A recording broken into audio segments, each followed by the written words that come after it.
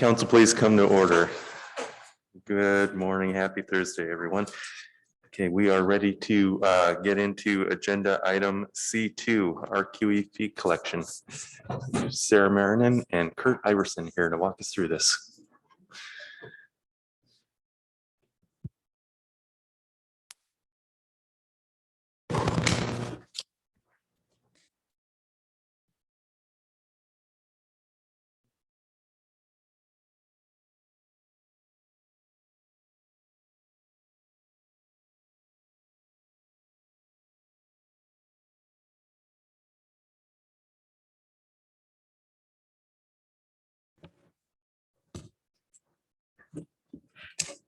Good morning, Mr. Chair, members of the council, Sarah Marinan, council staff. With me to provide the staff presentation is Kurt Iverson with National Marine Fisheries Service in Juneau.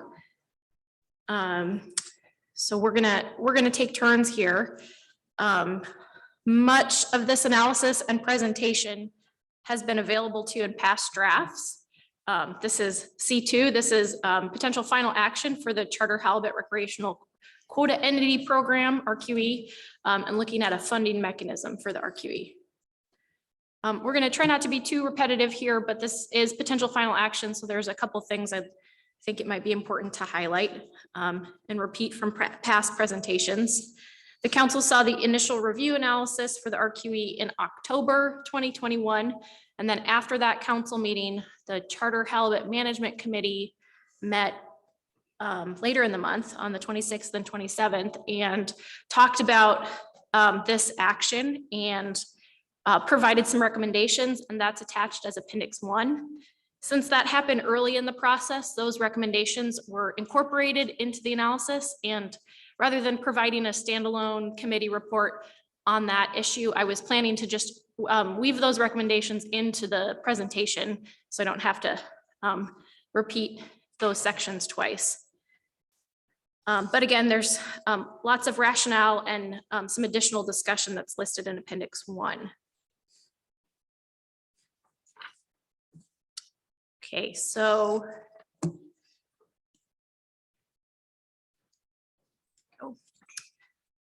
this is an action to consider a federal fee collection program for charter vessel operators to fund the RQE.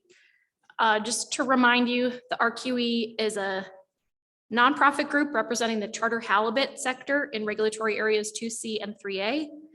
It's authorized to buy and hold certain types of commercial halibut quota on behalf of the charter halibut anglers in the corresponding areas as a whole. So there's no opting out in the program. Annually, the pounds associated with the RQE's holdings get converted into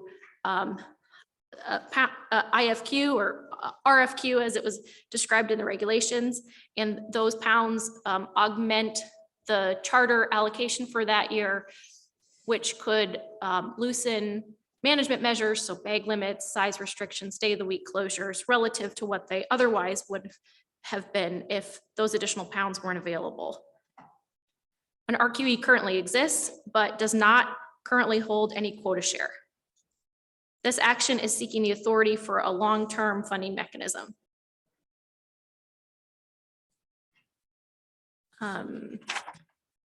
So there's a couple points that I wanted to highlight specifically for potential final action decision-making. This is a pretty unique type of action, and because of that, the action doesn't necessarily require the council to determine all of the technical details at this time. The council should state specific policy elements which are of particular importance. And one example we have in the paper is with observer program restructuring. There's an example motion in there where the council identified sort of the parameters that it cared about for the program, the broader policy decision-making parameters, but some of the details weren't included in that program and are determined on an annual basis or through other means. So this is sort of similar. I think it's a little bit of an art to determine what rises to the level of council determination versus there's sort of 3 steps of decision-making that could go on here at the council level, and then decision-making in the rulemaking process, and decision-making at a smaller scale for who's ever implementing the program, whether it be NIMS or the RQE itself. Some of the more technical details could be determined at that level. And one other thing I wanted to point out is that with MSA actions, the council usually has a deeming motion to describe what they want to happen with the rulemaking process, whether it comes back to the council as a whole or delegating that authority to the ED and the chair. This is a Halibut Act action, so you don't necessarily need that language, but if the council wishes, you could think about reviewing the regulatory language if you wanted to see some of that decision-making at the rulemaking level as well. That's an option. If the council identifies a preferred alternative at this meeting, it will be predicated on the proposed legislative text that isn't in law yet, and we'll talk about that language in a little bit. It's highlighted in section 3.2 of the paper. But so the authority to have this fee collection isn't legal yet. So if the language is amended or if it doesn't pass through Congress, it might be necessary for the council to reconsider this whole package and its recommendations.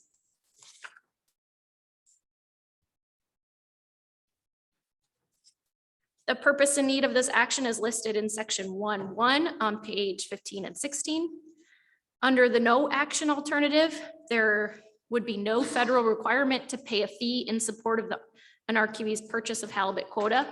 The RQE can still exist. It's still authorized to purchase quota share, and working independently of state and federal regulations, it could still identify its own means of funding, but it would also need to identify its own enforcement component.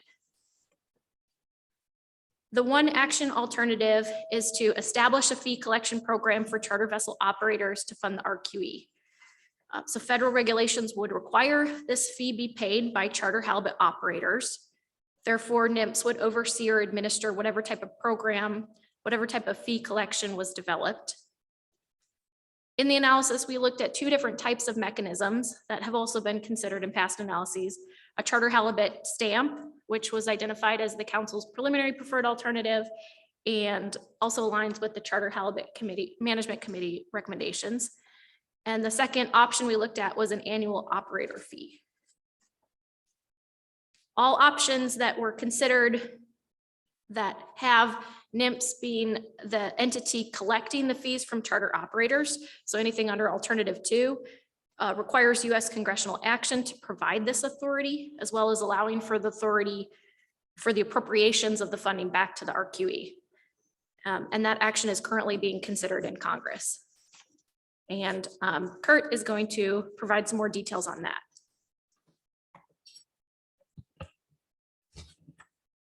Good morning. Nice to be here. And for the record, for people who are tuning in remotely, I'm Kurt Iverson and I'm with NOAA Fisheries. And among other things, I'm recreational fisheries coordinator. Regarding the legislation currently in Congress, I think you might recall from a couple of years ago, there was legislation introduced in the House of Representatives and the US Senate that was passed in both bodies, went to the president and then was vetoed. And in that case, both pieces of legislation in each body were quite simple. There were two components to the legislation. One dealt with the gradual phasing out of large mesh gill nets off the West Coast. The other component of that small piece of legislation was RQE funding, which would authorize NIMS to develop regulations to allow this funding to occur. As I mentioned, it was vetoed by the president, and then subsequently in 2021, nearly identical language was introduced back into those two bodies of Congress.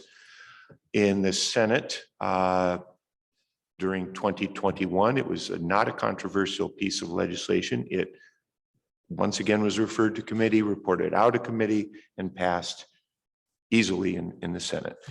In the House of Representatives, again, that legislation was virtually identical. It was a companion bill introduced in the House of Representatives, went to committee, passed out of committee, and then as part of the process, it became bundled into a much larger piece of legislation.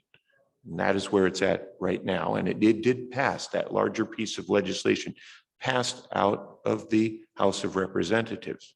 So the drift gill net and RQE funding is now just a component of a 3,000-page bill that was passed out of the House of Representatives. That's the America Competes Act. So where that leaves us is both bodies have passed legislation that would enable this fee collection, but there are fundamental differences in how that occurred. So for this to go forward to the Office of President, there has to be a conference committee to resolve the differences. And that's where it is right now. That conference committee hasn't happened, at least to our knowledge. We've been tracking it as we go along. If you wanted to look at that piece of legislation, we've got a slide we can show you, and it's there in the page 21, I guess, of the analysis, if you wanted to see that. The RQE funding portion of that is very simple. It just basically gives that, assigns that authority to NIMS to develop those regulations, and then there's components of it that talk about how those collected fees should be expended. That leaves, and this is of course typical for lots of pieces of statutory language, it's purposely, I think, broad. It's there's plenty of room there for the agency to develop regulations under that particular authorization. And for example, there's no prescriptive language that says how the agency should collect those fees. And there's nothing there that specifically addressed NIMS's fiscal authority under this particular bill.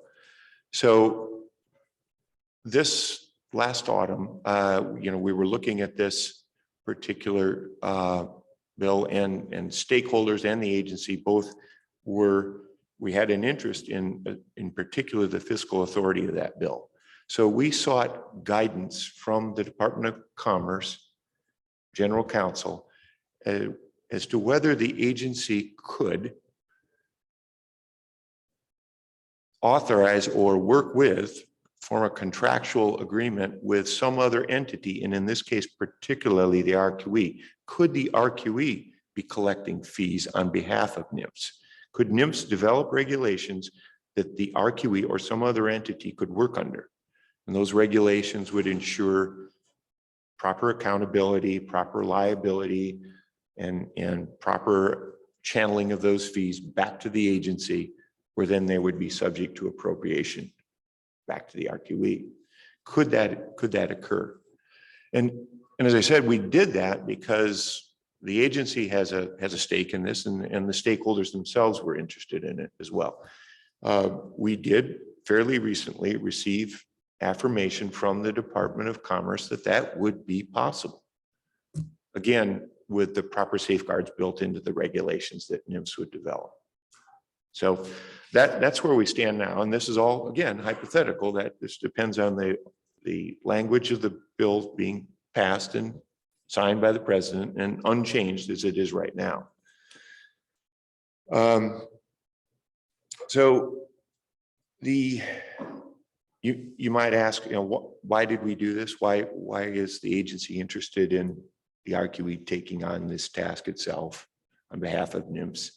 And there are several reasons for it. And the first is that a standalone entity outside of the federal government could potentially have more flexibility and could be more responsive, more quickly responsive to the needs of the stakeholders and the RQE itself than the federal government.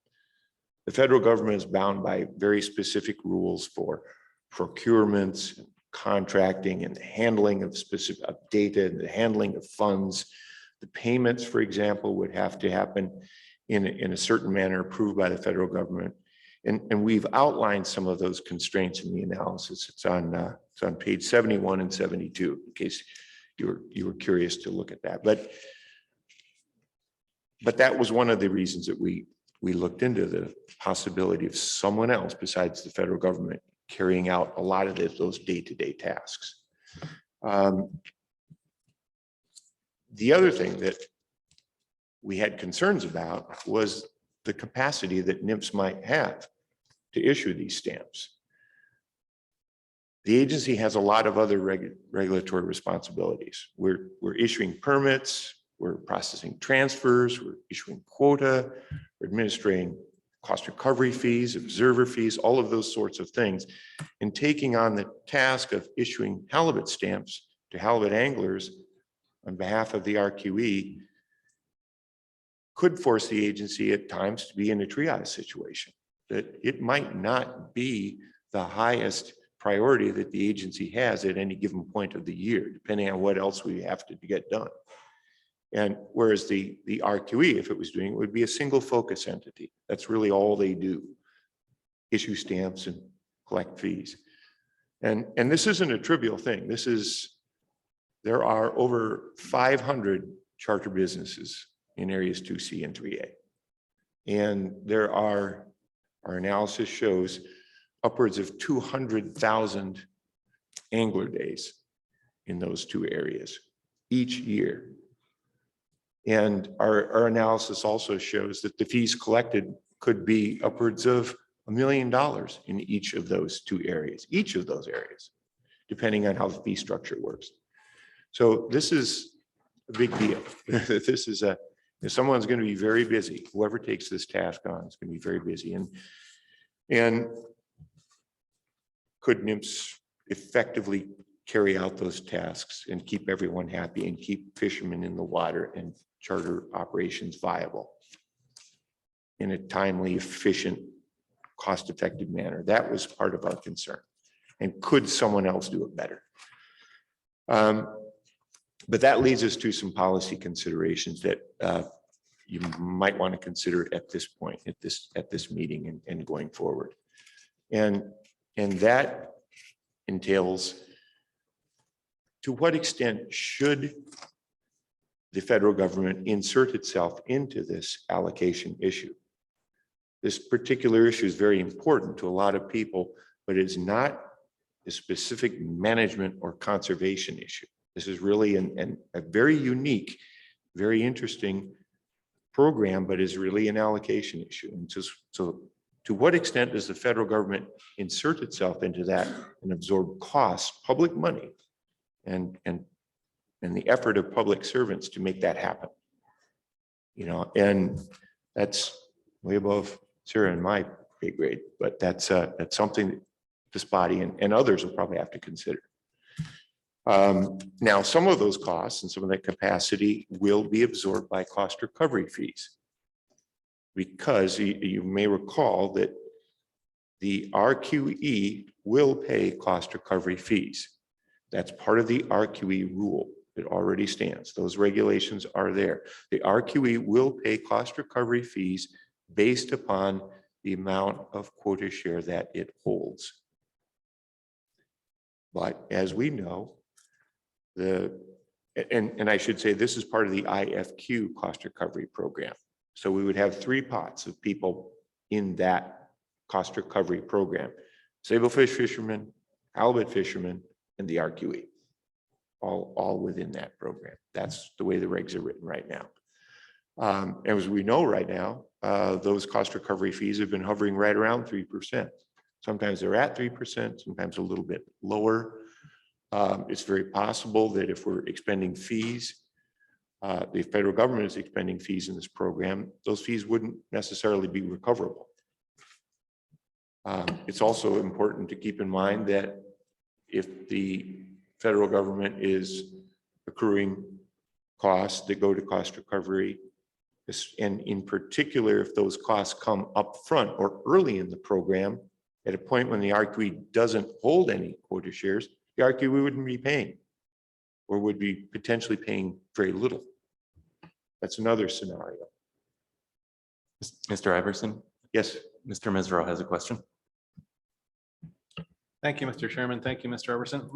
My question, and I think the gray area in some people's minds, is at what point is the RQE part of the IFQ program? Have there already been cost recovery fees charged for the development of the RQE, or is it after it starts holding quota and becomes part of the program that it's eligible to have those costs associated with it?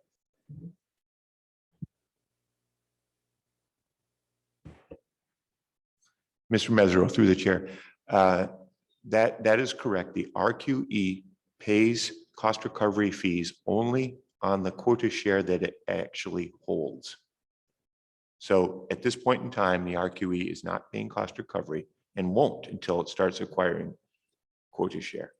And then this is a detail, it might not matter, but those cost recovery fees are based upon the assumption that they're all being used, unlike the IFQ program where you pay based upon your individual landings, but that's maybe a little bit too much detail.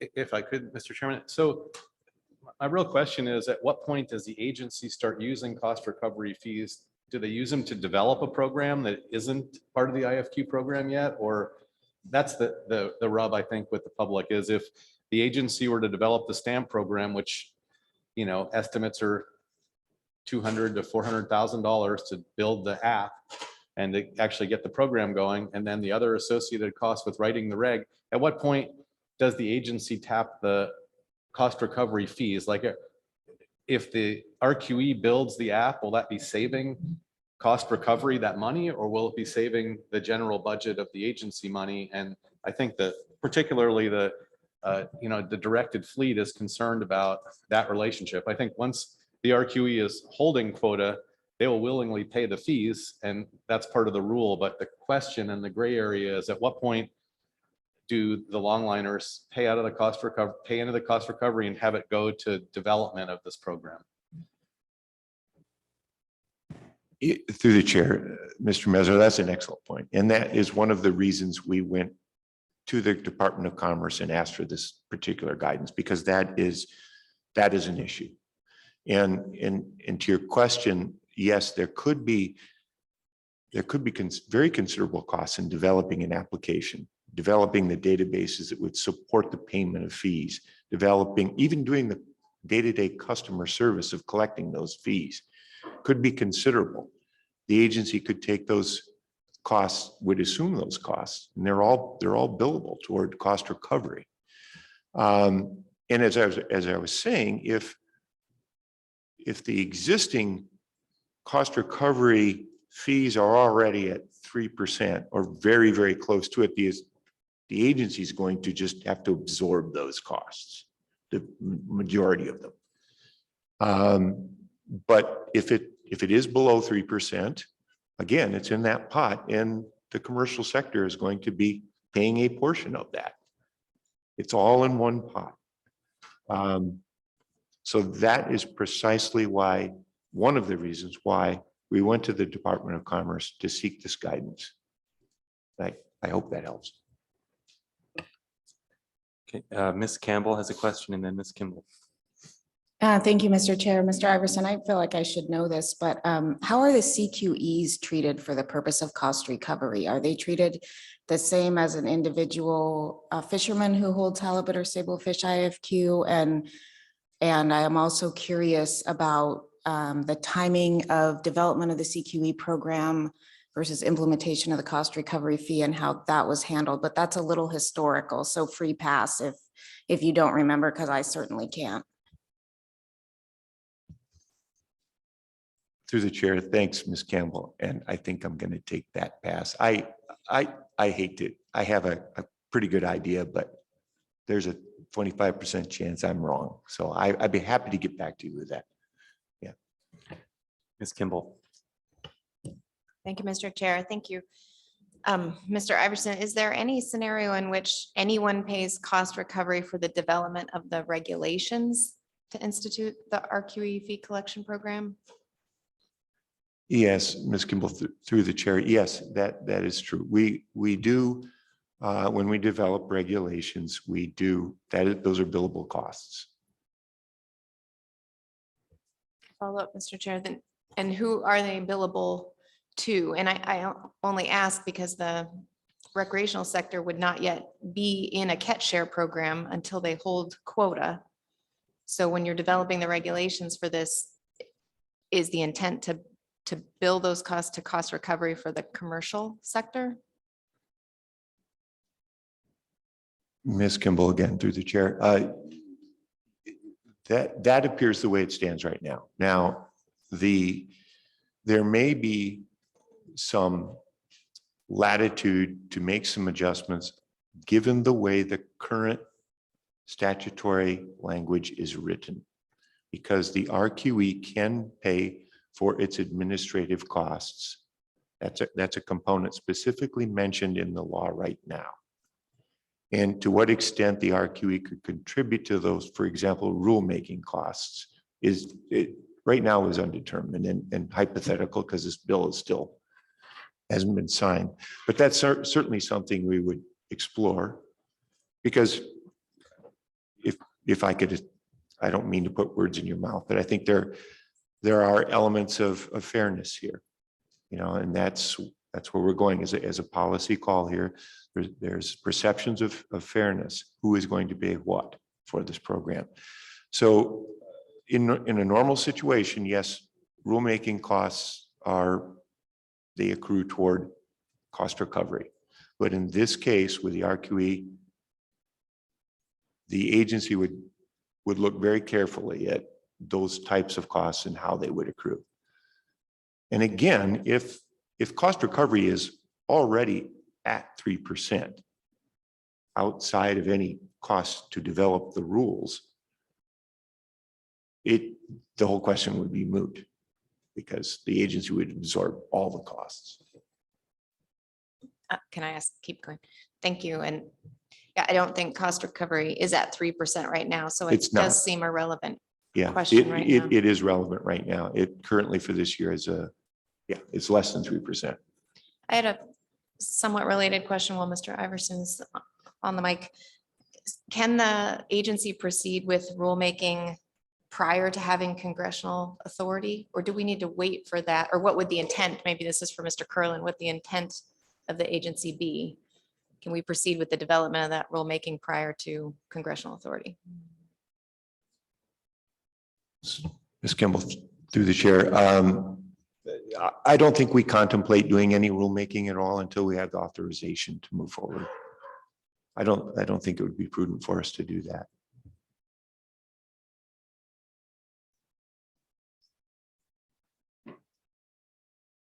Mr. Down. Thank you, Mr. Chairman. Thank you, Mr. Iverson. This is unrelated to the cost recovery. So if there's any more questions on cost recovery, I didn't see any, so I thought I was waiting on this. So you mentioned that and I'm paraphrasing here, just my understanding of what you had to say was that one of the things we're looking at here is to the extent that how far does NIFS weigh in on an allocation issue? And this is not an allocation issue in the normal sense that sometimes I would think about it, but I take the point nonetheless. I believe the answer to that is that we're at final action here. We're going to take final action that'll serve as a directive to tell NIFS that this is how far the council wishes you to weigh in on this. So I think that as long as that's right and there's nothing else you're looking for, but you mentioned that, and I just wanted to make sure that I had that correct, that this final action is going to answer the question that you posed. Thank you. Mr. Chairman, Mr. Down, we would welcome any input that the council wants to give us at this final action. And Sarah had a slide there, the different sorts of tiers of or categories of decision points that the council may want to weigh in on. Now, some of those decision points are way deep into the weeds. They're just fine points of implementation that the agency could probably handle it rulemaking pretty easily. They're climbing up in those tiers.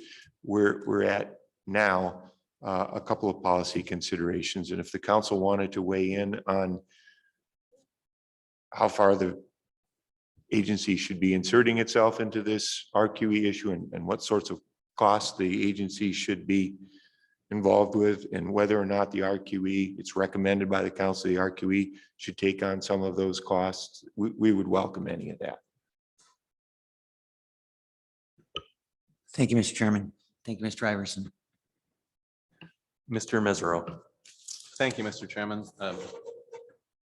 And thank you, Mr. Iverson. Sorry to belabor this issue, but I think if the council is contemplating billing the development of the rule to the RQE, it would be important to know if during the development of the IFQ program that the cost to develop that program were back billed to the IFQ shareholders and cost recovery as well.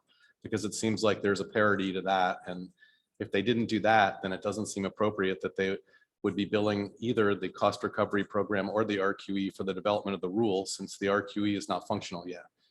And so that's just my question is, was the longline sector back billed for the development of the RQE, I mean, the IFQ program and cost recovery? Mr. Chair, Mr. Mesereau, that's a good question. I'm happy to look into that for you. You know, there are other instances that are similar, and in particular, rulemaking with cost recovery, and I'm speaking only for myself, because we have timesheets that we fill out. And with respect to rulemaking, because rulemaking is, you know, we don't really have the rule in place until it's finally implemented by the federal government. So there's again perceptions of fairness there. Should you be billing a particular for costs for something that may or may not happen? So very often I am very careful about filling out my timesheets when I'm writing regulations for something that is not yet there. If I hope that helps.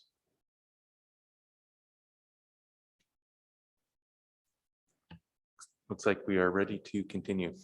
Mr. Iverson. Mr. Chairman, I don't think I have anything else. The questions were excellent, and a lot of things I was going to talk about, people already raised those. So hand it over to Sarah.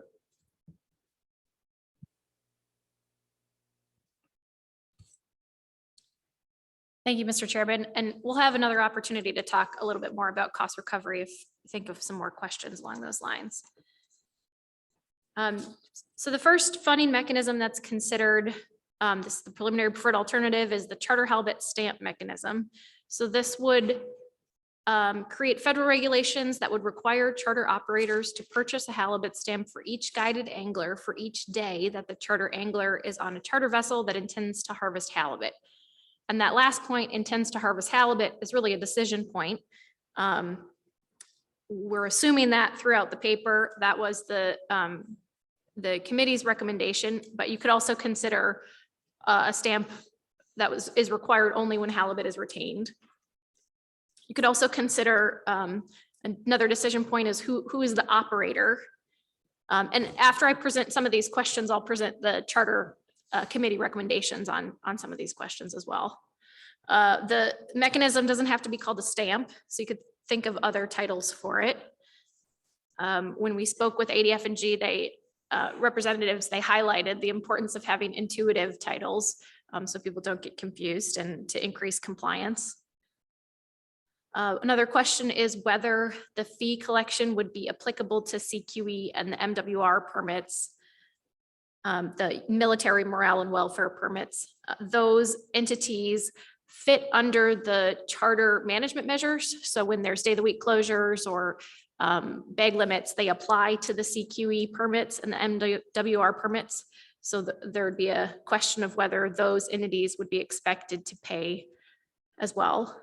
And another point that came up during the committee was whether this would apply to youth anglers, because state of Alaska licensing requirements have youth anglers excluded from Alaska fishing licenses and king salmon stamps for, they're required for non-residents of Alaska age 16 and older, and for residents 18 and older, sport fishing or personal use fishing for king salmon in Alaska are required.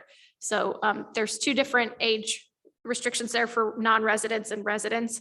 And there's a question of whether whether people under that age would be required to have a charter halibut stamp or not.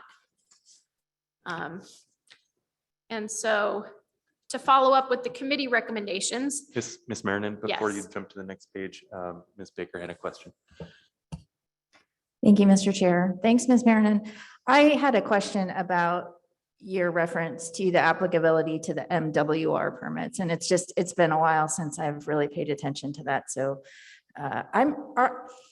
roughly how many MWR permits out there, if you have that information? Because I think since the time the charter halibut permit program was implemented, there's been a fair bit of confusion, understandably, about sort of the status of those permits and whether those anglers fishing under those permits and the entities themselves holding those permits are under the umbrella of the charter management measures. And I've forgotten, quite frankly, since it's been a while since I worked on it, but how many of those MWR permits are out there? And I just wanted to say, or I guess ask, are you asking the council to clarify that? Should we go forward and take final action? Or is it assumed that MWR permits are under the umbrella of charter management measures and would necessarily be part of the RQE funding mechanism and the anglers included under those MWR permits? I'm just not clear on the status. Yeah, through the chair, Ms. Baker. So the number is on page 28 in the paper, table 1 and 2. There's 1 in area 2C and 6 in area 3A. And at one point, several months ago, we looked at use of these permits as well. And I think they have been used, it's pretty sporadic effort over time, if I am remembering that correctly. It's my assumption that they are under the management measures for the charter sector. And so that's how the analysis was written, was assuming that they would apply under the same charter halibut management measures. But I don't know if you have any different perspective, Kurt. Mr. Chairman, Ms. Baker, that's accurate. The MWR, the anglers on MWR permitted vessels are subject to the annual management measure, same as all guided anglers. And the same with the CQE program as well. Those are charter halibut permits. Their anglers are subject to the same measures. So they would benefit. I guess that's the point, is that anglers on those vessels would benefit from the RQE's actions, same as all the other charter anglers. Thank you, Mr. Chair. Thanks.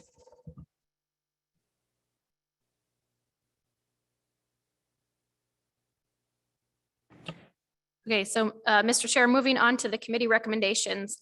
The Charter Halibut Management Committee recommended calling it a charter halibut stamp to make it clear that this would apply to guided anglers that are fishing for halibut, intend to catch halibut. They, under operator responsibility, they recommended that the liability to ensure the fee is paid fall to the sport fishing guide business owner as defined by ADF&G or a designee. And then similar to ensuring safety equipment is on board and anglers have their fishing license, the charter vessel guide, as defined by NIMS, should be liable to ensure there are validated stamps on the vessel for each angler fishing for halibut.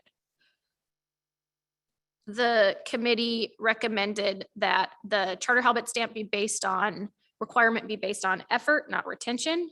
So you should have a stamp for each angler before you head out for your trip. And they recommended including the CQE and MWR permits in the responsibility to pay the fee. As we just talked about, they could potentially benefit from the relaxed management measures. And there are more rationale points again in the committee minutes. I don't have this one on the slide, but also to be consistent with the state of Alaska licensing requirements, the committee, maybe, I think maybe I have it on a different slide, whether they apply to youth anglers. They recommended exempting youth anglers from the charter halibut stamp requirements. Moving, oh, we have a question. Ms. Baker. Thank you, Mr. Chair, and thank you, Ms. Marinan, and maybe we're going to discuss this, but I was remembering some of the analysis discussion about what youth is defined as for purposes of this. Were you going to get into that, or? That seemed to be one of the points that the council might want to weigh in on. Through the chair, Ms. Baker. So actually, the committee brought up the point of youth anglers. They didn't recommend a specific age limit, but the analysis talks about for non-residents, age 16 and older are required to have a Alaska fishing license. And for residents, it's residents age 18 and older. So in thinking through that, in order to create a scenario where someone doesn't need to have a charter halibut stamp, but they don't have to get all the other licensing requirements, you might think about 18, because resident 16-year-olds wouldn't be required to purchase anything else. So in terms of trying to boost compliance, that might be a consideration. And we do have some statistics provided by ADF&G in the paper on the percentage of angler days that represents. I think it's fairly low, around 4% or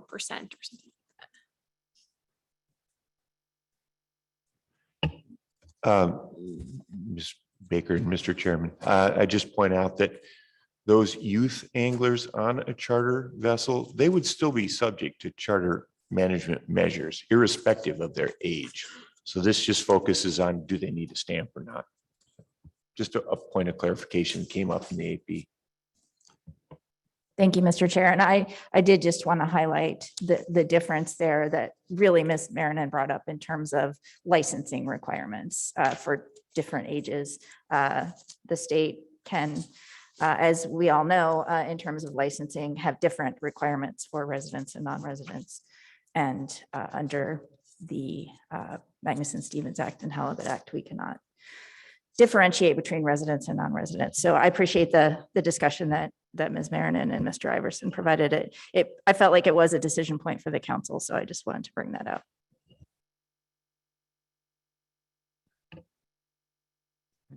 Please continue.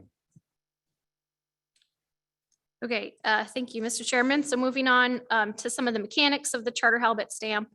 The paper and the committee talked about this in a lot, in great detail. I don't know how in the weeds we need to get here. I'm happy to answer additional questions, but just to provide some information on some high level concepts about this mechanism. The mechanism would definitely benefit from having an online platform for sales and distribution.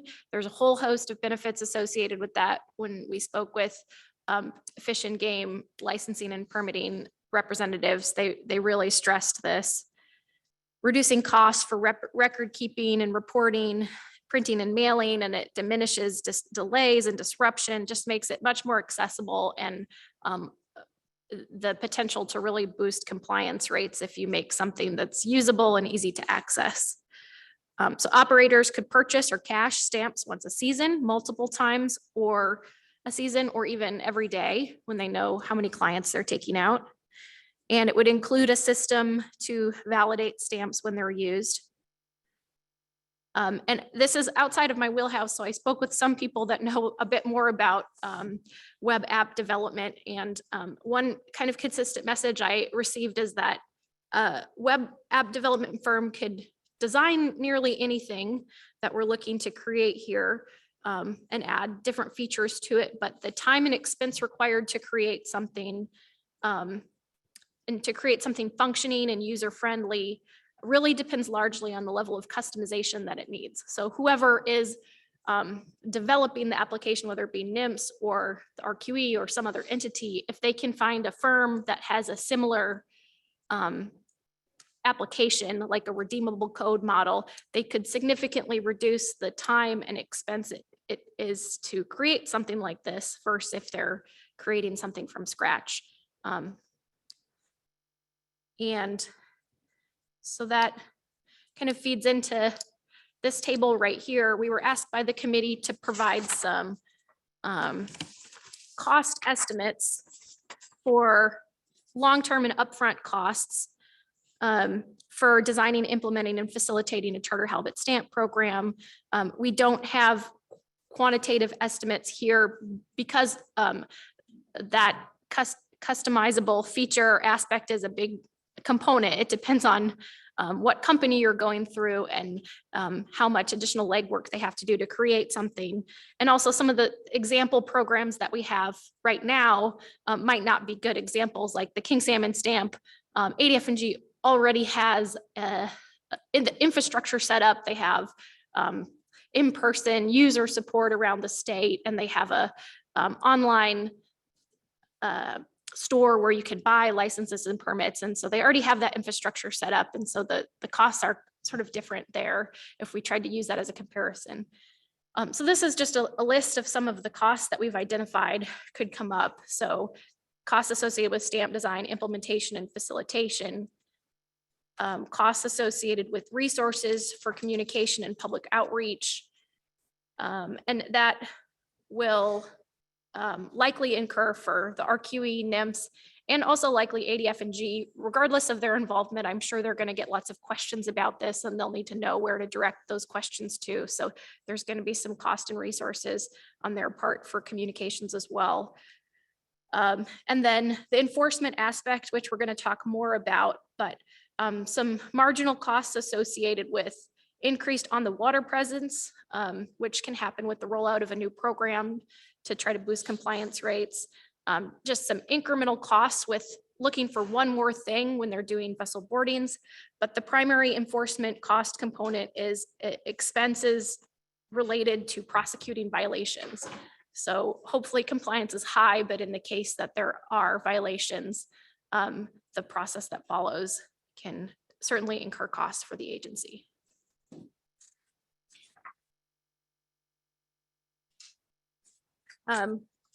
So recommendations from the Committee on Stamp Mechanics, they suggest including options for a 1, 3, and 7-day stamp, similar to the state of Alaska king salmon stamp. So having multi-day discounts. There was some talk at the committee about considering only 1-day stamps in Area 3A.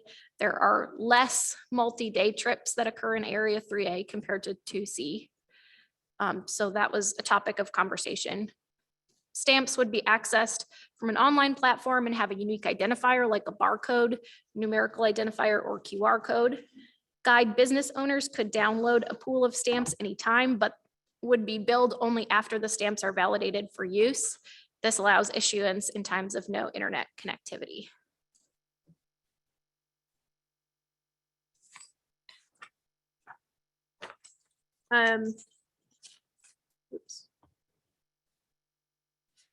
So we have a revenue analysis in the paper. We've presented this before. This was in the discussion paper and the initial review analysis, so I won't go into too much detail here. But this looks at angler days from 2009 to 2019, and the table that's in the slide averages it from that time period. But if you look at table 19, page 67, you can see the full distribution of angler days over that time period. And then it looks at applying a $10, $15, and a $20 stamp in both areas based on angler days. And an important point to, again, remind you is we don't have a perfect metric for measuring halibut fishing effort. So in this revenue analysis, we use angler days, which represents days where halibut was harvested, or days that were open to halibut retention, where bottom fishing hours or bottom fishing statistical areas were recorded. So that's likely to be an overestimate of people that go out and intend to catch halibut. Also in the analysis, to give you a benchmark, table 28 in the paper, page 79, compares these numbers to what I'm calling halibut angler days, days in which halibut was actually retained. So the ideal metric is probably between those numbers somewhere.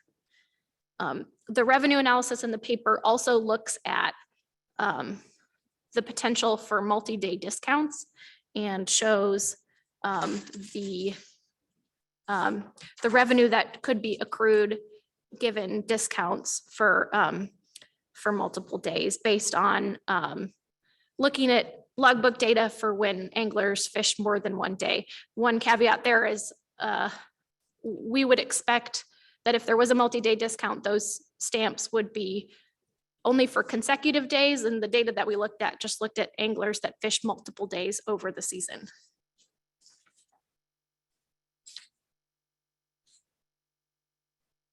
Mr. Mesereau has a question. Yes. Thank you, Mr. Chairman, and thank you, Ms. Marion. This isn't exactly what you're talking about now, but I know that in the advisory panel, there were some questions about what the RQE could use those funds for. And one of the things that came out in that discussion is that they would be entitled to purchase up to 5 permits if they decided that purchasing permits was an acceptable way to reduce effort and maybe achieve their harvest goals in addition to buying IFQ, particularly in 3A, where we have a pretty good idea of where the industry would like to land in terms of a bag limit, and it probably isn't 2 fish. It's more like what we did with the COVID restrictions. So it's possible the RQE collects money and they could buy those permits, particularly to reduce the latent capacity of the fleet. But my question for you that wasn't brought up in the AP is, would there be anything that would prevent the RQE if they felt like 5 permits wasn't sufficient to reduce latent capacity, which I think we all know it isn't, for them to enter into a lease agreement with charter operators to say, do a 10-year lease on a permit so that they could acquire more permits to reduce the capacity, latent capacity of the fleet. You're allowed to lease an unlimited number of permits as an individual now. There's no restriction on it. There's no restriction on leasing at all right now. So what would prevent the RQE from reducing latent capacity and having the board decide that the better use of the money might be a combination of purchasing quota and leasing a larger number of permits to reduce some of the latency in the fleet? Is that a possible way? You probably can't answer that question, but I just wanted to throw it out there because we were talking about it this morning and it seemed like another way to use RQE funds to reduce the fishing footprint and still provide a better bag limit for anglers.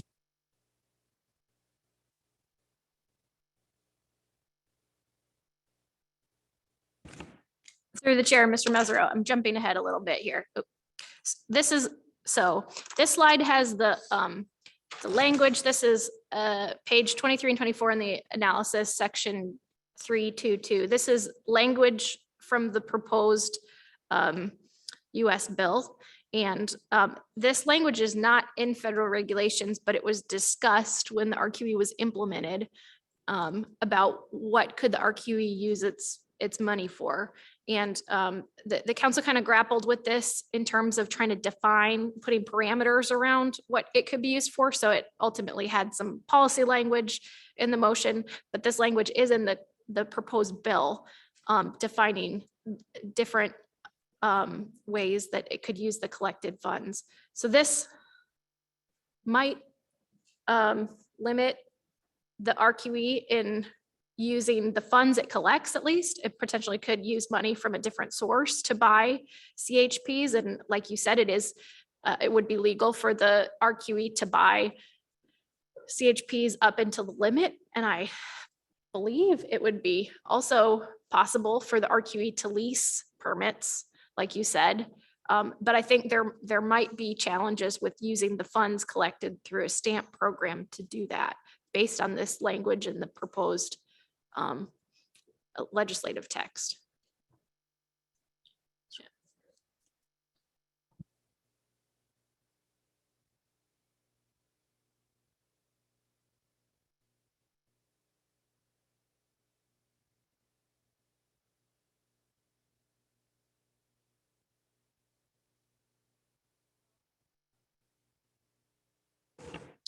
Through the chair, the charter committee recommendations for the stamp fee and structure include initially issue the stamps with the following prices, which reflect multi-day discounts. So 1-day stamp, $20, a 3-day stamp, $40, a 7-day stamp would be $60. To change the fee structure, the RQE could submit price changes to the Charter Halibut Management Committee for review, which could then be provided as recommendations to the council. The stamp fees would be due monthly, submitted electronically with reconciliation form by the sport fishing guide business owner or a designee. An operator should have an option for validated stamps to automatically deduct from a positive balance on account or change to a charge to a card on file when validations upload. So again, some of the rationale is included in the appendix, but the committee recommended starting with the highest fee that was considered in the analysis, $20 for a one-day stamp. They cited some of the initial startup costs that they expect and a desire to try to purchase quota share right away and an understanding that they might be needing to purchase quota at a higher than market value in order to get the specific type of quota that they're allowed to purchase under the RQE restrictions. And with the hope that potentially they could decrease the fee as needed over time.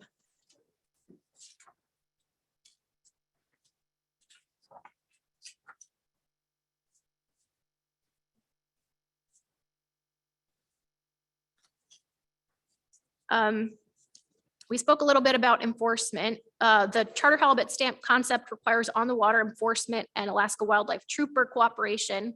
There have been concerns expressed a few times by OLE and speaking with the wildlife troopers and through the enforcement committee about additional resources necessary to enforce a charter halibut stamp. And I mentioned some of them, some marginal costs associated with one additional thing on the water, but particularly depending on the level of violations. And in part, that depends on the severity of the penalty, which could incentivize the violating party to seek counsel and result in a court case. I heard some examples from troopers about, if it's a simple fine that's not too high, usually it's just settled by the violating party. But if it's a higher penalty, that could result in a drawn out court case, which could really utilize resources from the agency and from NOAA GC to prosecute the violation and follow through with the case. So even if compliance is overall high, a few drawn out cases could increase costs in this department. The committee recommended that enforcement would be primarily on the water, concurrent with checking for king salmon stamps, licenses, CHPs, et cetera, which is routine during boarding. And again, they highlighted that the charter vessel guides would be liable to ensure that there are validated stamps on the vessel for each angler fishing for halibut. And they also emphasized that they think the incremental costs for the agencies wouldn't be so high because they expect compliance rates to be high because the responsibility is directed to the operators and not the anglers. So hopefully knowledge of the program, understanding of its use will be high, and the operators will have an incentive to contribute to the program that's intended to benefit the sector.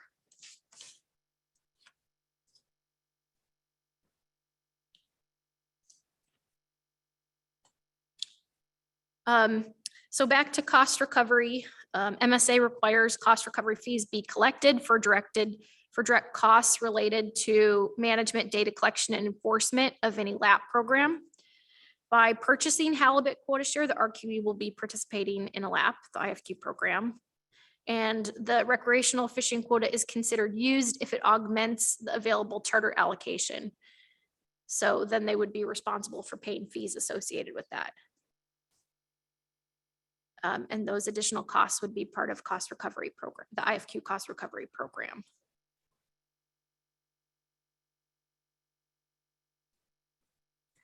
The committee recommended that no changes be made specific for the RQE to the cost recovery program, that the program as previously defined in RQE rulemaking would still be in place, and the RQE would be on the hook to pay fees associated with the quota share that it held. Ms. Marinan, Mr. Twite has a question. Thank you, Mr. Chair. Thank you, Ms. Marin and Mr. Iverson. Back on the previous slide, I was thinking again about this issue of when it's actually considered used relative to cost recovery. And this felt like a different definition than the definition I heard Mr. Iverson suggesting. That cost recovery begins as soon as RQE is purchased, is I think what I heard Mr. Iverson suggesting. But this suggests more that it's really only once it begins to affect allocations. I mean, the RQE could, in its first year, purchase a small amount of quota and not have it be enough to really make a difference. Right?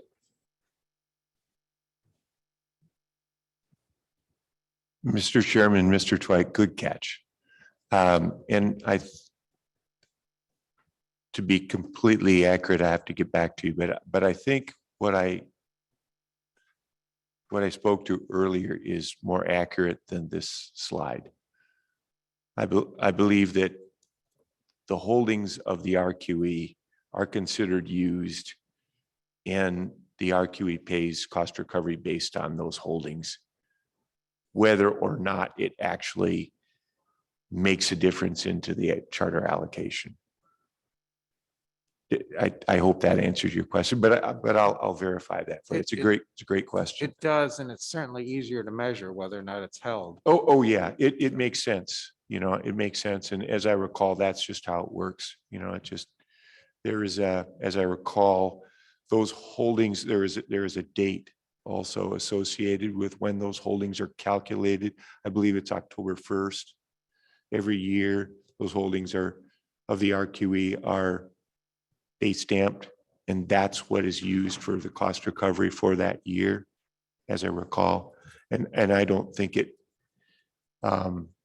necessarily means that the allocation is somehow affected. It's just based upon the holdings itself. Very simple. But I will verify that. Thanks for that. That's a great question.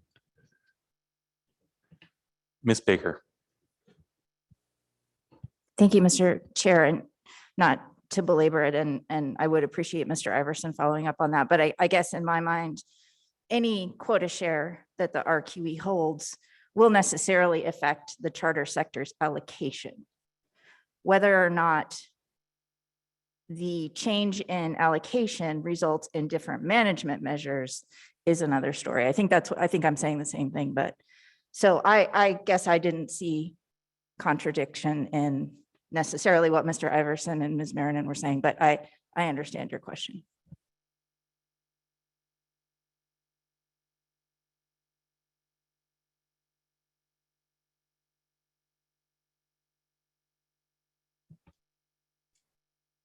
Through the chair. So these are part of current regulations, but since the RQE doesn't hold any quota share yet, it hasn't come up as a practical issue. So I think some of these questions maybe haven't been fully resolved yet, and they will as soon as the RQE holds quota share. We need to understand how exactly it applies. But yes, my understanding was similar to Ms. Baker's, that if it holds quota, that augments the pounds available regardless of what you see in terms of a change of management measures. Okay, so moving on.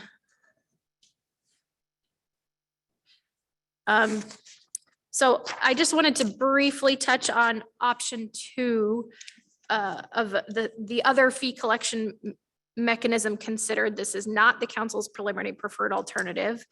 We also looked at this annual operator fee concept. This idea would have tied the fee to the renewal of the charter halibut permit. So that means the permit holder would be responsible if they lease out their permit. If they wanted to recoup those costs, they would need to include that in that aspect in a contract with who's ever leasing their permit, similar to the IFQ program. In terms of strengths and weaknesses of this option, The primary advantage of this approach is that it would be mostly administrative. So there wouldn't need to be an on the water enforcement component, and it would be primarily handled through NIMS existing departments and infrastructure. So it could use the pay.gov features and aspects of it would look similar to cost recovery and how it's set up in the departments that are involved. But there would certainly still be administrative costs. As Kurt mentioned, potentially 500 businesses paying in each year that NIMS would need to monitor, but primarily through existing infrastructure. In terms of weaknesses of this approach, the concept of a uniform fee charging each business that participates in charter halibut fishing the same fee is unpopular due to the distribution of effort across businesses. As you can see in the paper, there are some businesses that do only a few halibut charter trips a year, and there are some businesses that take out many clients. We also looked at the concept of linking it to angler effort in a few different ways. The best source of angler effort information is through ADF&G saltwater logbook data, and there are several challenges with using these data to identify halibut effort associated with CHP and charging a fee with it. There's less connection as a user fee if it's a lump sum that goes to the operator, and that was a concept that was cited as important by the charter representatives, that it was as close to a user fee as it could be, even though with the charter halibut stamp, the operators are still on the hook to make sure the fee is paid. And especially given some of the data challenges, we would need a robust appeals process for operators to dispute the bill if they felt their effort was different than what was being billed to them.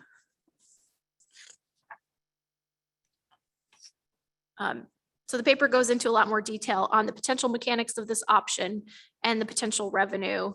And as I mentioned, the revenue analysis looks at angler days in which halibut was reported as retained by the angler.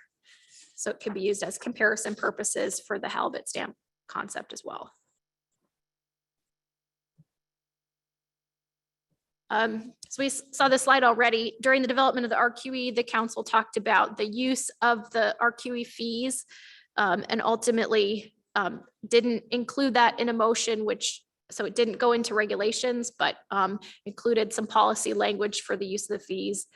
And you can see here, the fees were intended to be used for financing administrative costs of the RQE program, for the purchase of halibut quota share in IPHC regulatory area 2C and 3A by the RQE, for halibut conservation and research, and for promotion of the halibut resource by the RQE as authorized in regulations. So therefore, it's expected that these funds, with these funds, RQE will be primarily seeking to identify and purchase halibut quota share that's allowable under the transfer restrictions that are established in the program. They can also use the funds for administrative costs. And another thing highlighted in the paper in the background section is that in lieu of putting this into regulations, when the council took action on the RQE, the council asked for an annual report for any year in which the RQE holds quota share. So we haven't had any reports yet. They don't hold quota share, but at the point when they do hold quota share, we would expect a report that explains the revenue that was generated and what it was used for. And that is intended to see if the program is operating consistent with the council's intent.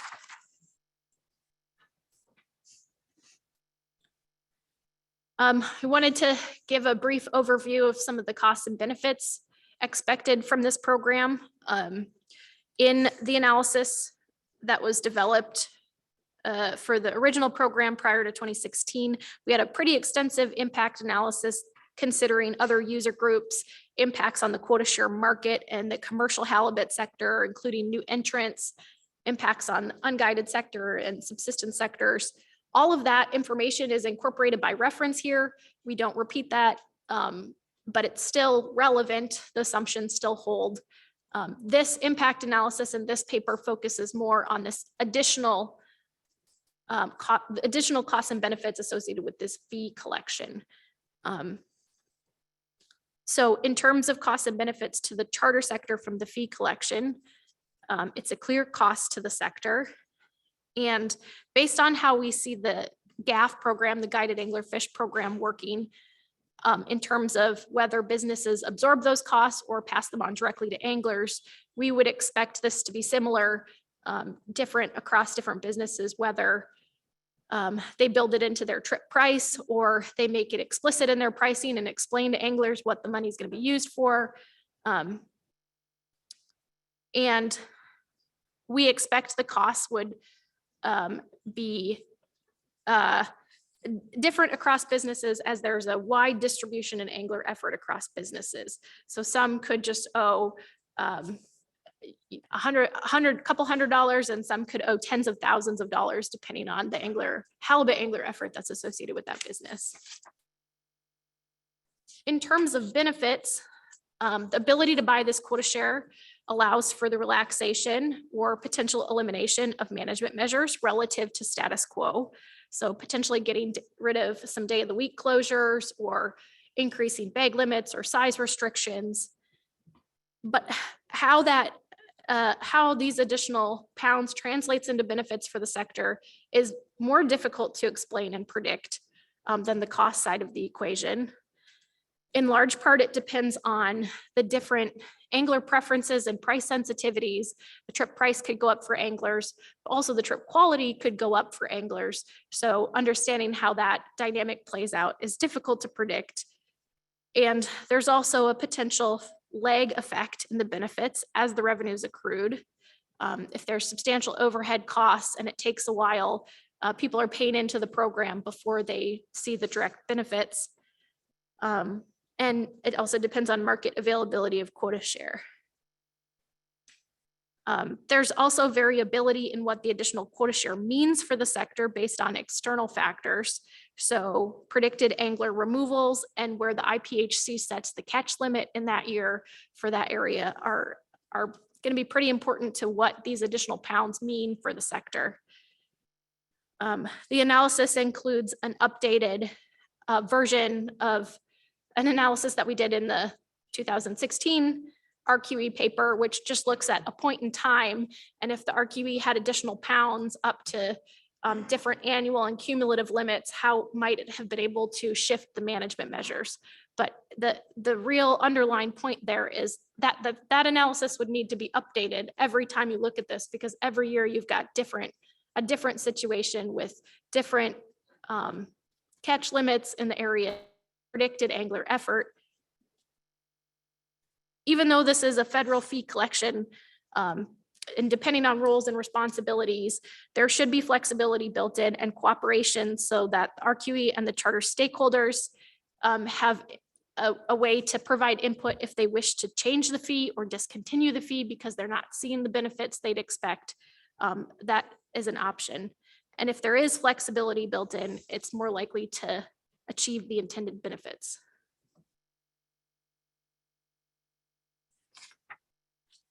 So just briefly, two sections that are relevant to potential final action.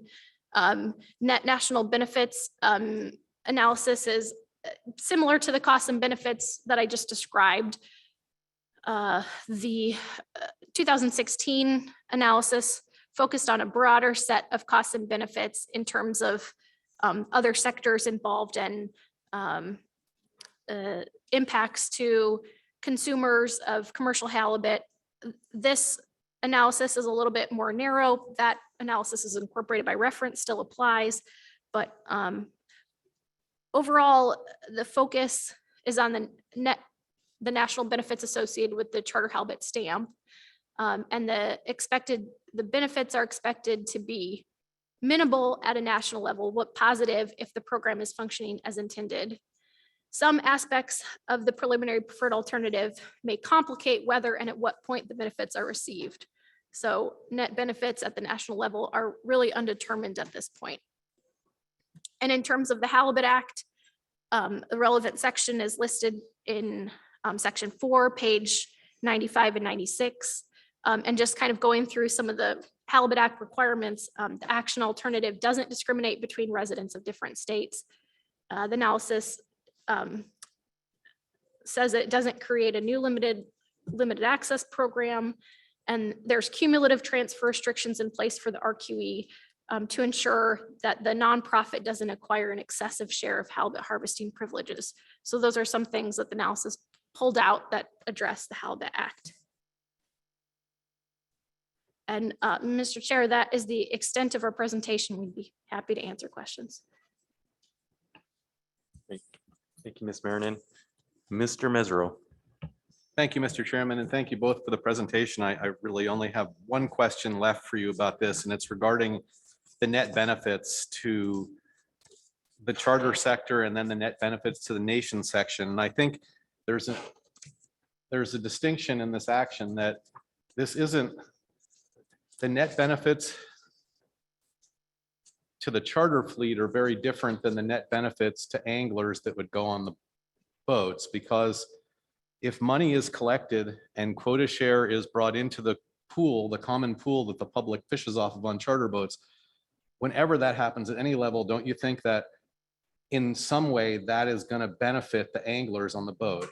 If they collect quota and they put it in that pool, even if abundance goes down and the IPHC were to choose a lower number, that extra fish will go in to help keep the bag limit where it was. So it seems to me that there may be a more difficult to assess benefits to the charter sector, because you don't really know if an incremental change in the bag limit is going to result in a benefit to a charter boat, but an incremental change in the bag limit is always going to benefit the angling public that goes on the boat, because they're going to have a better opportunity to bring more fish home, which is their goal when they come on a boat. So I think that's kind of missing here. This isn't really about benefiting. The charter boat benefits are secondary to the public benefits of having a more generous bag limit, or at least keeping the bag limit the same in a declining abundance. And I don't know that, I'm just wondering if you would agree with that statement or not. Through the chair, Mr. Mesereau, that's a good point. I think the benefits discussion is really complicated. It's a tricky equation. I do see it more directly in terms of the angler opportunities. I expect there's going to be distributional impacts across charter operators from this fee. Depending on angler preferences, if anyone sees anglers that aren't willing to pay with an additional $20, or and they see anglers choosing not to go out with them, or they don't see a change in angler demand and they get the same number of anglers that they would have otherwise. So there's really no difference for them there.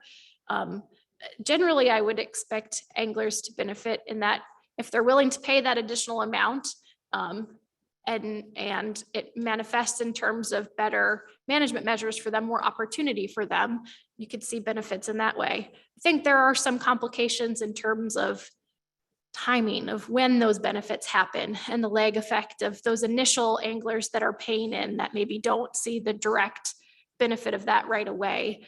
But I think ultimately the hope is that the anglers are going to be able to see that long-term in terms of opportunity. And it also kind of depends on how it manifests in terms of management measures, if you can catch an additional fish or a larger fish, I think that shows a benefit. If you have more days of the week open, but an angler was already planning to go out on a trip on a day that was open to them, then they might not experience the same benefit as someone who now can fish and now has an opportunity because Wednesdays are open. So it's a complicated benefits equation, but I think that's also the point about flexibility. I think if the anglers and the operators have a chance to have a voice in this and weigh in, they can make sure that those benefits are being achieved as intended. Any further questions? Mr. Kurland. Chair, I wonder if we might be able to direct a question to Nathan Lagerway from our enforcement office about compliance expectations.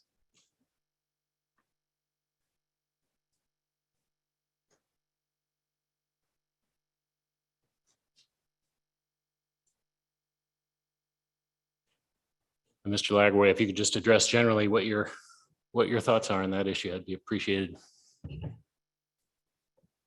Yeah, sure. Through the chair, Mr. Curlin. I think just to maybe describe some of the enforcement costs, what might be useful. Because I think a lot of folks often think about the boardings and patrols that we do, both dockside and at sea, which are costs, and every violation in every case and every boarding requires, entry into our case management system, and there's admin costs beyond the actual interactions. Beyond that, we have costs associated with the outreach and compliance assistance, which I think the RQE can really help us with. I think, where the RQE were involved in helping anglers understand the requirements of a new program, that would assist us in those potential costs. But really where the majority of the costs start to add up is with each case that we have to work. So where we find violations, we have different levels of enforcement action that we might take. One of those, and one of the lower levels would be a fix-it ticket, and every fix-it ticket requires us to follow up and go back to the angler at a later time or online system to determine whether or not they actually fix the problem.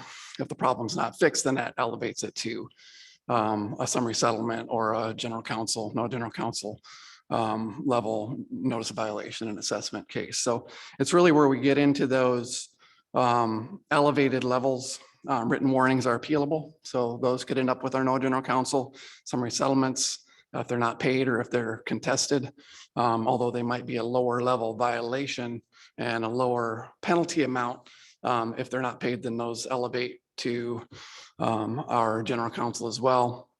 And each time those elevate to general counsel, that involves not only the officer or agent doing some additional casework and additional writing for their case package, but also multiple levels of review before it goes to general counsel enforcement section. So you can see where the costs really start to add up. And then based on our experience, with any program where there's potential incentives for folks to circumnavigate the intent of that program. And we think there might be incentives related to, operators pocketing the fees and or not charging the fees because they would still benefit from the program. Those cases require us considerable amount of special agent time and interviews of different anglers, charter operators, flying around the state, going different places. And then all those different levels of review to get the case ready to go to our general counsel attorneys and for potential hearing. Any of those cases that go to our general counsel have the potential to go to hearing, in which case that starts to cost, the court systems. I think a lot of that cost really goes away if you go to the annual operator fee, where there's more like a HOA type of a model, where the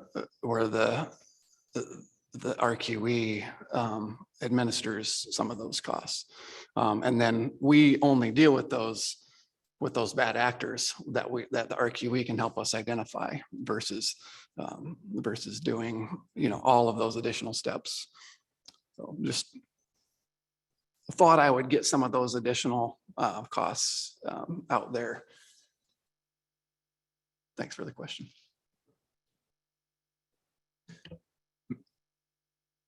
Mr. Mesereau. Thank you, Mr. Chairman. Thank you, Nathan, for your comments. I think it would be helpful to the council to understand, with 200,000 anglers a year for the last 7 years in the catch sharing plan and 500 business operators on the water most days, how has the charter fleet fared in compliance with these changing regulations that we've had compared to other sectors that you have to deal with? Through the chair, Mr. Mesereau, that's a really good question.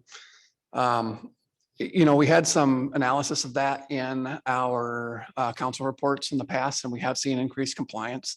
We do have a significant amount of our enforcement effort that goes into, you know, review. You know, we review the state's data on an annual basis, and we find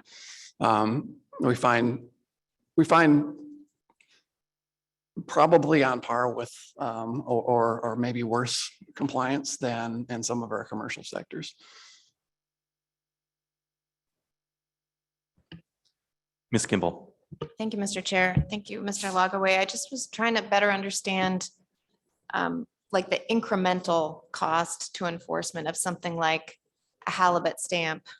I think the intent, I guess, expressed through the analysis and the charter committee recommendations is it would be on the water, and you're already on the water checking for charter halibut permits and other things. So I'm trying to understand why the halibut stamp and ensuring that each angler on the vessel has that appropriate accounting rises to the occasion that we would be concerned about additional enforcement costs. Yeah, good question through the chair, Ms. Kimball. You're correct. We are on the water and you know, checking anglers already. So I think that the patrol boardings at sea, boardings at the dock are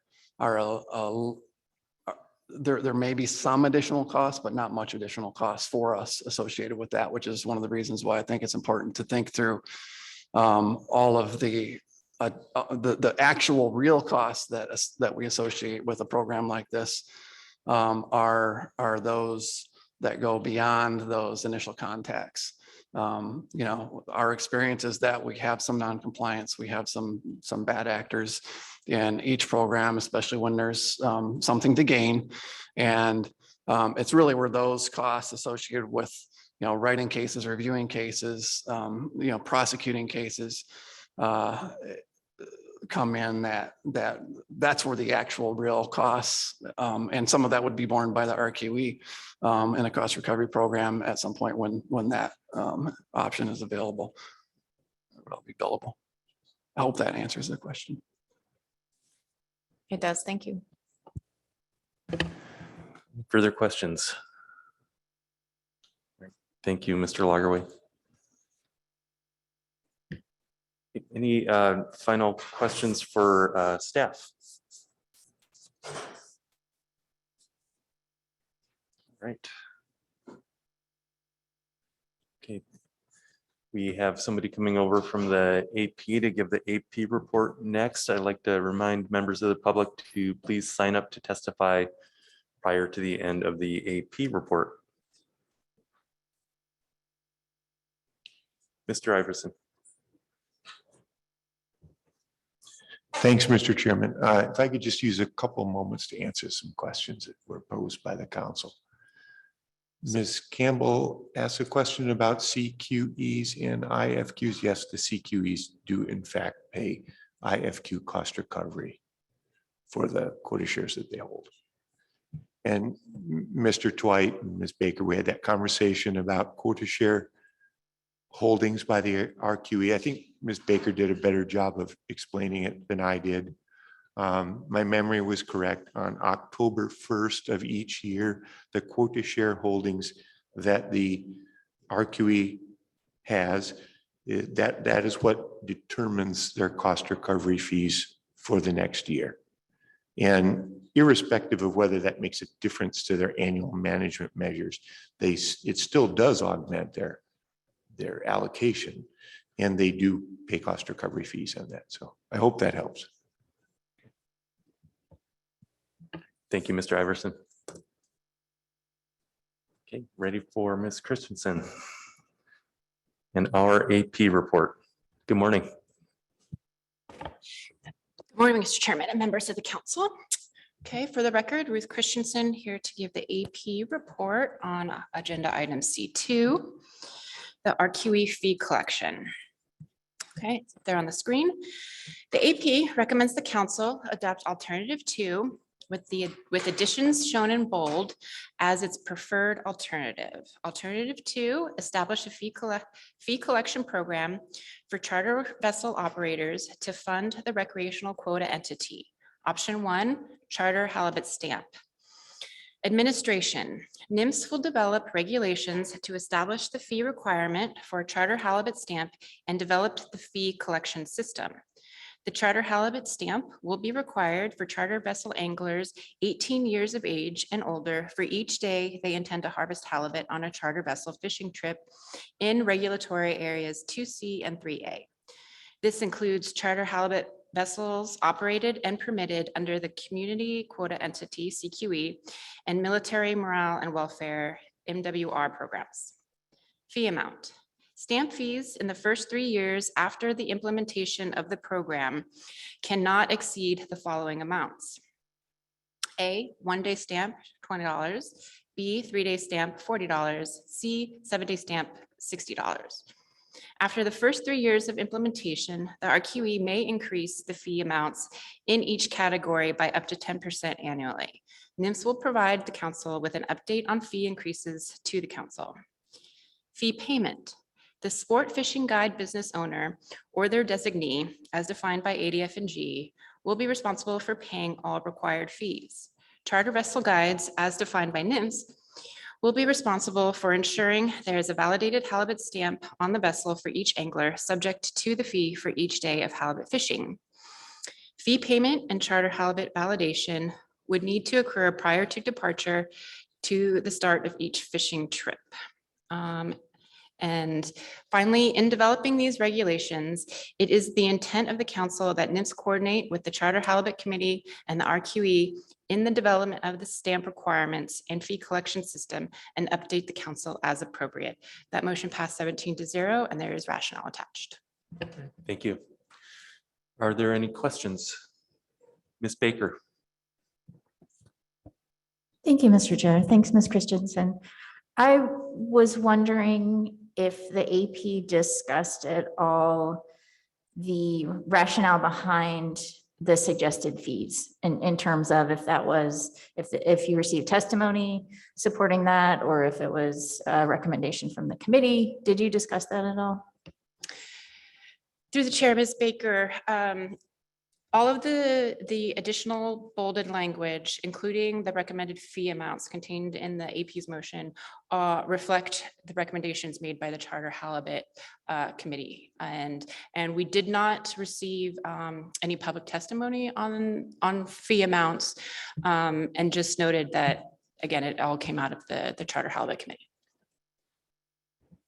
Thanks, Ms. Christensen, through the chair. Any further questions?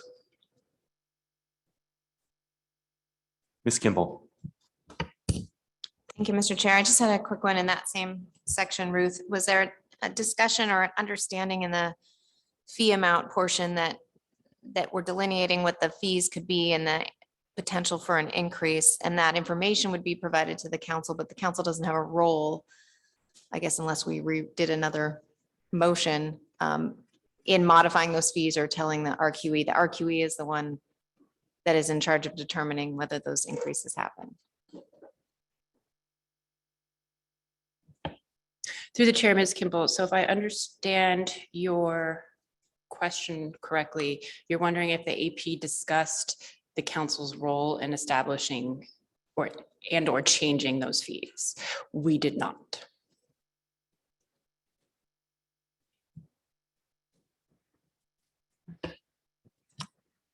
Not seeing any further questions. Thank you. Thank you. Okay, that will bring us to public comment.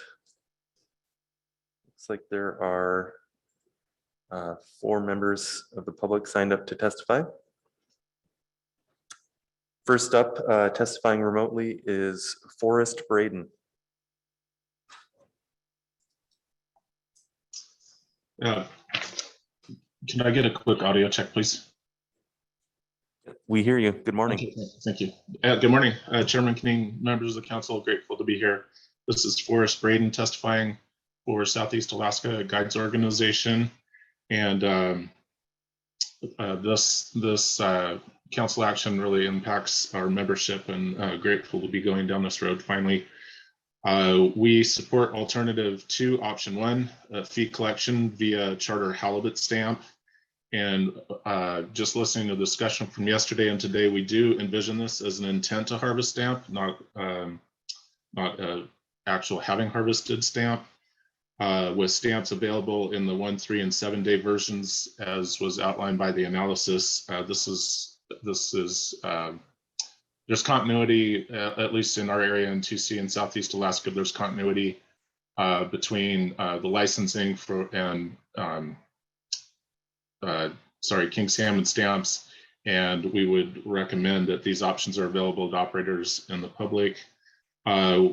Just talking about the age requirement, it seems to us that there's probably a very minor amount of anglers that would fit the 18-year-old category. We probably would suggest that the council have a requirement to have a stamp available for anybody 16 and up, but that we'll leave that to your discretion.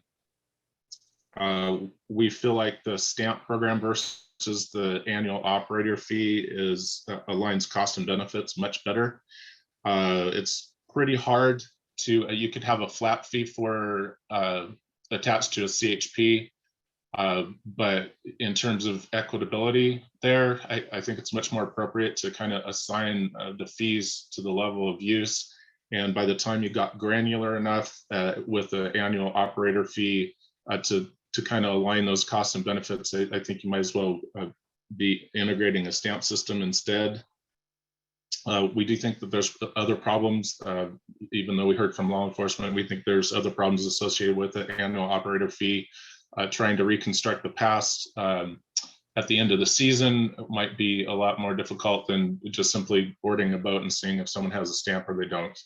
And you're ultimately after anybody who is trying to avoid the system. And it seems like if you find those people, then the litigation or the process, law process after that, would be the same cost. We would like to support as much autonomy as you can give the RQE in developing this program. We originally thought that it might be better for NIMS to solely handle this, but in further discussion, we see that there's a lot of decision-making, nuanced decision-making that probably has to happen up front, that really NIMS would be reaching out to us as industry to solve those problems anyway. And some of those things are, what fee amounts we charge, commissioning and design of building electronics, the electronic platform, and determining like the operator payment schedules. Those are things that we're probably best equipped to answer. And I will insert here that we've had internal discussions about upfront funding of these costs. We're prepared to either seek financing for that and be on the hook, be responsible for those costs, or just self-fund in some fashion, and fully prepared to do that. See the logic and rationale behind that. We think it's appropriate for the council to set, maybe establish a fee ceiling, as is suggested in the AP motion, but leaving, as also suggested, that not to exceed a certain fee amount unless we go back to the council, but leaving the autonomy to the RQE to determine where those fees might fall between 0 and whatever the ceiling is. I'd like to speak a little bit to cost recovery since that keeps coming up. Our understanding is that, as the analysis points out, that there's really 3 basic areas where there's costs. That'd be administrative, data collection, and law enforcement. And looking down the road, it seems plausible that data collection is going to be covered a lot by the logbook program. Administration, most administrative fees will accrue to the RQE directly. There's probably some appropriation and oversight stuff that'll happen at the NIMS level, but ultimately down the road, it's going to be law enforcement. And so the cost recovery question about equities and starting up, I think there's a rulemaking process that's been established that usually doesn't accrue to the sector, the upfront costs, and it seems like as you get down the road, the RQE will be contributing to the cost recovery program, and possibly be subsidizing some of the activities that go on in other sectors, because 2 out of the 3 portions of the cost recovery are being covered internally. Again, that would be the logbook program and administrative costs. So, that's probably an oversimplification, but we may be splitting hairs a little bit on that. So just in terms of the urgency of this, we would ask the council to move forward on this and not wait for legislative action. At least we hope to see final action today. We'd like to get rolling on everything that we can. There is some urgency in the industry, especially in Southeast Alaska, at least from our standpoint, to try to get some movement here. So don't know if there's anything left outstanding that I'd like to contribute. So if there's any questions, we'll be happy to answer them. And thanks again for this opportunity. Thank you, Mr. Braden. Are there any questions? Don't see any. Thank you. Thanks a lot. Next up is Richard Yamada, then Jim Kearns, and then Linda Benkin.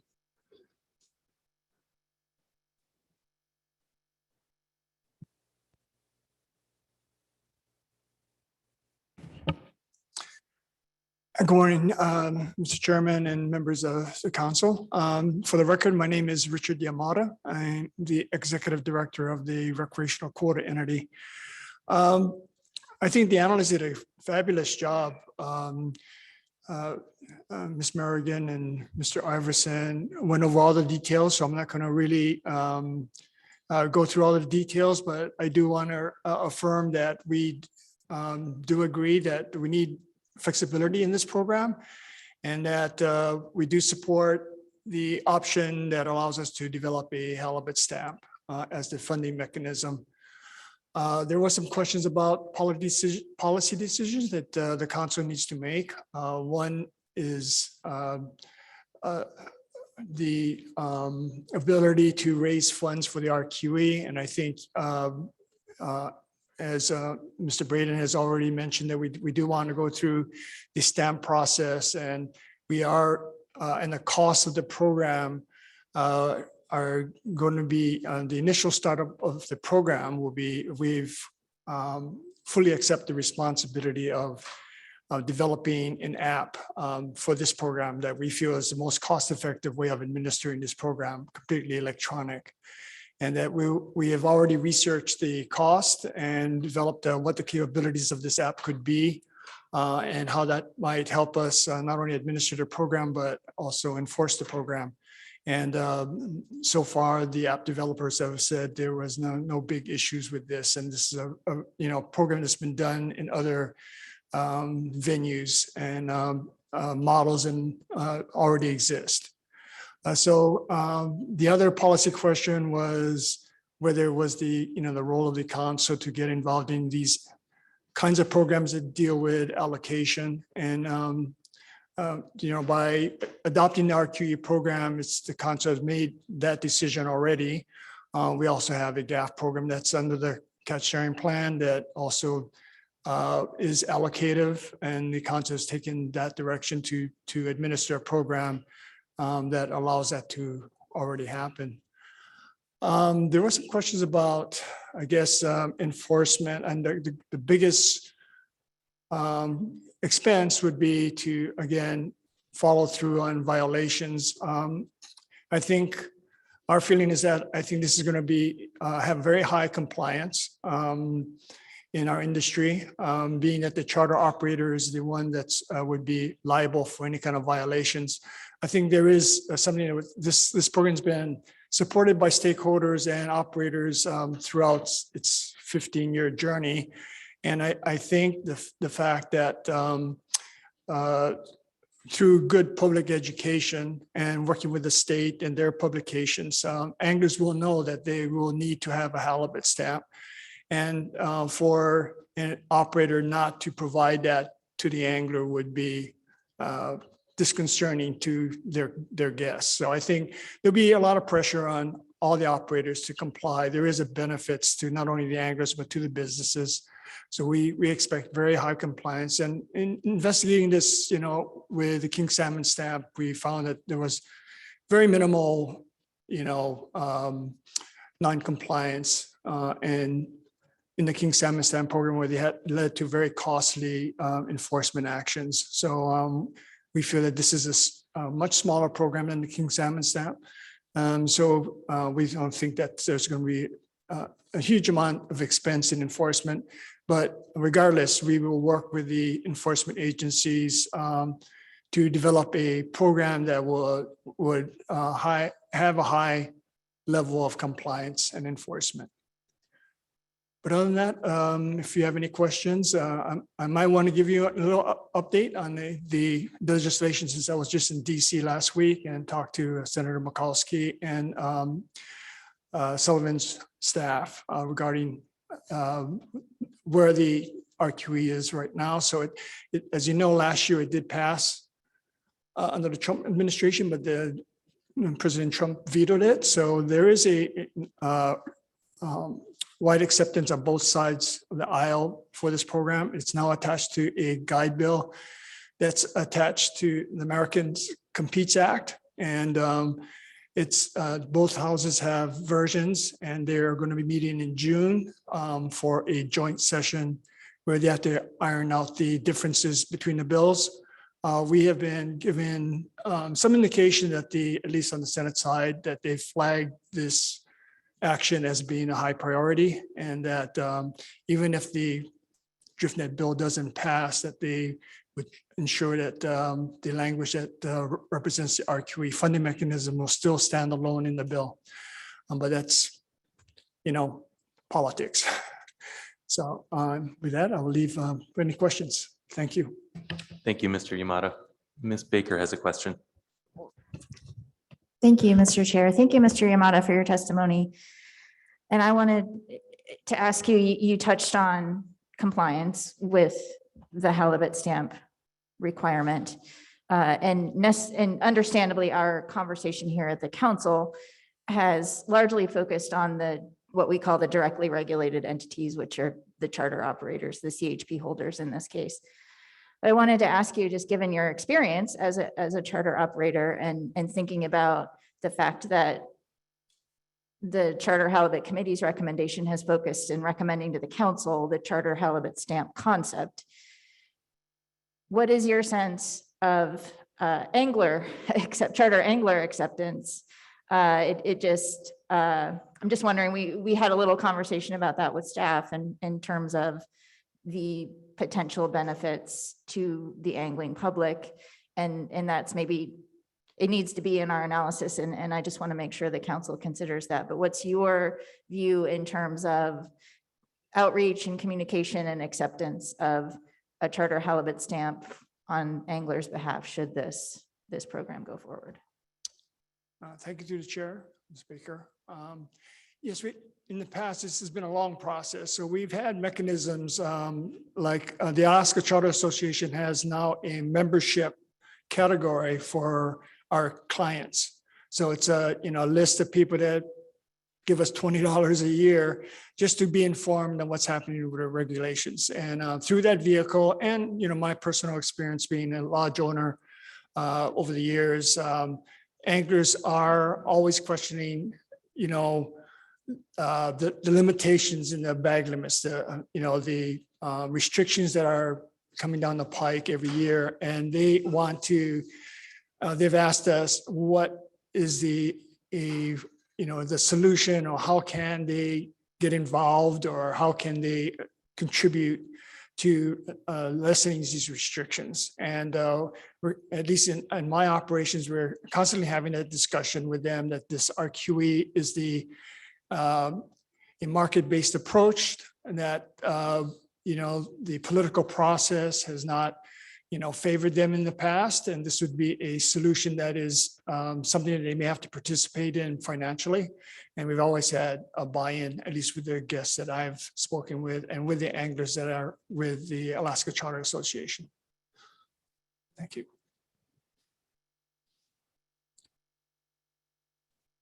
Thank you, Mr. Chair. Thank you, Mr. Yamada. I don't see any further questions. Thank you, Mr. Yamada. Thank you. Next up is Jim Kearns, testifying remotely. Yeah, hello. Can you hear me okay? Yes, we can. Good morning. Hello, thank you, Mr. Chairman, members of the council. My name is Jim Kearns. I've been a charter boat operator for well over 50 years, mostly in the Glacier Bay area. That's where I live and operate our business and grew up over in there. And my comments really revolve around a couple things, but number one is I really think we're just keep going down this wrong trail of having a charter boat industry where recreational fishermen are being treated differently when they're on a charter boat with me or any other charter boat operator than the regular recreational fishermen. So I think it's time we take a look at the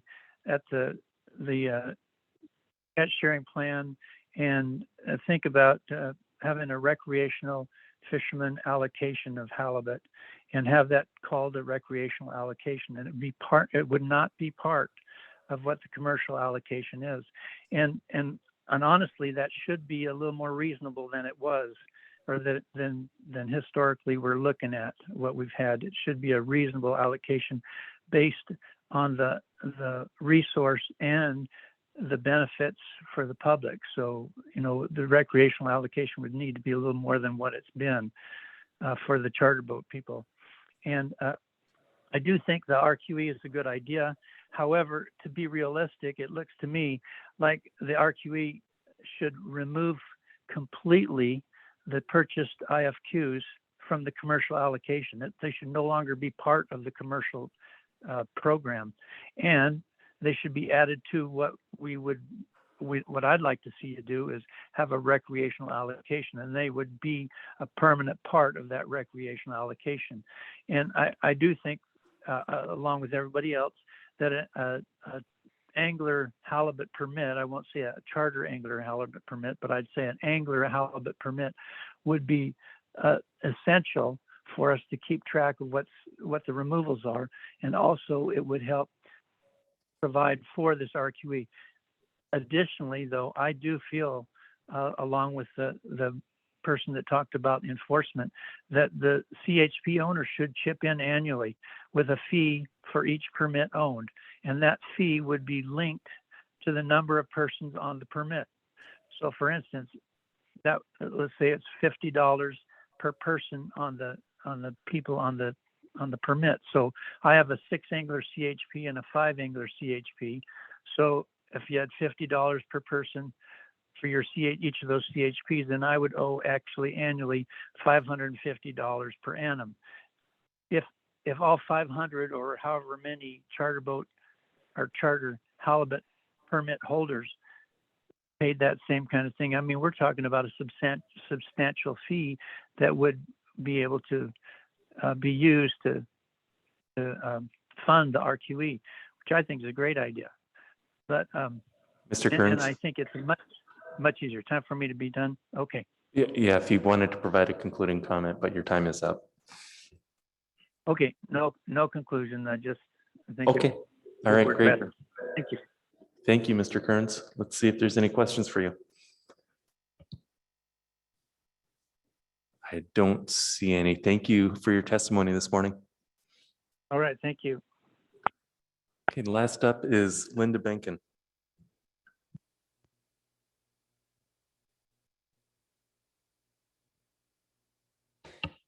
Thank you, Mr. Chairman. Good morning, Linda Benkin, testifying for Alaska Longline Fishermen's Association, also speaking for the Halibut Coalition today. Just to say that we do support you taking final action on this today. Don't have a lot of comments on the details, but believe that the AP did a good job as they went through this and were fairly thorough in their discussions and questions.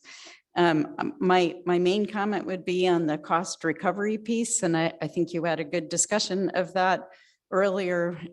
We don't think that the commercial fleet should be paying for development of this program. And while, as Mr. Mesereau brought out, it's true that NIMS didn't charge the commercial fishery for developing the IFQ regs, neither did they charge the charter fleet. And it doesn't seem appropriate to us that the commercial fleet would be charged for developing regs for this charter IFQ. We do support retaining all flexibility you can for the IFQ to purchase licenses, as well as quota share, we've always thought that reducing those latent licenses was a clear win for both sides. And recognize that it's important to have there be some tie in the fees to the use of halibut, not just an annual fee. Recognizing that there's a fairly significant, mostly eco tour group of operators who have clients who may take a halibut or two during a week or two trip, but it's not a focus. And to have them pay the same as someone working from a lodge who's focused on harvesting halibut each and every day they're out would be pretty inequitable to those, and also makes sense to have the people who have the greater impact on the resource and on the commercial quota share users to be paying more of that cost.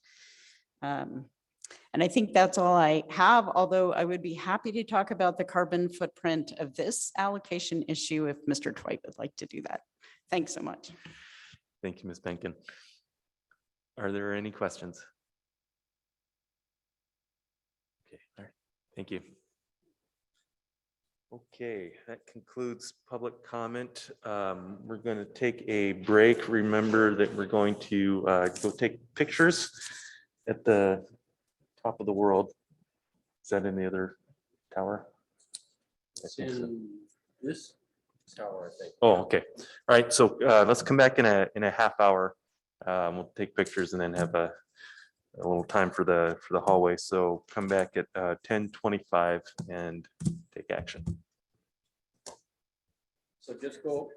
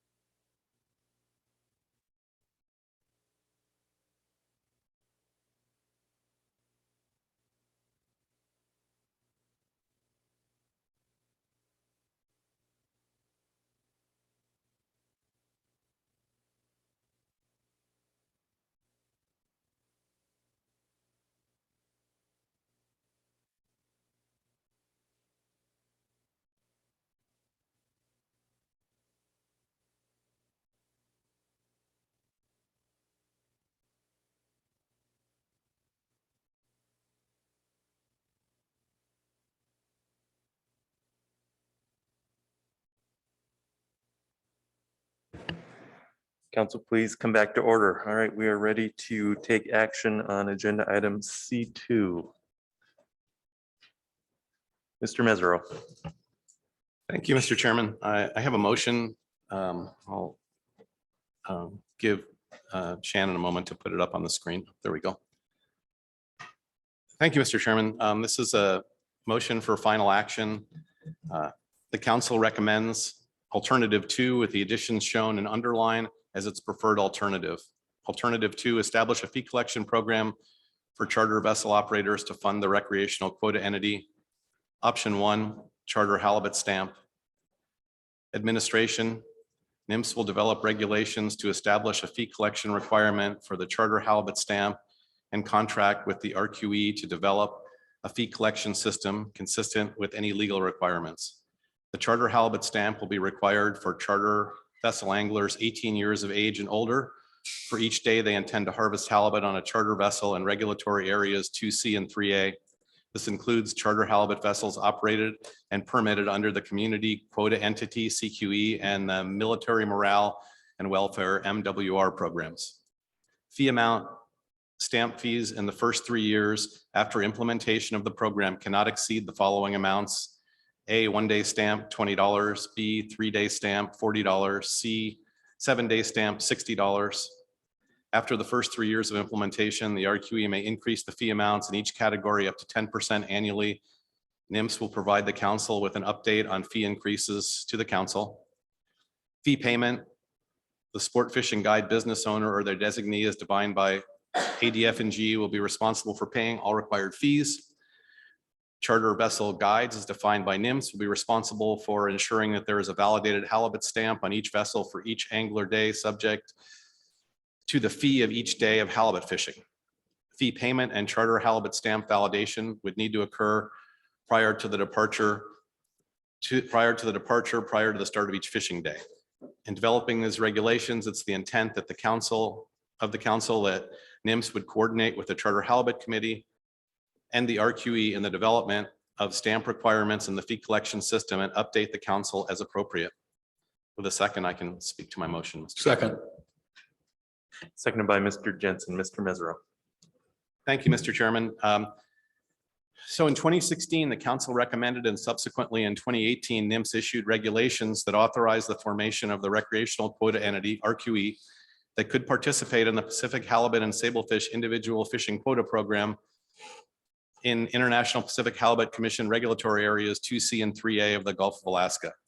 The RQE is authorized to purchase and hold a limited amount of commercial halibut quota share that would yield additional pounds of recreational fishing quota on an annual basis to augment the amount of halibut available for harvest in the charter halibut fishery. The RQE will provide a mechanism for a compensated reallocation of a portion of the commercial halibut quota share to the charter halibut fishery. These regulations are necessary to promote social and economic flexibility in the charter halibut fishery and are intended to promote the goals and objectives of the Northern Pacific Halibut Act of 1982 and other applicable laws. Because the original RQE rule did not have a funding mechanism, the action before us today is to address that final component of the RQE program pending congressional legislation. Now I'll speak to the motion that's directly before us today. I chose alternative 2 as a preferred alternative now and an initial review because the purpose of this action is to establish a fee collection system for the recreational quota entity. Option 1, a charter halibut stamp, mirrors other stamp programs used in sport fisheries in Alaska, like the king salmon stamp. This makes socializing the program to the fishing public simple and easily understandable. It also allows for similar enforcement. Fishing licenses and king salmon stamps are always the most common part of any contact with enforcement on the water, so checking one more stamp seems like a pretty straightforward and low-cost action. Having the RQE develop the stamp purchasing portal and the app will save IFQ cost recovery program significant funds that can be used elsewhere, while leaving no doubt that the charter sector and the RQE have made an ample financial commitment to this program. Generally, the private sector can get good work done for a lower cost and, more importantly, more quickly than the federal government, and the NIMS Alaska region will have the authority to ensure that the work is done to their satisfaction. Having stamps be based on actual usage is the most equitable way to assess this fee. Exempting youth anglers from the stamp program is consistent with the ADFNG King Salmon Stamp Program.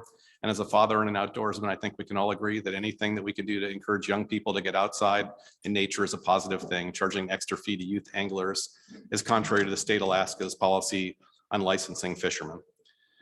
While I support the military and their families and the NWR charter vessels and the CQE communities, this reasonable fee will pay back dividends in the future and make for more stable regulations and more angling opportunity for both groups. So it stands to reason to include them in paying this fee. This action should have no impact on subsistence fishers in rural communities. And the vessels that I spoke to are all required to have a valid fishing license and king salmon stamp already. The language I used to describe the fee amount in this motion was crafted to allow the RQE to decide the fees up to the maximum amount analyzed. Personally, I would favor charging the maximum fee since there is an urgency to getting IFQ into the charter fishery, but that's a decision for the RQE entity to decide, not us today. I chose to add a provision to raise the fee by a reasonable amount in the future, but requested that the council and in turn the public be noticed of any increases beyond the maximum being considered. I also added a 10% annual increase as a way to ensure the public trust is kept by limiting the increases to a fair and reasonable amount. I followed the recommendations of the Charter Halibut Committee for the fees and for who is responsible for purchasing the stamps for onboard management of the validated stamps each day. To be very clear, I heard in public testimony in the past that the charter industry was having clients buy the stamps. This is not accurate and not consistent with the federal language under consideration in Congress. Sport fishing business owners will purchase the stamps. Charter vessel guides will ensure that the stamps are on board and validated for each day of fishing. charter operators do charge clients a fee to take them fishing, and that's the business. Some may choose to increase the rates to cover the stamps, as they do with other fixed expenses, which is a standard practice in most businesses. I wanted to speak to the relationship between this action to develop a funding mechanism for the RQE and the action that the council took at the last meeting regarding a request to initiate an initial review of allocations between the longline and charter sectors. At that meeting, Ms. Campbell amended my motion to include language that once the RQE was signed into law, that the council may want to reconsider that February action.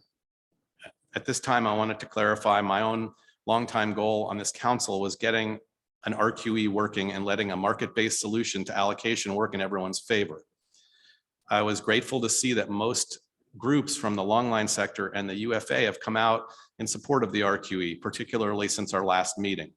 It would be my intention to bring back the February action for reconsideration at the meeting following the RQE legislation being signed into law. And I guess my last comments are regarding cost recovery. We've had quite a circuitous discussion about what this covers and what it doesn't in terms of this action. And I feel like it's going to be important for us to know how this administration of this rule gets paid for. And so I don't think we fully understand that yet. And I think the rule is going to hopefully move forward. And I would hope that the agency would take into careful consideration what applies to cost recovery and what doesn't in the development of this rule. Mr. Chairman, that's my rationale for this final action. Thank you, Mr. Mesereau. Let's go to questions on the motion. Ms. Kimball. Thank you, Mr. Chair. Thank you, Mr. Mesereau, for your motion. It looks to track pretty similarly to the AP motion, but I noticed a change under the administration in the first bullet that deviates from the AP motion. And I wondered if you might speak to your reasoning for that.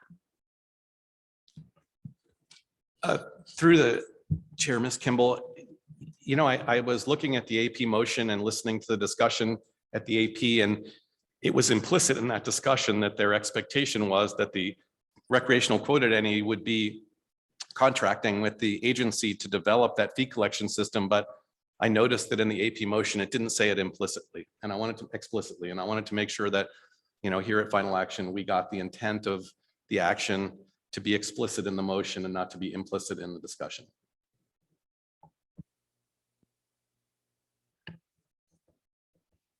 Ms. Baker. Thank you, Mr. Chair. Thank you, Mr. Mesereau, for the motion. I have a question about the portion of the motion related to the fee amount. And after the first 3 years of implementation, the RQE may increase the fee amounts by a limited percentage. Could you contemplate a scenario whereby the RQE might want to decrease the fee? And if that's the case, would that be precluded by this motion? Through the chair, thank you for that question and the opportunity to clarify my intent. My intent would be that the RQE could lower the fee or eliminate the fee altogether if that's what was the will of the RQE board and the charter industry. If they've achieved their goals prior to achieving the full amount of allocation that they could collect, or if for some other reason they would want to lower the fees, they could do that. But I added that they could increase the fee because increasing the fee could potentially negatively impact the public. And I felt like it was important to explicitly state in this motion, anything that would negatively impact the public, that should be something that comes before this council, but to reduce the fee or eliminate it would have no negative impact to the public. So I didn't feel like it was necessary to state that in this motion. In the prior action and in analysis, turning the fee off or reducing it wouldn't have a negative impact. And so I didn't feel like it was necessary to add that language to this motion. Ms. Baker. Thank you, Mr. Chair. Thanks, Mr. Mesereau. And just for clarification, I am having a little trouble envisioning how a fee change might happen through the process that you're proposing, knowing that we don't want to be too prescriptive. Can you please clarify a little bit for me if the RQE does recommend or would like to change a fee amount, how would that work through your proposed process with this motion NIMS providing the council with an update on fee increases? What would be that process? Through the chair, Ms. Baker, thank you for that. I think that the way I would imagine communication would occur between the RQE and the council would be two ways. One of the ways would be that the RQE would communicate with the Charter Halibut Committee if they intended to make some changes. The Charter Halibut Committee could weigh in on those changes and bring it to the attention of the council. And if it warranted the council's weighing in on it, then during the report, when the RQE comes before the council, they could make their intention to make any changes at that time, which would probably be in December when we receive other reports. I would assume that that would be when we would get the RQE report. And if they intended to change the fee, that would sort of be when that would happen. And that would also give them a chance to conduct an audit for that year and be able to report all the other information back. And if it was obvious that they had a surplus of money available and there wasn't quota available and they felt like it was time to lower that fee or change it, or if they didn't have money and they needed more for some reason, that would be when that interaction would occur. And that would notice the public. It would give the agency a chance to weigh in on it and also let the council have some control over those fees, because we aren't just representing the charter fleet here. We're also representing the recreational angling public, and they need to have a voice in any fees that occur to them. Ms. Campbell. Thank you, Mr. Chair. Thank you, Andy, for the motion and for your explanation. And I know you mentioned the cost recovery fee twice, and I still lack clarity on how we as a council will know what parts of this program development the RQE is paying for, what parts of this program development NIMS is doing as part of their responsibility to regulate and manage fisheries, and what parts may be charged to the commercial fleet as part of IFQ, of the IFQ program cost recovery fee. So can you just one more time for me, how will the council know and track and provide any input we might have to make sure that that process is done fairly and transparently? Through the chair, thank you, Ms. Campbell. I would like to think that because of this discussion we've had around the table regarding the concerns about how those fees are going to be assessed, that we would hear back from the agency on that particular issue once, if this passes, once they get an idea of what those costs would be. I think the cost recovery rule is fairly prescriptive. And I'm just speaking from my own experience of reviewing it, but it seems like it's fairly prescriptive of what can be covered and what can't. And before work begins on this, the agency would have ample time to review the work in front of them, look at what does fit into cost recovery and what's going to be picked up by the agency out of their regular budget. And at that time, they can also determine how the status of the cost recovery fee system is in place. If it's capped out at that time, if there's money left available, that'll also be an important consideration. But if we don't really know how much time it's going to take to do it, then I think we would hope to hear from the agency. Thank you, Mr. Chair. Mr. Mesereau, just one more point of clarity. What's the mechanism under which that would come back to the council? What's the agenda item? Do you see it being kind of a part of B reports when they report to us on normal reg development, or where's the mechanism for the council and the public to know when this is coming back for an update? Through the chair, Ms. Campbell, I'd like to defer to Mr. Curlin to let us know when it would be a good time to do that, and maybe whatever else he's got about this issue that exceeds my expertise. Thank you, Mr. Mesereau. Mr. Curlin. Thank you, Mr. Chair. As Mr. Iverson indicated, as a general matter, the agency is very cautious in how we handle cost recovery issues. So I can't tell you exactly what the mechanism is. I can tell you that we'll be looking at it really closely, and we're certainly open to providing updates to the council as we go forward. Ms. Kimball. Thank you, Mr. Chair. Just by means of follow-up, and maybe it's for Mr. Curlin, I mean, is there an answer we could have today about whether anyone would be charged for the cost of writing these regulations? It seems out of the bounds of cost recovery for the recreational sector, which is not in a catch share program, so cost recovery doesn't apply. And it seems out of the bounds in terms of practicality for the IFQ commercial sector to shoulder that cost. So that seems like we're talking about cost recovery really broadly. Could we narrow it down to just writing the regulations? Is that something that will fall under cost recovery for IFQ or not? Mr. Chair, I am not prepared to answer that question. I don't know if Mr. Shane or anyone from agency staff would like to speak to it, but we may need to get back to you on that.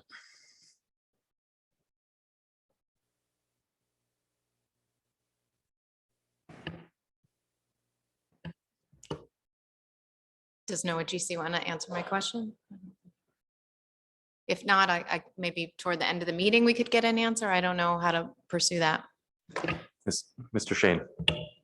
Through the chair, thank you. Why don't we try and get back to you by the end of the meeting? We've been discussing this question, and the language in the regulations refer to costs of management. And I think with the question that's being presented is whether promulgating the regulations in the first instance constitutes management of IFQ program, which under the regulations is management IFQ program, including RQE costs. So it's a little ambiguous probably. So we'll try and get an answer by the end of the meeting. Thank you, Mr. Chair. Thank you. And if too difficult, I don't want to pursue a legal definition. If the agency can just tell us their clear intent for this situation, that would be great too. And if that's not possible now, then maybe at the end of the meeting. So thank you. Thank you, Ms. Kimball. Thanks. Okay, further questions on the motion? Mr. Witherell. Thank you, Mr. Chairman. Mr. Mesro, Ms. Marion in her presentation mentioned that this isn't an MSA action, and so we wouldn't go through the deeming process necessarily. But she did mention that the council has an opportunity to review the draft regulations if that's your wish. And I just want to clarify, is that your intent? Do you wish that the draft regulations, given kind of the unknowns here, would come back to the council, or that those regulations as drafted would go through the charter committee? I'm just asking. Through the chair, Mr. Witherall, thank you for that clarification. What I would like to do in the name of managing our time in this process would be, as I said in the motion, to when the regulations are developed, I would like the agency to coordinate the development with the Charter Halibut Committee and the RQE. And then if the Charter Halibut Committee, which includes me as the chairman of it, finds that there is anything in those regulations which are inconsistent with council intent or the desire of the charter sector to have a workable program, the first thing I would do is bring it back to the council. But if the charter industry and the RQE entity and me as a representative of the council on the Charter Halibut Committee are satisfied that those rules are adequate, then it would save an agenda item on the council for doing something that was not necessary. However, if the rest of the council feels like they want to take a look at this, regardless, I'm more than happy to accept an amendment that would require that to happen. My intent was to try to hope that we get this right without bringing it back to the entire council, but I would be happy to do so. It doesn't, I was trying to be helpful in the way I crafted the motion to minimize the workload of the whole council. And thank you, Mr. Mesro. Ms. Baker. Thank you, Mr. Chair, and I hope I haven't exceeded my questions, but I do have a follow-up to a question I asked Mr. Mesro earlier, and I'm not exactly quite sure who to ask this question to, but I feel like it would be staff or the agency. Based on Mr. Mesro's response to my question about changes to the fee amount and what is specifically presented in the motion in terms of the RQE recommending an increase in the fee amounts up to 10% annually, and his clear explanation that fee decreases or even elimination are within the bounds of what he envisions and therefore in his mind, what would be recommended by the council in this case, should this motion pass. For implementation purposes and writing regulations, would it be beneficial for the motion to specifically address the possibility of decreasing or eliminating fees, or is the discussion that we've had today sufficient?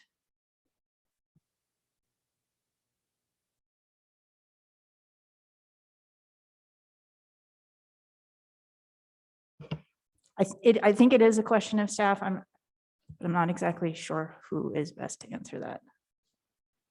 Mr. Kurland? Thank you, Mr. Chair. Ms. Baker, I think overall, the agency needs to retain the authority and oversight over fee increases. So I was contemplating an amendment to the motion to address that issue, but I think in general, that would apply to decreases as well.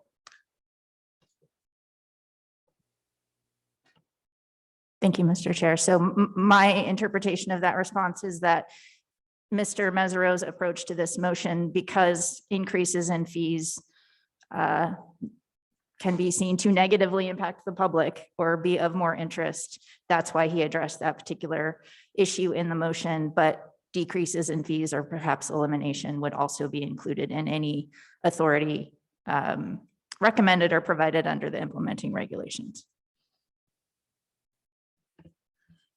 Mr. Twite? Thanks, Mr. Chair.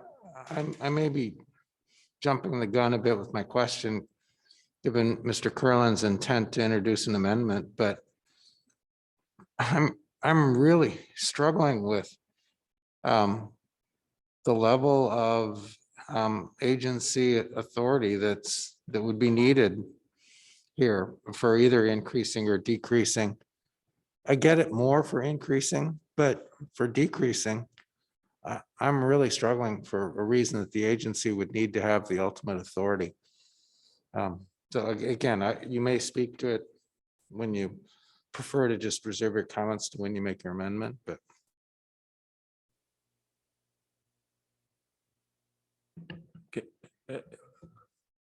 Counselor? Through the chair, thank you. I think the issue for us is our ability to regulate fisheries comes from Congress. It's a delegation of authority. We can sub-delegate to private entities, but when we do so, we have to retain control, ultimate control. So I think if your concern is there would be decreases without involvement of the council, I don't think that would be the case.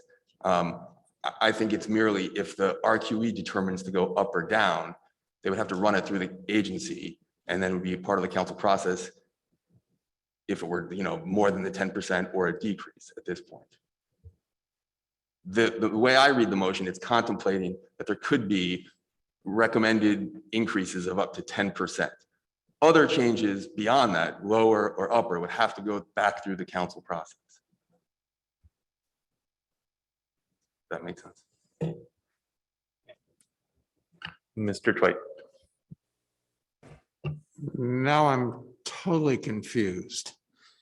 So if the RQE, based on either their own judgment or input from stakeholders or the council, decides that they're accumulating funds at a rate faster than needed to achieve their objectives for the fishery, if they make that decision, this motion has to describe I think what I heard you say was that if there's a 10% increase, because that's specified in the motion, then that's contemplated. But if there were any decrease, this motion also has to describe what the decrease would be. Otherwise, it's got to go back to you. I mean, Congress isn't setting any of these. This is a council recommendation to the agency for rulemaking. Would we actually have to describe a step down mechanism for the RQE as well as limiting the step up as this motion is done? I'm lost. Mr. Kurland. Thank you, Mr. Chair. Mr. Twite, sorry for the confusion on that. Let me suggest that Mr. Iverson or Mr. Merrill, who is online, address the particulars of this. Mr. Iverson. Thanks, Mr. Chairman. Mr. Twite, your question relates to some of the guidance that we received from the Department of Commerce. And I didn't question where the rationale came from, but when they were describing a relationship that the agency would have with the RQE in collecting fees, they verified this with me, that they had some concerns about an entity that is collecting fees that could somehow be variable. And they saw strength in that relationship between the agency and the entity if those fees were not varying much, if they were consistent. And again, I'm not sure where their rationale comes from, but that was part of our guidance. They were careful to say that this relationship could occur if those fees were not bouncing all over the place. There's not a lot of variability there. So I think the way that this motion is structured with an incremental fee that's predetermined, that is falling in line with what they told us. And I think the concern there is, well, what if they're eliminated entirely? Or what if they're cut dramatically? Are we straying away from that guidance that we received? Now, we may need more analysis and clarification from the guidance that we have in front of us, but that it does go back to that. And I hope that helps a little bit. Well, it doesn't, but I mean, probably because they were thinking, and I work for the government. I usually think this way too. The idea that a program could actually decrease funding because it's met its objectives is unusual. And I imagine they weren't thinking that way, but we should be thinking that way.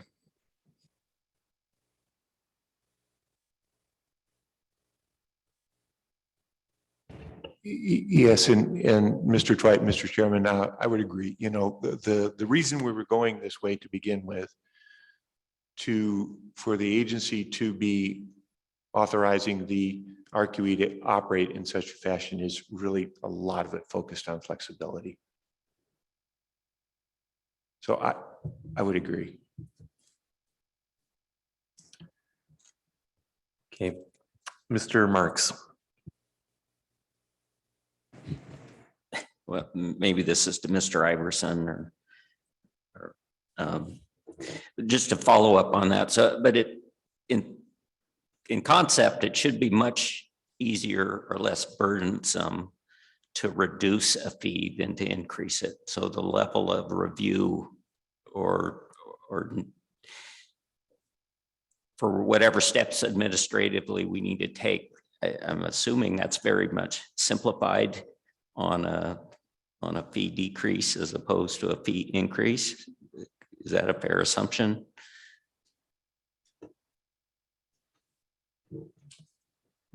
Counselor.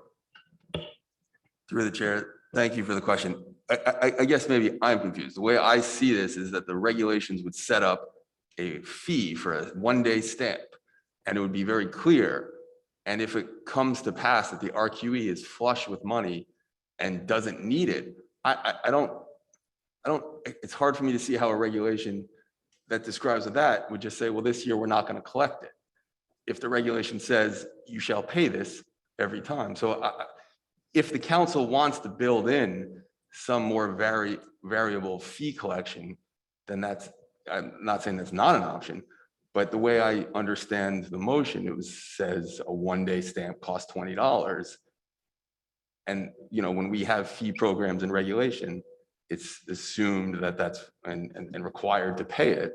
And that's the notice to the public. So if you don't want to collect it, there has to be some other mechanism that says, if they have raised $1 million, and I'm making numbers up, the fees will be not collected the following year, something like that, that sets forward a standard that we could apply. Not just, yeah, leave it at that. Mr. Mesro. Thank you, Mr. Chairman. Would it be sufficient at this point? We've established some protocol in this discussion for how the RQE, the Charter Halibut Committee, and the council would be receiving information regarding these things. In this discussion, the way I described it was that the RQE would contact the Charter Halibut Committee.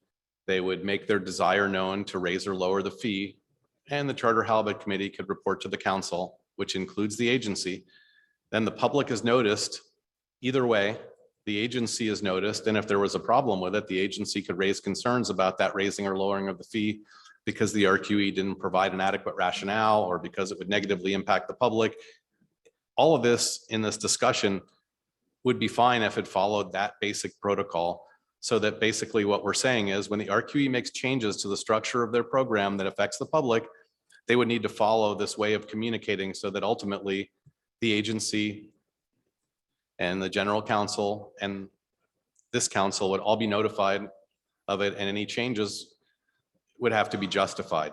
It seems to me like it's sort of implicit in our discussion that that would be the hierarchy of how it would work. I think that the main thing is it's inequitable to the public to be paying a fee and not receiving any benefit from it anymore. And it's important that the RQE maintains the ability to stop collecting money, stop buying quota when they don't need it anymore, and stop charging the public for it should that time come before they achieve the ultimate goal of 10 and 12% by area respectively.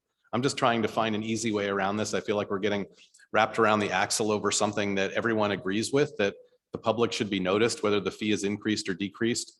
And that notice likely would come to this body ultimately if that was going to happen. And it seems like that would cover this issue without making a specific amendment. And I say that because in the analysis, it said we don't need to be terribly specific over the details of how this would work, because the agency is going to be crafting regulations, and it would allow the flexibility of crafting the regulation to meet the needs of the RQE and the agency. So it seems like from this discussion, that seems like a reasonable path forward as opposed to prescribing anything more specific than that.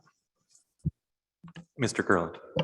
Thank you, Mr. Chair. Mr. Mesra, I think you're largely correct. I think the issue is that, if I understand it correctly, that the RQE would not have independent authority to change the fees, that the agency would still need some element of oversight to effectuate that intent. Through the chair, I think that's correct. And I think the council should hear it too. And this is really the mechanism that we notice the public about these kind of changes, is at these meetings, this is where these decisions are made. So I think if it comes to the council, the agency is present, they will have ultimate oversight of deciding. But I think it's also a council decision, because this council represents a broad group of people from different areas. And I don't think this is ever going to be an issue where the RQE wants to lower the fee and the council decides, no, just keep collecting all that money. I don't think that's really consistent with our responsibilities to represent the angling public. So I think we may be concerned over something that is unlikely to become a contentious issue, but I think this discussion at least explains a process for how that would work. And then when the reg is developed, it could be specified in the regulation that that's the case. I think, to me, that would be sufficient right now with this conversation to get everybody where they want to be. But I welcome an amendment if you want to try that, just to simplify this. I think the main thing is the public needs to be noticed, because ultimately they're the ones affected by a reduction in fee. Mr. Garland. Mr. Chair, would now be an okay time to offer that amendment? Let's go ahead and see if there's any further questions before we get into amendments. Ms. Vanderhoven, did you have anything? I think my question was answered, so I'll hold off for now. Thanks. Okay, all right. Thank you, Ms. Vanderhoven. Okay, all right, on to amendments. Mr. Kurland. Thank you, Mr. Chair. So my amendment would be under the second bullet under fee amount, to insert 3 words and remove 3 words. So it would say after the first 3 years of implementation, the RQE may recommend that NIMS increase the fee amounts in each category by up to 10% annually. NIMS will provide the council with an update on fee increases, period.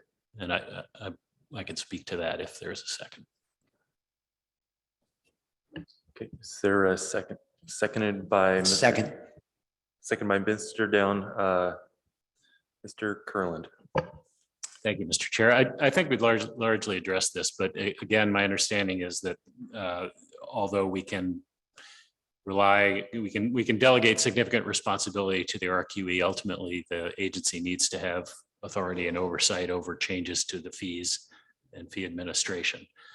So the intent here would be that the RQE is driving that, but that it needs to be a recommendation to NIMS to implement it.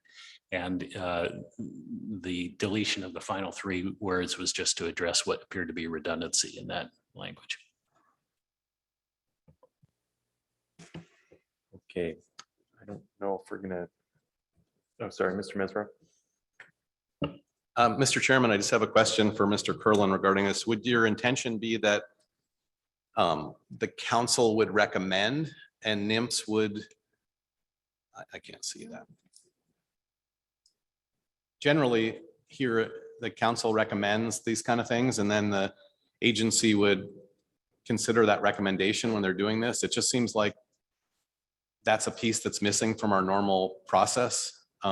In these sorts of decisions, usually if it's going to go through the Halibut committee and the RQE is going to come to the Halibut committee would recommend to the council would then recommend to NIMS, and that would create some balance and not give, while the ultimate authority would still lie with the agency, it would still give the agency some guidance on whether that's acceptable to the council or not. And I think that sort of follows the way that we generally take changes to any sort of a program. Is that what the intent would be when the rule is written, that the council would have some say in it? Or do you think it would just be the agency deciding what's best for the RQE and the recreational anglers that are impacted by it? Mr. Kurland, and it also looks like Mr. Merrill may be available as well. Mr. Kurland. Thank you. I think running it through the council would be absolutely fine. We were open to it either way. That the RQE could not independently change the fees, that the agency would need to have a role in that. Mr. Merrill.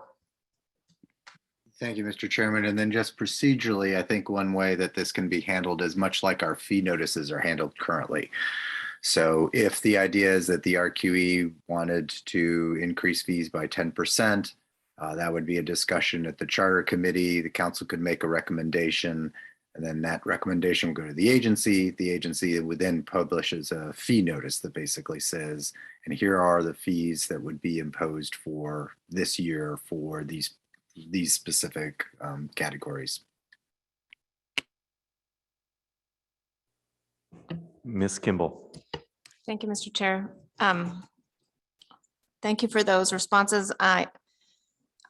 What I may be missing is I thought we were being very intentional about having the RQE do the fee collection themselves, and that we were frameworking some regulations that said stamp fees can't exceed a certain amount. So they could be 0, it could be up to 20 in the first 3 years. After the first 3 years, you can increase by 10%. We're creating some framework by which the RQE needs to exist, but that the RQE was making that decision based on all of the input from members and probably from the charter committee, and that it didn't need to go through these layers of approval. It seems very inconsistent with the other part of the motion that talks about the RQE being in charge of fee collection. So can you explain to me why we're approaching it this way, where we need those separate levels of approval when we're already frameworking what we think are appropriate amounts for fee collection for a group that is going to be doing this on their own, using their own funding? Mr. Kurland. Thank you, Mr. Chair. Ms. Kimball, I'll invite Mr. Merrill or Mr. Shane to elaborate on this. But again, I think the issue is that we cannot that the RQE would not have the independent authority to make those calls, that the agency needs to be in effect looped in administering this. So that because we just don't have the authority to do it otherwise. But again, Mr. Merrill or Mr. Shane may want to elaborate on that. Counselor. Through the chair, thank you. So the advice we got from DOCGC is you're right. We can contract with the RQE and give, and their authority would come from us, that would give them basically to run this. 10% doesn't sound like that much. I guess the issue, the concern that we've raised is that there is no limit on that. And I'm not saying that they would do it every year. It's just a question of how far the authority goes. And so if there's a way to make it efficient that just allows NIMS to say that's enough, then that would be ensuring that we're not over subdelegating the authority. If that makes sense. But you're right. Otherwise, it is a framework designed to contract all the work to the RQE and that it would pay for itself. Ms. Kimball. Thank you, Mr. Chair. So the issue is really about, we haven't capped the amount under this framework. And so that is not sufficient to then allow the RQE to proceed with fee collection on its own and make those decisions with a little bit more autonomy. Is that correct? I think that's fair. Through the chair. Further questions on the amendment, Mr. Twite? Thanks. This is helpful. And I just want to make sure I'm reading NIMS's reservation of authority correctly, that it really, and going back to Ms. Kimball's final question, it really just goes to the upper limit. That the authority that NIMS is reserving isn't how far down they could go or anything else. It's just in really defining the upper limit. And that if and I'm seeing head nods, if that's correct, then if this motion were to define that upper limit, then it might not even need this language. But we haven't done an analysis that could give us a sense of where that upper limit is. Is that correct at this point, that we haven't sort of thought about that in our, and noticed the public about where we're going to define that? Counselor. Through the chair, thank you for the question, Mr. Twite. Yeah, I mean, I think if there was no ability to RQE to make changes to on its own each year, it would go away. Or if you put a cap, it would go away. If it was a discrete limit that we knew in advance, then I think we'd say, yeah, we have retained full authority and delegated to them to do these steps.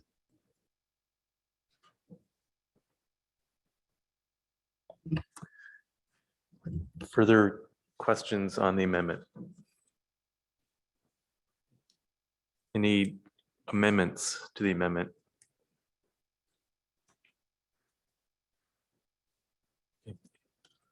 Can go to comments on the amendment. Mr. Mesro.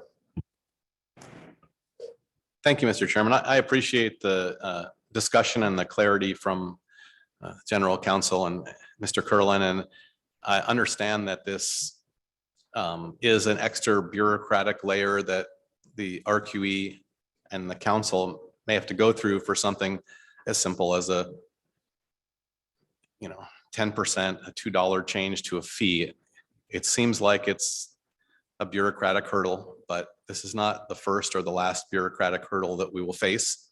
And I don't think that this amendment changes the nature of the recreational quota entity or its relationship to the IFQ program or to the well-being of this program. I think it's just, in my opinion, I think it's the general counsel covering his bases and making sure that we don't give undue authority to the RQE. And I don't think it's going to have any impact on the trajectory of the RQE program or anything else. And I can't imagine why, if the RQE doesn't need to charge a fee anymore, if they came back to the council and said they don't need to charge it anymore, that the council and in turn NIMS would say, no, you have to keep charging that money until the program's over. It's just inconsistent with anything in reality. So I understand the concern that council members have expressed. I feel some of it myself, that it is a little contrary, but I don't think that at the end of the day, this amendment is going to amount to anything other than the council hearing from the Charter Halibut Committee about a very discrete issue, perhaps 7, 8, 9 years from now, when the RQE asks to raise or lower a fee. So I really think it's a relatively minor issue, and if it provides some legal protection to this action and satisfaction to the agency that we're covering our bases, I have no problem supporting this amendment myself. Thank you, Mr. Mesereau. Mr. Twite. Thanks, Mr. Chair. I do have a couple problems supporting it, but I'm going to because this is final action. And I'd like this to be final action. And I don't want to have to defer final action in order to get somewhere further on this. And so I think that the agencies pointed out that, and I think probably correctly, that even though we thought about a lot of things in the analysis, we didn't think about what the upper limit was on the delegated authority to raise fees. And so the agency's suggesting, as just as Mr. Mesereau says, I just want to be clear that this is only in response to raising fees, not to lowering fees. There's still, your motion as originally worded still allows lowering of fees through the process that you envisioned here. That the effect of the agency's amendment is only on raising fees.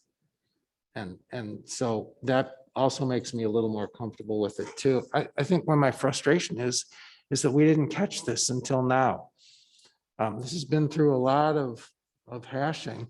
Seems like a pretty major issue. I'm glad we caught it now. I get that if we hadn't caught it, there's a good chance this would have come back to us for further consideration. And that would have been problematic. So I appreciate that we caught it. I may sound a little more challenging in some of my questions than may not have conveyed that appreciation.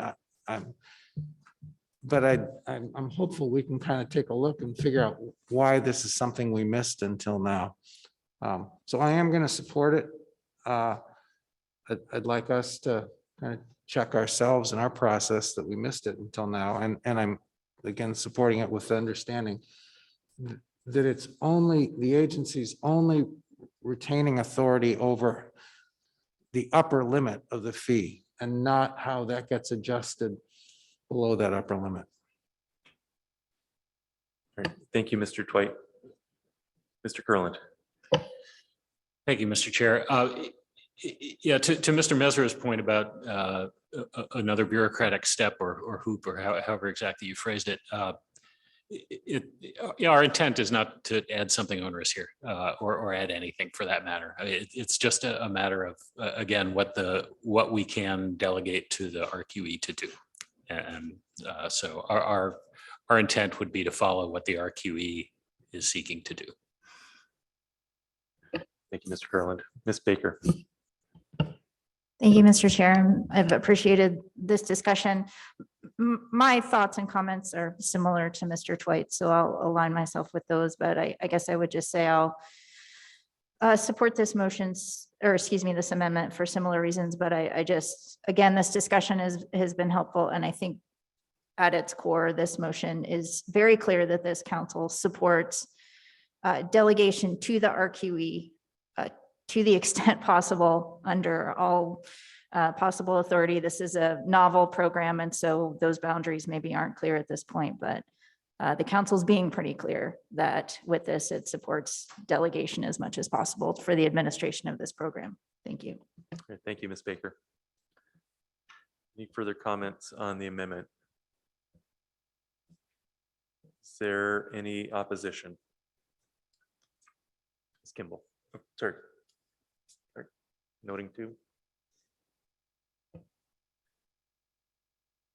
Okay.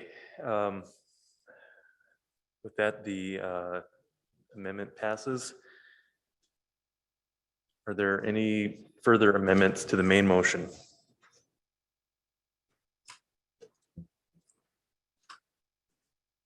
Okay. Go to comments on the main motion. Mr. Mesereau. Thank you, Mr. Chairman. And I just wanted to regardless of how the council chooses to move forward or not with this, I'd like to thank Ms. Marinan and Mr. Iverson, Mr. Merrill, and the staff at NIMS for providing this information and for sticking with this issue as long as it's been going on. And I would like to thank Sarah Webster from the Department of Fish and Game and Jim Hasbrook for their guidance in this over time. Also the Charter Halibut Committee, the 3 charter organizations that have consistently commented on this, which is SEGO, ACA, and Homer. And also I would like to thank Kathy Hansen and the representatives from the longline sector of accepting this as a reasonable path forward and providing some technical guidance over the years as to how this ought to look to be fair. And UFA wrote a letter of support for this after our last meeting, and I'm thankful for that as well. So regardless of how this turns out, all those people have helped move this in a way that seems to be broadly supported by both sectors. And I know this issue is being closely watched by the national sport fishing groups as a novel approach and a new way to settle allocation disputes. And I think our last action goes to show how the old way works. And this action, with the amount of comments we've gotten, particularly really no comments against it, that this is a better path forward if we can make it work. And so I appreciate the council sticking with it and everybody who's helped along the way, regardless. And thank you, Mr. Mesereau. Ms. Campbell. Thank you, Mr. Chair. I will be supporting the motion. I just wanted to weigh in at this time to thank Mr. Mesereau for his tireless work in shepherding this through this process to get us to this point, and also for his comments in speaking to the motion and his continued commitment to revisit reallocating under the catch share plan should we be successful in getting the RQE across the finish line. So I just wanted to express my appreciation, my support for the motion. Thank you. Thanks, Ms. Campbell. Further comments? Mr. Twite. Thanks, Mr. Chair. I support the motion and echo the appreciations that have been expressed. 2 aspects that I'm sort of want to speak to briefly on the record. One is some of the enforcement issues. I appreciate that every time we add a requirement, we add an element of complexity to the job of our enforcement staffs, and I appreciate their participation in the process all the way through to help craft that in a way that's as workable as possible, both from their perspective pragmatically, but also that's as cost efficient as possible for them too, recognizing they're working with strained budgets, and that these don't come with additional with a lot of additional sources. This one though, I remain somewhat, I really support this approach going forward that the council's choosing, even though it does, we've heard some enforcement concerns related to it versus the other option in front of us, which is strictly charging the individual businesses a fee instead. I'm having a hard time seeing that this is more vulnerable to any sort of, I'm having a hard time seeing an enforcement cost difference between these 2 options, to be totally frank. Either way, we're making the businesses sort of front and center responsible. They're either going to be good actors, and in which case the individual anglers will be doing what they need to do in order to comply with the laws as well, or they're going to be bad actors. Either way, it's the business, and it's going to be roughly the same cost either way to enforce good or bad businesses. And there are so many positive benefits, including to an understanding of the program and an angler understanding of the program, to the way that, to the approach the council's choosing here, that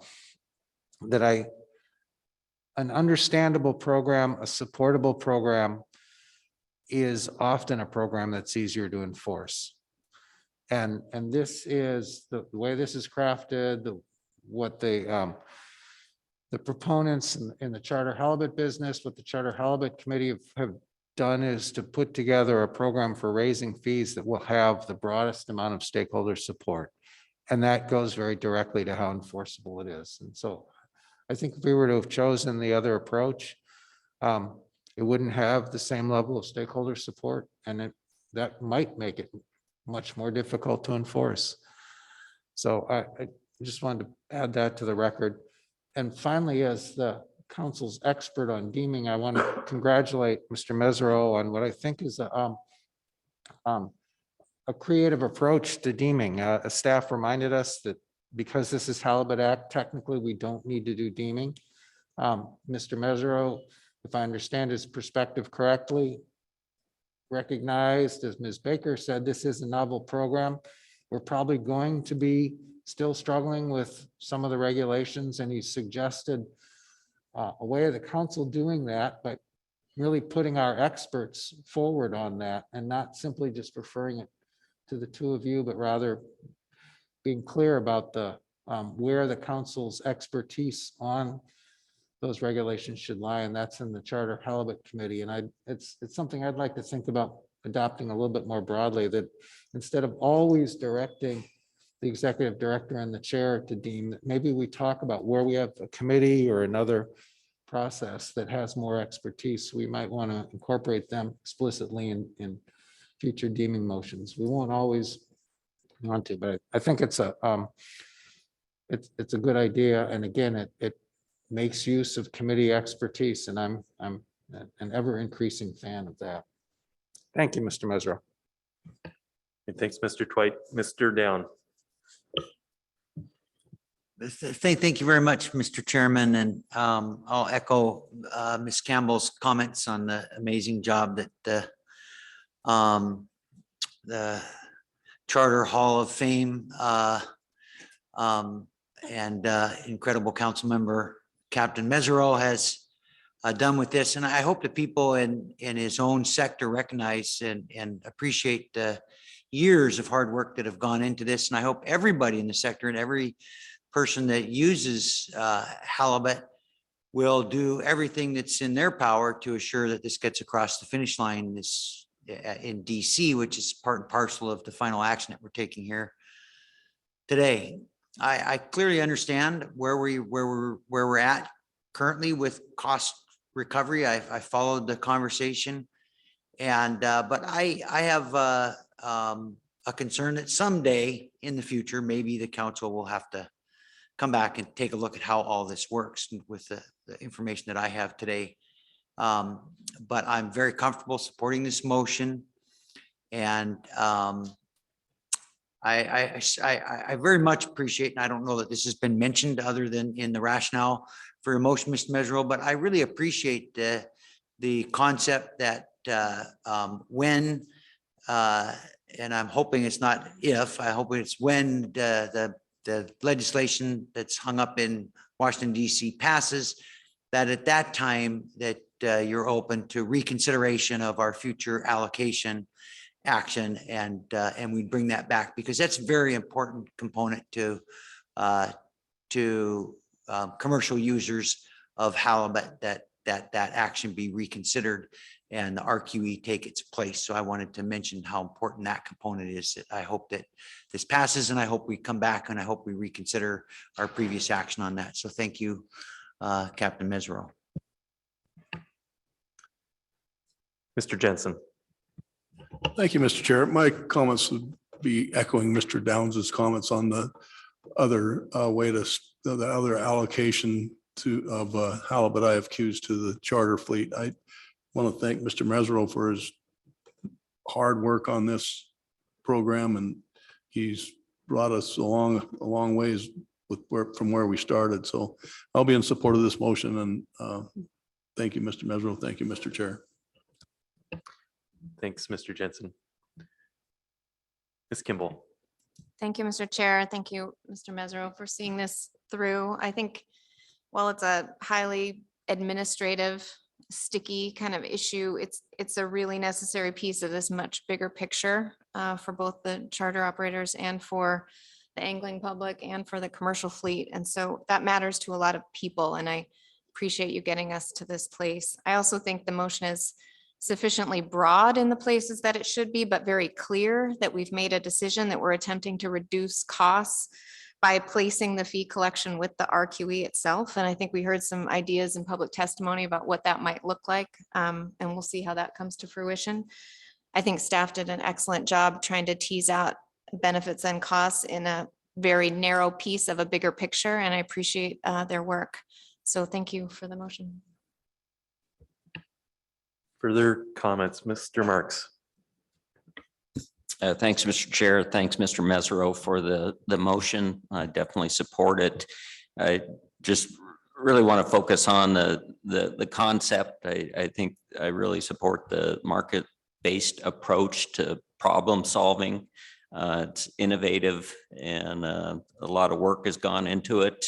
As we had that discussion, there's probably more hiccups along the way, and hopefully you have the latitude to work through those within this motion and overcome those to make it a good program. So again, I just hope it's a rousing success, and appreciate all the effort that's gone into developing this program.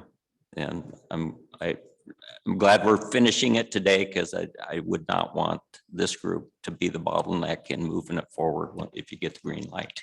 Thank you. Thanks, Mr. Marks. Ms. Baker. Thanks, Mr. Chair. Very briefly, really all of my comments have been addressed. I just wanted to go on record as representing the state of Alaska that we are very supportive of the RQE and by extension, this action to provide a funding mechanism to get it operational to again achieve the vision of the market-based mechanism that we've been talking about for so long. And so I appreciate Ms. Kimball's acknowledgement of the consideration of the benefits and costs of this action, as I think are well addressed in the analysis and the discussion we've had today. Although the directly regulated entities in terms of our relatively narrow council analyses are limited to charter operators in the recreational fishing sector. We've had quite a discussion, and the analysis does a good job of describing the likely impacts on charter anglers who obviously are importantly affected by this action. And again, I think reinforce this council's desire to delegate implementation of this charter halibut funding program to the extent possible to the RQE to help with that communication with the angling public. And so I've really appreciated that discussion today. I think that's an important point for this council to recognize and discuss. And so I will also support the motion. Thank you, Mr. Chair. Thank you, Ms. Baker.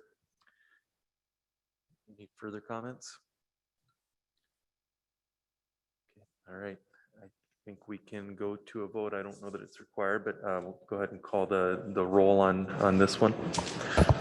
Sure. Thank you, Mr. Chairman. Calling the roll on the motion to authorize a RQE fee collection program as described in the amended motion. Ms. Campbell. Yes. Mr. Down. Yes. Mr. Jensen. Yes. Ms. Kimball. Yes. Mr. Kurland. Yes. Mr. Marks. Yes. Mr. Mesereau. Yes. Mr. Twite. Yes. Ms. Vanderhoven. Yes. Mr. Canine. Oh, wait. Mrs. Baker. Yes. Mr. Canine. Yes. Motion passes 11-0. Thank you, Mr. Witherell. Anything further on this agenda item? Okay, congratulations, Mr. Mesereau. Great job. Okay, that concludes agenda item C2. So next up is C3. We've got a bit of a scheduling conflict, so we're going to need to take the SSC report on C3 at this time before we get into the presentation. So here to provide that for us is Dr. Franz Muter.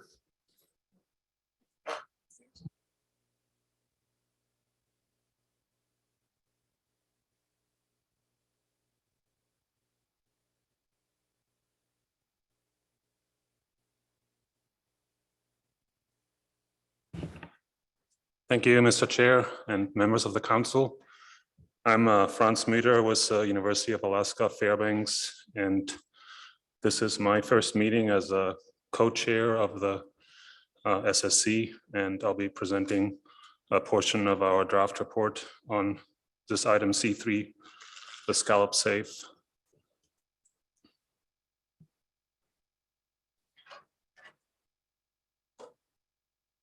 Not forwarding.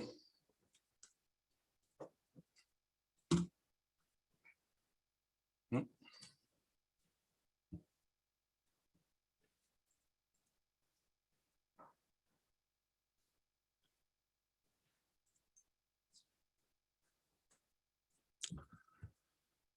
Okay, I see this is regarding scalloped harvest specifications for this year. There was a full assessment for scallops this year. As you may recall, there's no assessment model for ABC determinations for this stock.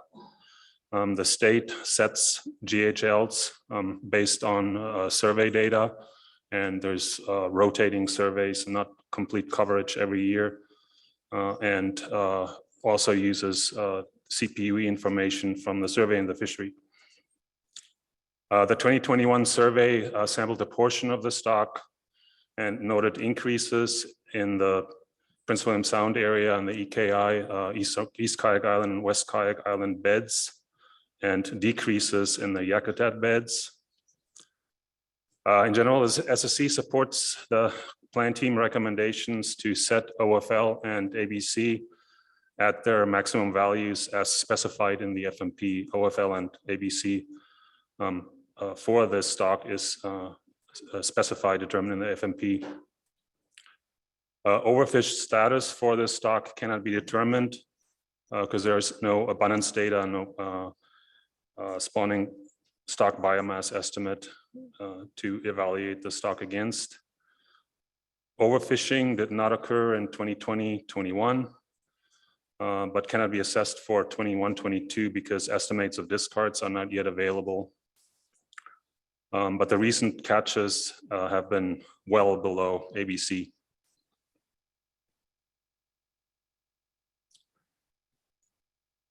So the SSC had some recommendations for the plan team to consider some of the issues that we highlight here, and then we had additional notes in our minutes that you should have. Specifically, one question was whether the OFL levels as currently specified in the FMP that use a reference period from 1990 through 1997 are still appropriate given more recent CPUE trends and biological information. Secondly, whether there is perhaps value in an analysis to assess whether or not the fishery is actually underutilized, and if so, identifying what the barriers are to increase participation in the fishery. And third, regarding the socioeconomic consideration, the SSC certainly appreciated the additional information that was brought forward this year that we had asked about in the past. And one of the questions that the SSC has actually noted in minutes going as far back as 2017 is whether the NS8 standard for continued community participation has been met in this fishery. And I believe that's all I have for the report, Mr. Chair. Thank you, Dr. Mütter. See if there's any questions. Ms. Kimball. Actually, apologies. I skipped over one slide because of the forwarding here. Should I just cover that real quick before the questions? Sure. Yes. I guess I skipped the main point in that.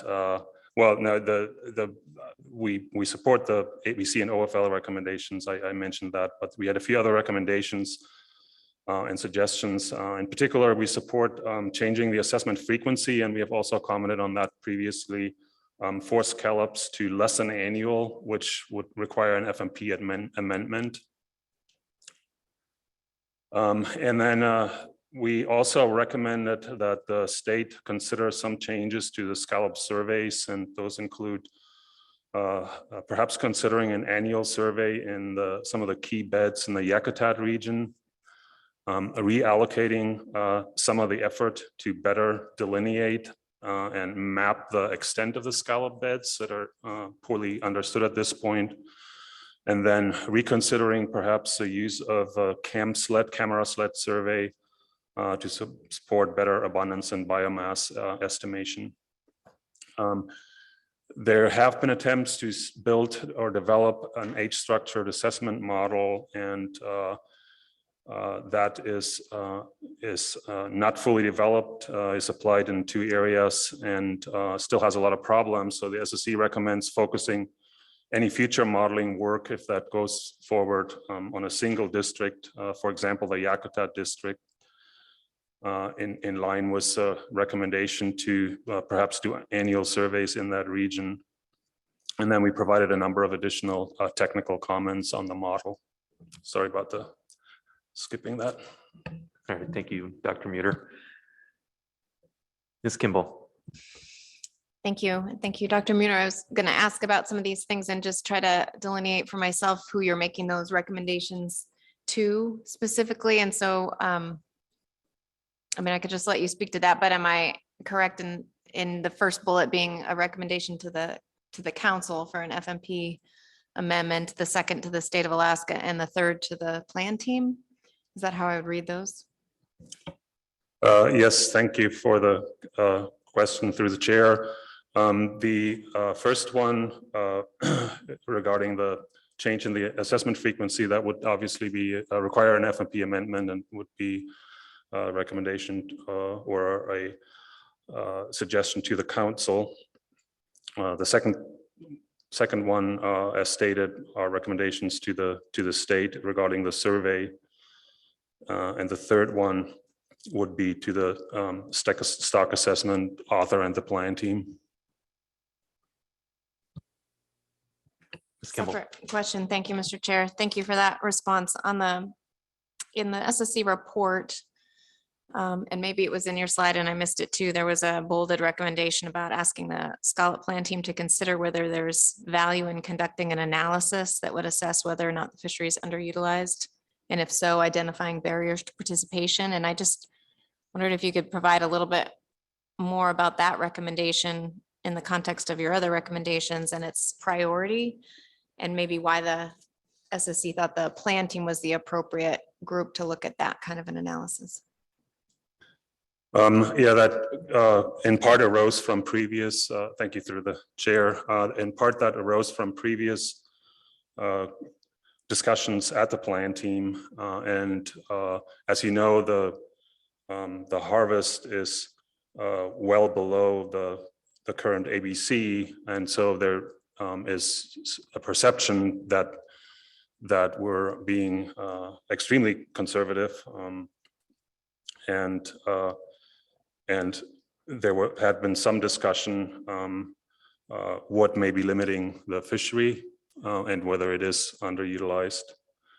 And so we are simply suggesting that the plan team perhaps take a look at that if they share that assessment, and potentially include that in some of the analyses, in the socioeconomic analyses, I suppose. Thank you. Thank you, Dr. Muda. As a follow-up then, when he talks about identifying barriers, was the SSC thinking of or concerned with like biological barriers to the fishery, or more external or management barriers that would fall in the realm of the council instead of the plan team? Thank you through the chair. No, we were simply wondering what if there are any limitations, or if it's by design to keep the harvest at a very conservative level.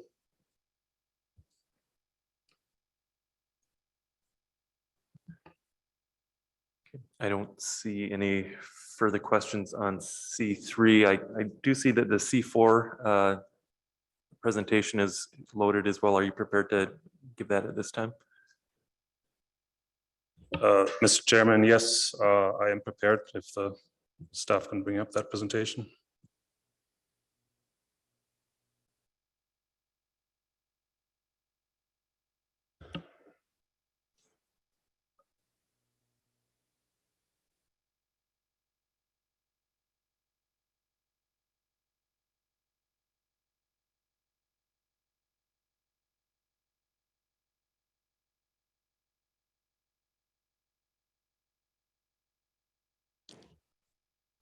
I'll proceed then with, if I may.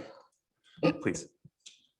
So this is agenda item C4, the Goa Rockfish Program adjustments that you haven't covered yet.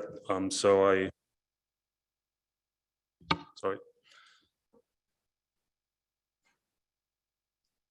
It's got a very slow response time. There we go.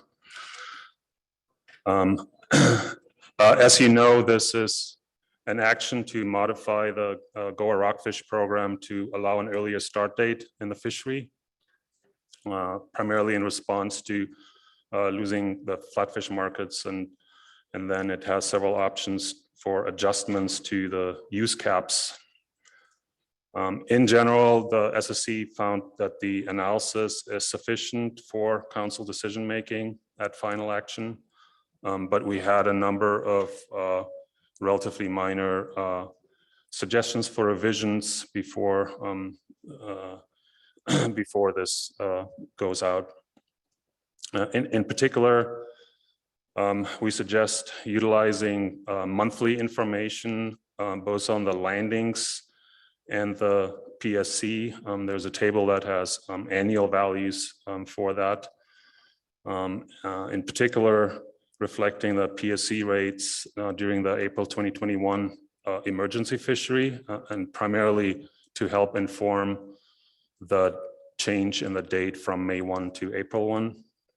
It would be useful to have that monthly information. Secondly, we recommend that the analyst present some additional evidence that the observed processor consolidation in the past was not driven by the rockfish program itself, and also discuss whether the proposed changes would perhaps drive further consolidation in the future. Third,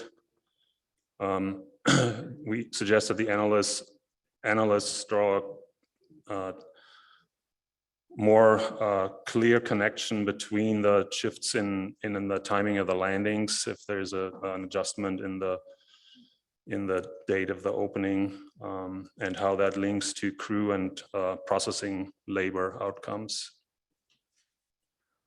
And fourth, we suggest integrating the available information on the biology of rockfish, in particular the timing of parturition, which is around that time period in April and May, and any habitat effects that would result from shifting the season to an April 1 opening. And that could be done based on prior NEPA analyses and consulting with rockfish experts as necessary to assess a need for an EA. And that concludes the minutes on that item. Thank you, Dr. Muter. Ms. Kimball. Thank you, Dr. Muter. I just, on the second bullet on that slide, I was wondering, I don't see the written report yet on this item, so maybe it's in there if you have ideas on what kind of evidence the analysts might need to present. Is something over and above, the relative volume of rockfish compared to other species and their trends in Kodiak, or rising transportation costs or labor costs, or the state of the tariffs on the state of the processing sector as a whole? Are any of those things something you're suggesting the analysts try to provide evidence of? I can't speak to the specific recommendations. There's a mention of the tariffs, for example, and a couple other items that I would have to actually go back to the minutes to present correctly. But there was a feeling that it was simply inadequately described or argued that the previous consolidation, we heard in the verbal report, we actually got a very clear explanation of that. And we are simply suggesting that that should be included in the written analysis. Thanks, Ms. Kimball. Further questions, Mr. Twite? Thanks, Mr. Chair. and Thanks, Dr. Muter.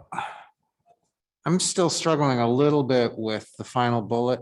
I mean, I understand that it might be useful to understand if a shift in harvest timing also shifts what parts of the population are most vulnerable to harvest, but to assess the need for an EA is the part that really puzzles me. That our basic groundfish harvest strategy, including for rockfish, isn't it essentially built around the concept that as long as we're harvesting at these low rates, we should be minimizing the risk that harvest shifts in harvest throughout the year may have somewhat differing impacts on different parts of the population. From a temporal perspective, haven't we deliberately chosen a harvest strategy that minimizes that risk already?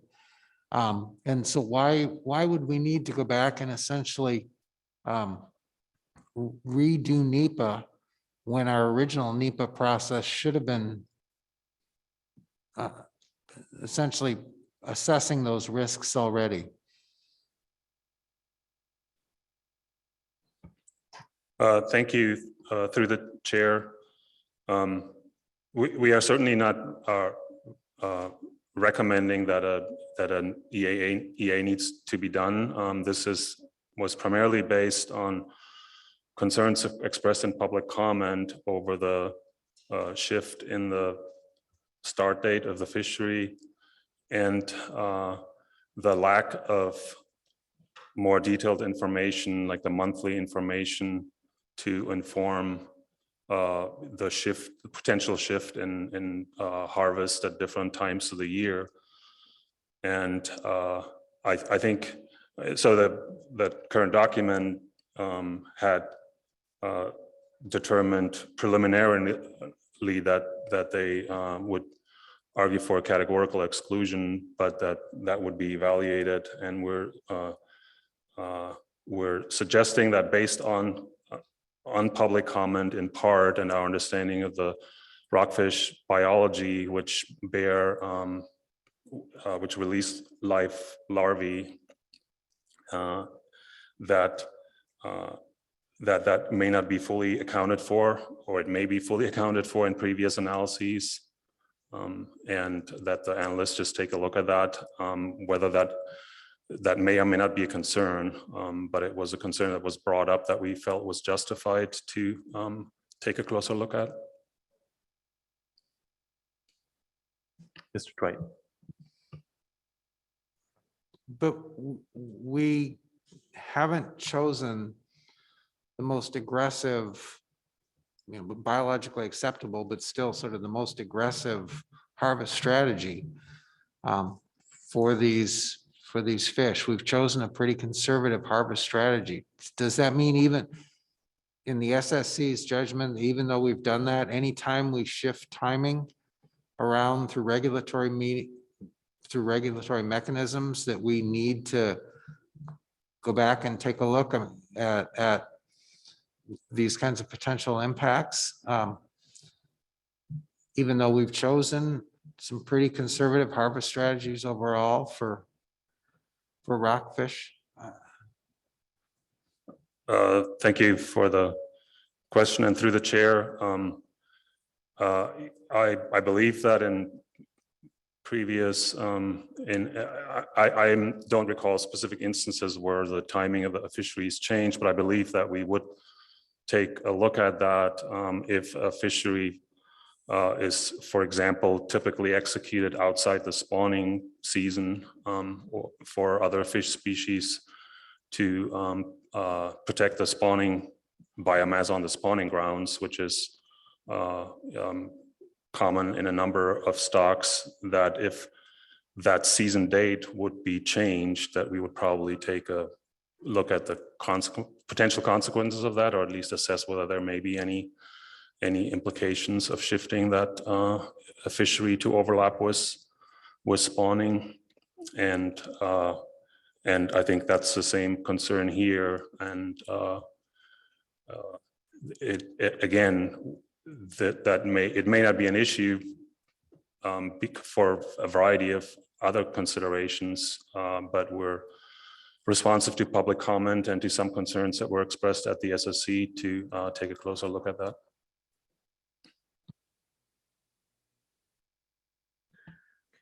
Further questions? All right, great. Thank you, Dr. Muter. Let's go ahead and break for lunch. Is an hour and 15 minutes good for folks? Anybody need longer? Okay, let's come back at 1:15.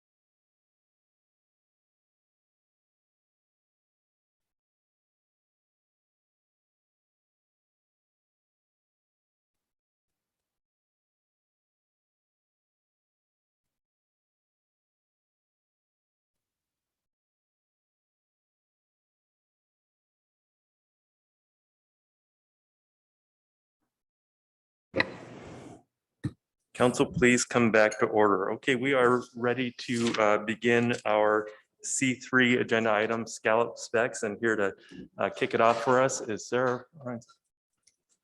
Ryan Smith. Good afternoon, members of the council, and thank you, Mr. Chair. My name is Sarah Ryan-Smith, council staff and Scout Plan Team Coordinator. Today, we have Tyler Jackson on remotely to give an overview of the components of the Plan Team report, as well as the 2022 SAFE document. We also have Scott Miller on remotely from NIMS and Juneau to present the socioeconomic portion of the SAFE document. On the e-agenda, you can find the full Plan Team report and the 2022 SAFE document. If I can get a sound check from Tyler and Scott before we move forward with their presentations, that would be great. Thank you.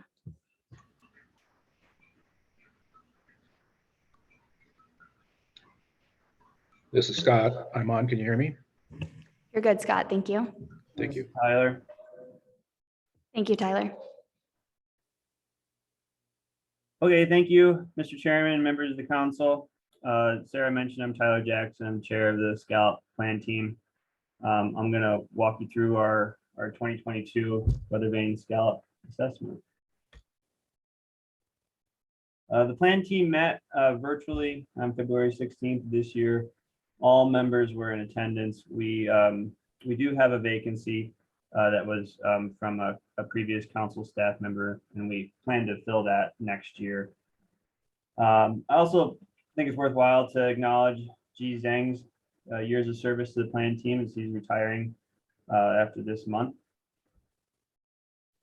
And thanks to those who played a role in getting some of our safe and report together that aren't on the plan team themselves. I'm going to keep it kind of high level. I'll explain our 2022 stock status and then touch on some of the components that are in the safe and the plan team report, including the dredge survey, a fishery update, and some of the model-based assessment development that we're doing. Then I'm going to hand it off to Dr. Scott Miller, who's going to update you on our socioeconomic section of our safe. Since there's no assessment model or total biomass estimate for scallops, we default to management quantities that are specified in our fishery management plan under Amendment 13. And just to be clear, this is not informed by the survey or the observer data at this time.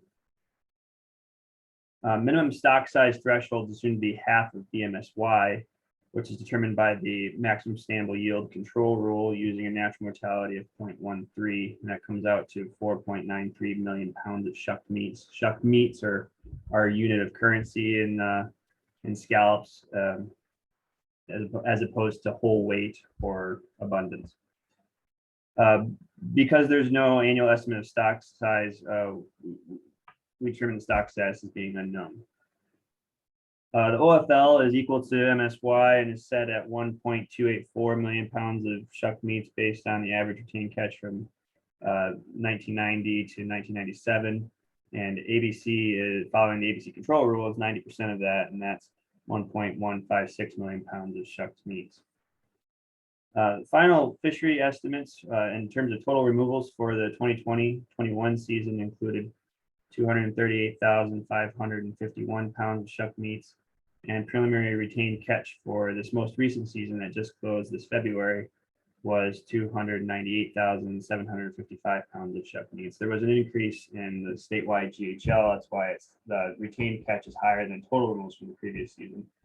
It's worth noting that we don't have discard estimates yet available for this previous season. The plan team met on the 16th, and the fishery just recently closed on the 15th. So that's why those data aren't finalized yet.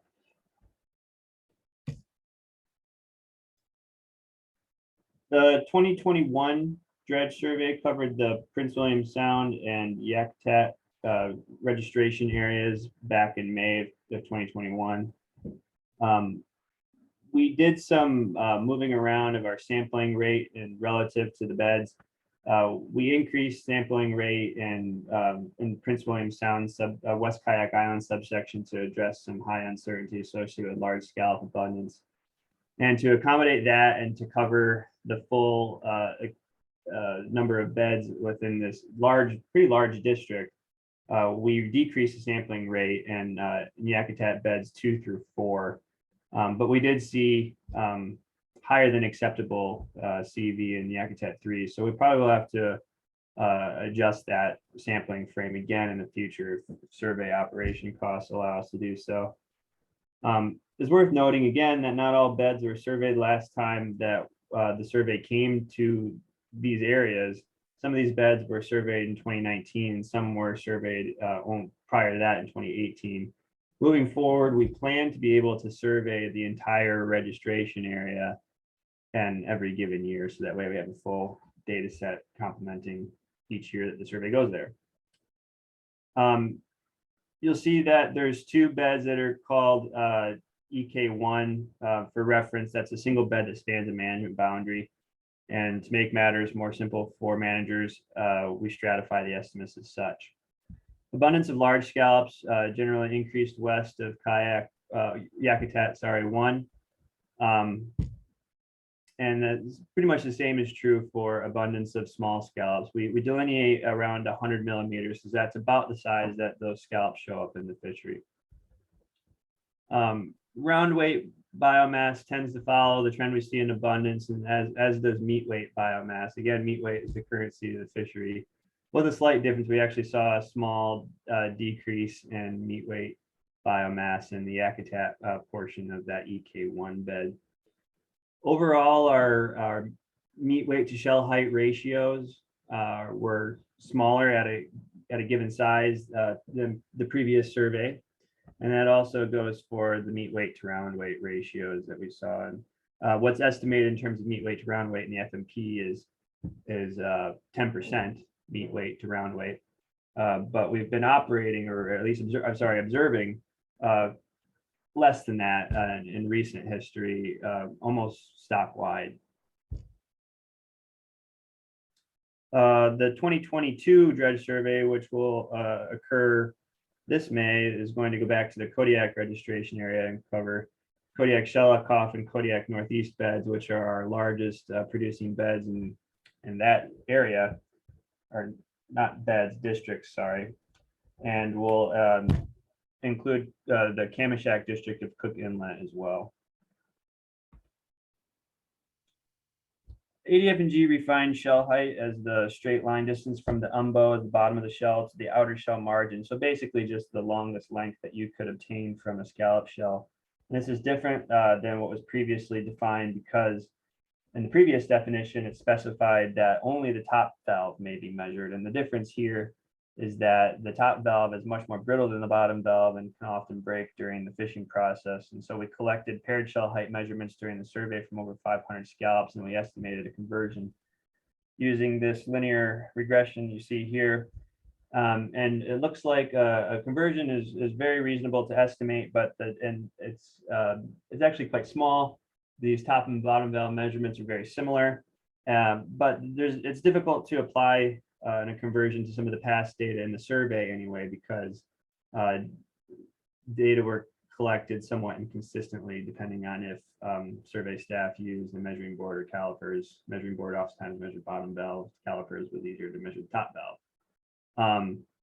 Since 2019, those data collection methods have been more consistent, and it's been consistent throughout the entire time series of the observer data. So we're considering whether or not a similar project should be done in observer data, because the larger dredge is handled a little bit differently. So it could, the amount of variation in how much damage occurs to the top valve could be different. And so this is somewhat more of an ongoing process, but we are making the switch to measuring total height of a shell as opposed to just the top valve. And it doesn't seem like there's going to be that large a consequence in doing so. So this is an update on the state's fishery management in the past 2 years. This graph on the left here is a time series of total fishery removals. So that's retained catch plus an estimated discard mortality. Discard mortality is the total estimated discards times 20%. So it's 20% of that total. Sorry, probably easier way to phrase that. This doesn't include the discard mortality for area H, which is not available at this time. The horizontal line is the OFL as specified in the FMP, and ABC is 90% of that. And so the kind of takeaway here, I think, is there's a lot of room between the total removals and our management quantities. And they're not really coming into play in terms of setting or GHLs or in-season management.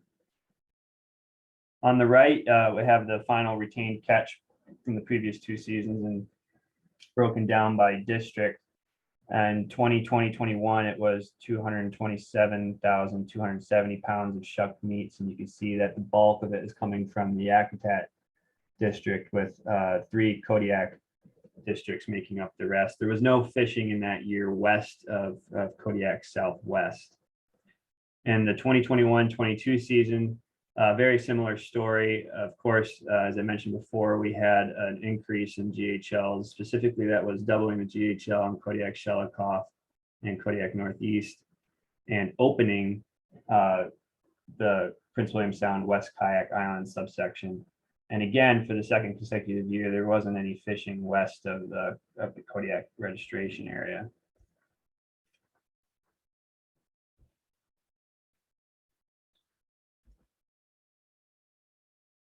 Appendix 3 of the SAFE details work on using stock synthesis to develop a model-based assessment for scallops. And before I get any details on that, I kind of wanted to paint a picture for you of what the challenge that we're facing in coming up with a stock-wide assessment of weather vane scallops. And it has to do a lot with the data disparity among portions of the stock. So these are the state's registration areas. We have 2 registration areas in which there's only historical fishing, and we lack a lot of data for that. And that's area R is ADAC, and area A, which is southeast. The dredge survey occurs biennially in either the right now either the western or eastern Gulf, and the areas that are highlighted in green, those being Kodiak, Shelikof, Northeast, Prince William Sound, and Yakutat, and in Kamishak, if it can be fit in. Those areas, as well as all the areas in red, have been open in recent history for fishing and have an annual GHL that is set independently of other areas. But the areas that are in the lighter shade of red have sparse or little to no fishing history, and so we don't have a tremendous amount of data that comes from them. On top of that, any of the older observer data pre-2008 needs some level of data recovery in order for it to become useful for assessment development. There's very little knowledge of connectivity among, through larval dispersal throughout the stock. And we do know that there are certain biological processes like growth and maturity that do differ throughout the stock range. And so it's you can kind of paint a bit of a complicated picture that needs to be stitched together in terms of coming up with a total biomass estimate for the entire stock. Mr. Jackson, I apologize. I think we're getting what you're saying pretty well here, but if you can adjust your mic or any way to see if you can get your audio a little bit more clear, that'd be helpful. Is that better? Yep, that sounds better. Okay, I had my laptop closed. I forgot when I presented the AP that I needed to do that, and I apologize that I forgot to do that again this time. Should I go ahead? Oh, it was starting to sound a little muddled again. So whatever you can do to try to improve that, that'd be great. Okay, well, I apologize for the sound quality. I don't know if there's much I can do, but I'll try to keep in mind as I push ahead.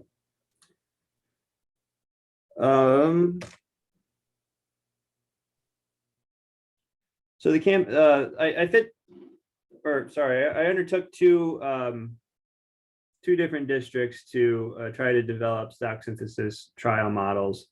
And the Kamishak model here is based on previous work done by Ji Zhang, and it was updated by adding the most recent fishery and survey data. And then applying that framework that he developed to the Kodiak Shelikof district, and using that district specific data. And just to be clear that what I'm presenting here is not both districts combined. It's just for each district separately. So there's 2 different models. Very generally, the catch and fishery CPUE data come from the observer program. A lot of that is since 2009. Anything before that, again, it is just kind of preliminary because some of that needs some data recovery. Fishery independent data come from the dredge survey.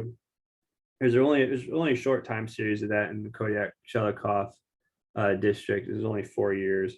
But we do have the Western Region Trawl Survey, which is crab focused, but has a much longer time series. And that seems somewhat useful for the Kodiak Shelikof district. But as I'll mention in a minute, there was some issues using it in an assessment model.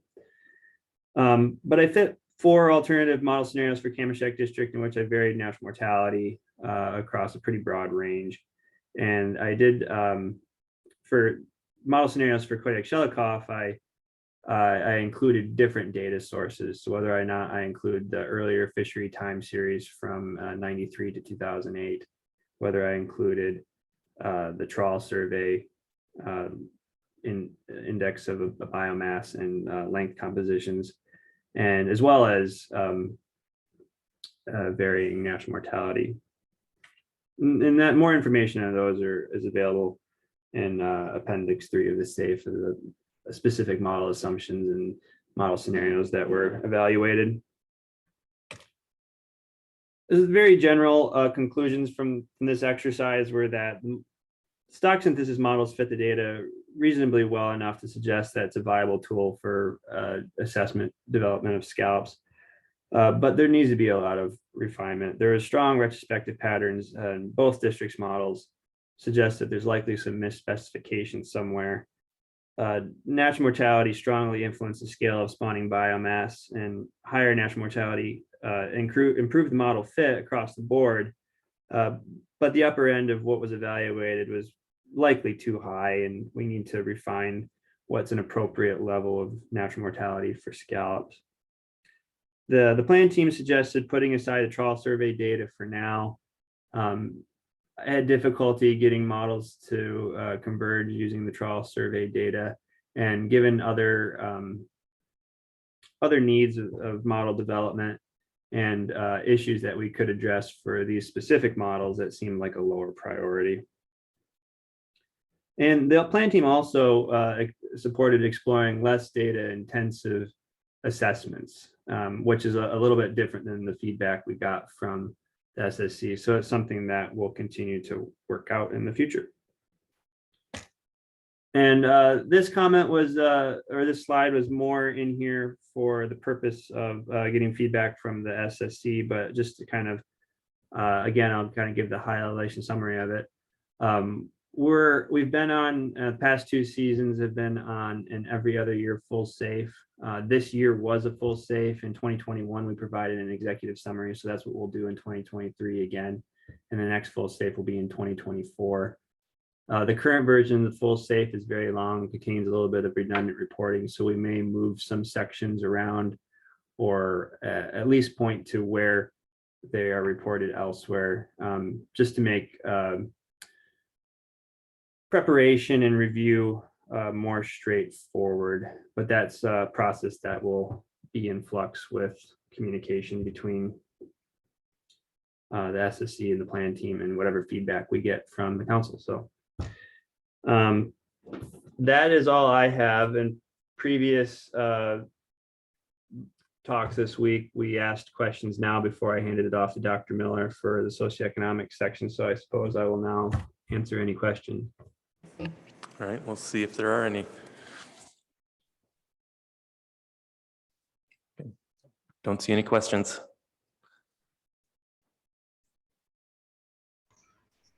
Thank you, Mr. Jackson. Okay, thank you. I guess I'll hand it off to Dr. Miller then to talk about the socioeconomics. All right, thanks again. Dr. Miller, good afternoon. Good afternoon, members of the council. And Tyler, will you be still pushing slides forward? I don't believe I have control. I can, yeah. Great, thank you. I'm Scott Miller. I'm an industry economist with the National Marine Fisheries Service Sustainable Fisheries Division in Juneau, and I've been a scallop plan team economist for 17 years. This year, we provided the full SAFE, as Tyler's indicated, and added in quite a few changes to the socioeconomic considerations chapter, appendix, primarily to address SSC comments from the past several years. We merged the history section. There was a separate appendix previously. That's now in the socioeconomic consideration portion. So we've broken that out into subheadings for management history versus participation and performance and economic data. So those are 2 subheadings there. We retained and updated the break-even analysis that was originally prepared for Amendment 4. Amendment 4 back in the late 90s created the LLP program with the 9 original issues LLPs. And so that analysis was has appeared in the socioeconomic consideration section for quite some time, but it has actually been updated for present GHL ranges and also present levels of pricing. We also added additional community and crew discussions at the urging of the SSC and port landings for the past 3 seasons. Port landings are a difficulty because since the LLP system was put into place in the early 2000s, a marketing cooperative formed, and that marketing cooperative, the Alaska Scallop Cooperative, has several different members with multiple LLPs, and I'll document a little bit about that. And they process all of their product at sea into a frozen product form. So it's essentially delivered in frozen blocks as a first wholesale product. So there are fish tickets, but during a period of time in the last decade or so, some of that data had been misreported as at sea, so we didn't have landings. So what we have done is Ryan Burt in the Kodiak ADF&G office has gone back through fish tickets and is building a database that will link past fish ticket data to port of landing going back into the past so that we can better address the issue of community participation, again, at the urging of the SSC. We've also included an expanded discussion of fleet consolidation under the LLP management since inception in the year 2000. Updated tables and figures, and we provided formal written responses to past SSC comments that are in the comment response section of the SAFE. So those are the major changes in this cycle. Next slide, please.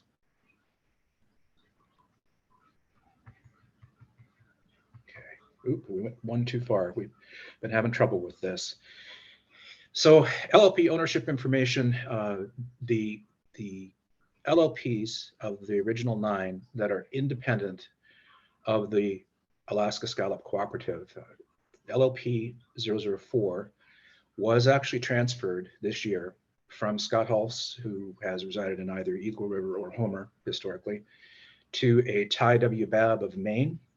And we don't have a known vessel associated with that LLP. These LLPs have a maximum length overall requirement or limitation, but any vessel under that MLOA could be used by the LLP holder, but we don't know of a vessel that's associated with this LLP. Mr. Babb does appear to be a Bristol Bay salmon permit holder. There are 2 additional LLPs that are owned and have been owned for quite some time now by East Coast entities. One is Atlantic Capes, that's LLP 003, and the second is owned by a limited liability corporation called EWT, and that's LLP 006. Neither of these entities appear to have vessels available in Alaska that we can find in records, in vessel records. Doesn't mean that they couldn't lease a vessel or purchase a vessel. It just means we don't know of a known association. However, the vessel Kilkenny, homeported in Kodiak, I misspoke. Atlantic Capes does still own the Kilkenny. There was a time, some indication that Kilkenny had been sold, but currently the CFEC records still identify Atlantic Capes as the owner of Kilkenny. So they could fish that vessel. Historically, the Kilkenny has delivered fresh scallop meats, not frozen, because they don't have the capability to do frozen meats on board the vessel. And they have historically fished Shelikof and Kodiak and possibly Cook Inlet, and had done marketing in Kodiak and Homer with some deliveries to processors in Kodiak and Homer that we know of. So that vessel is available to Atlantic Capes. They haven't chosen to fish it in the last several years. I actually don't think they've chosen to fish it since they purchased the LLP and the vessel. So we have not seen any state of Alaska water registrants fishing since that management plan was adopted following the sunset, I believe in 2013, of the former limited entry program. There have been registration, just no one has fished. It's very possible because of the requirement for a full-time observer on board, the expense of that, gearing up, uncertainty about how much scallop they could possibly harvest in state waters. We don't have a good picture of why they have not participated. Next slide, please. We have seen no known change in cooperative membership or cooperative affiliated LLP ownership shares. The socioeconomic consideration section has an extensive tabular listing and table. It's way too big to present on screen. Table A2.4 goes through and lists the LLP. It's on page 103, goes through and lists the LLP, its current corporate ownership and home state, and also the vessel historically fished and whether it's been participating or not in the past several years. So cooperative members, and there are several that are identified in that table. They collectively own shares of license limitation corporations that then in turn own the LLP. So They collectively have 3 vessels that are qualified to fish their LLPs. The Polar Sea is associated with LLP 005, Provider LLP 008, and the Ocean Hunter LLP 009. Of note is that Provider is, as far as we know, exclusively used to fish scallops. That's the only thing Provider does. So it is the workhorse, if you will, of the current 3-boat fleet of the cooperative. The Polar Sea and Ocean Hunter may also participate in the crab rationalization program fisheries, and one of these apparently fishes some ground fish. The product form for the cooperative members, as I mentioned, is that they freeze product at sea and deliver to cold storage or freezer containers for barging. So there is another LLP 002, that is a cooperative member that is actually the former, or is associated with American Seafoods, that is AFA sideboarded in scallops, I believe to 20,000 pounds. So pretty limited possibility to make a profit with that sideboard. So they are a cooperative member, and they're not presently fishing that vessel. Next slide. So we had a nice increase in landings this last year, as Tyler mentioned. We had some doubling of GHLs in some areas, but we didn't see fishing further out west. So it was a limited increase, but we did go from just right under 230,000 pounds to almost 300,000 pounds. We no longer can receive pricing from the State Department of Revenue because of their confidentiality concerns with the 2 boats participating.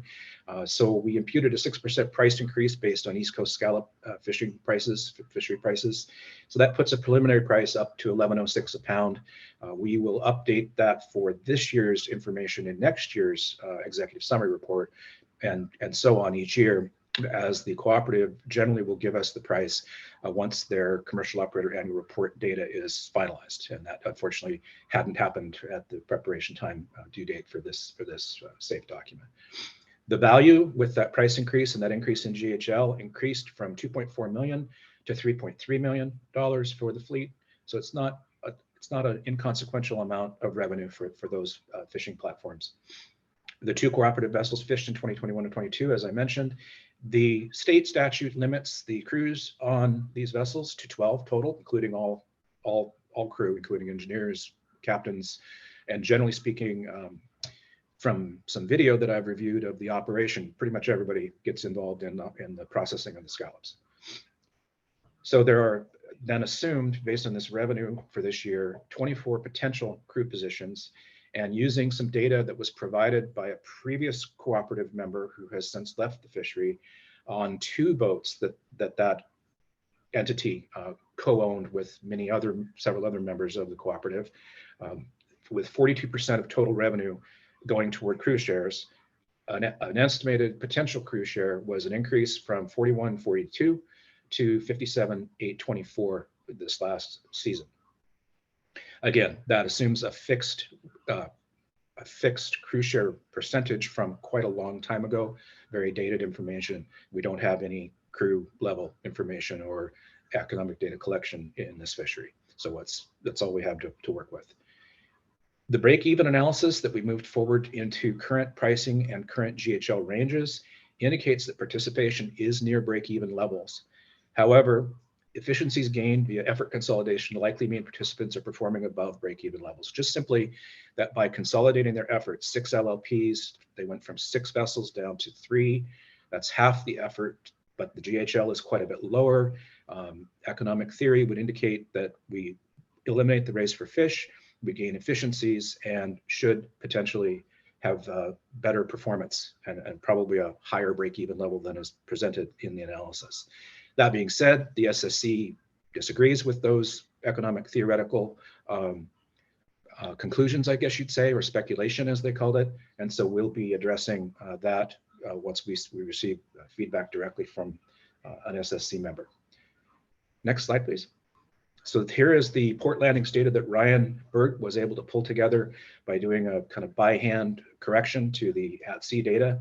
And you can see that rather traditionally, Dutch Harbor, Homer, Kodiak, and Yakutat have been consistent ports, although Dutch Harbor, we haven't seen fishing out west for the last several seasons. And Homer likely is not receiving any deliveries right now because the Kamishek beds are closed, and the Kilkenny, which historically has delivered to Homer, is not fishing presently, even though it could. Also, Scott Hulse, who used to be associated. Max Hulse was the original permit holder. It was transferred to Scott Hulse several years ago. And Scott Hulse had been associated with several different vessels that have been rebuilt, repurposed, and then sold. And as far as I can tell, are no longer available to fish scallops. And so we don't know the intentions of Mr. Babb, who purchased that LLP this last year. So we'll just have to see what happens in the future with that. In 2021, I wanted to point out, with the pandemic raging, the Scallop Cooperative was able to get a vessel down to Seattle to get a quarantine crew. They came up and fished. They were able to get an observer on board. They did have a little bit of difficulty with the observer situation with quarantine to be able to get out west to fish. So they didn't get out west to fish.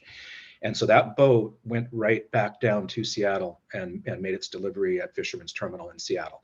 So that's the reason that there's a Seattle delivery there. In the present world of the cooperative, the vessels are home ported in Kodiak, and they make most of their landings in Kodiak. They have cold storage facilities there, but they can land in these other ports that have freezer barge service, which most ports do. So they can pretty much offload the frozen product wherever they can transport it. In 2021 and 2022, 8 landings in Kodiak and 2 in Yakutat. So the number of landings are bouncing between 8 and 10, and we will be working this information back into the past as Ryan develops this database, given time availability and resource availability. Next slide. So just to put in context the pricing that we use in this fishery and the relative pricing, the Atlantic sea scallop fishery is a massive fishery, one of the most valuable fisheries in the US. And it's a much larger scale of our scallop fishery. Our scallop fishery historically has had as much as 1.7 million pounds. And we are in a historically low range of GHL right now at between 230 and 300,000 pounds of shuck meats.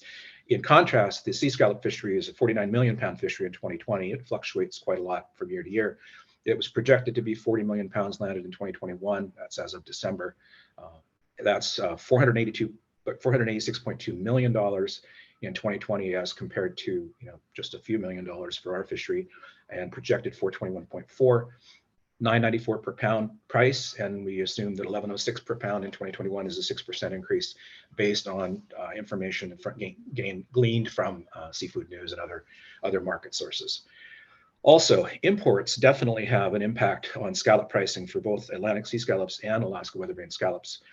These imports, unfortunately, are in a combined product form, so we can't break out very readily the aquaculture scallops versus wild capture scallops, and it also combines many different sizes of scallops, and scallops, even in the Atlantic sea scallop fishery, have quite a variability in pricing depending upon the size of the scallops. But in any event, during the pandemic, we saw a drastic decline in imports down to 36.5 million pounds. This is very likely because many of the imports likely go into the restaurant markets, as do weathervane scallops. This bounced back this last year to 55.4 million pounds and appears to be rebounding quite a lot, which of course is going to be putting some pricing pressure on. We'll have to see how that works out in next year's pricing. Average import price of all product forms combined increased from $535 to $586. Just as we've heard from the Scallop Cooperative and from crab harvesters and processors during the pandemic, frozen seafood prices went up dramatically, and that will have to be studied by marketing people over the next few years to see fully what that entailed. Next slide, please. So with that, that is the update of the socioeconomic considerations section, and I would take any questions you might have. Thank you, Dr. Miller. Are there any questions?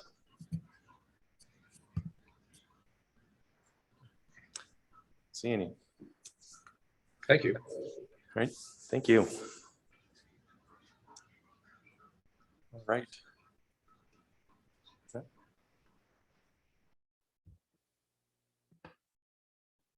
All right, I think we are ready for the AP report. Thank you, Ms. Reinsmith, Mr. Jackson, and Dr. Miller. Thank you. I'd like to, before we get into it, remind members of the public to please sign up to testify prior to the end of the AP report. Good afternoon. We need your mic.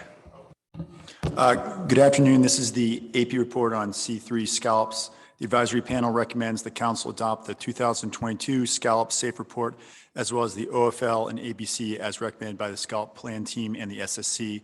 That motion passed without opposition. Thank you. Thank you, Mr. Upton. Any questions? Okay. Don't see any.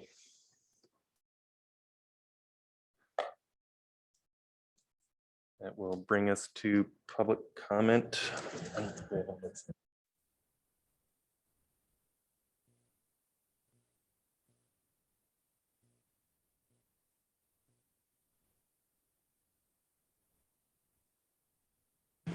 Okay, I don't see any members of the public signed up to testify, so are we ready for action? Ms. Bush. Thank you, Mr. Chairman. I do have a motion. And I'll wait a second. There it is. All right. The council approves the scallop safe report and adopts the OFL of 1.284 million pounds, which is 582 tons, and the ABC of 1.156 million pounds, or 524 tons, as recommended by the SSC. The council also initiates an analysis to amend the scallop FMP to provide flexibility for non-annual assessments. That's my motion. Is there a second? Second. Seconded by Mr. Jensen. Ms. Bush. Thank you. The council appreciates the work, as always, of the scallop plan team members. As we heard in the presentation, the harvest during the 2020-21 season was about 20% of the OFL, and overfishing did not occur. While an official overfishing determination cannot be made for the most recent season until the discard numbers are finalized, the preliminary numbers indicate that it is extremely unlikely that overfishing occurred in the most recent season. The council supports the SSC recommendation on improvements to the stock assessment and future modeling work, as well as the recommendation for the scallop plan team to consider whether the OFL levels are appropriately set using the 1990 to 1997 reference period. As to the second part of my motion, the scallop FMP currently requires that a safe report is produced annually. So an FMP amendment would be required to accommodate an alternative assessment cycle, as has been recommended by the SSC. I don't expect that this will be a very lengthy analysis, and it's my hope that it could be accomplished as an initial final action, either next year under the scallop agenda item or sooner if other actions occur that require scallop FMP amendments.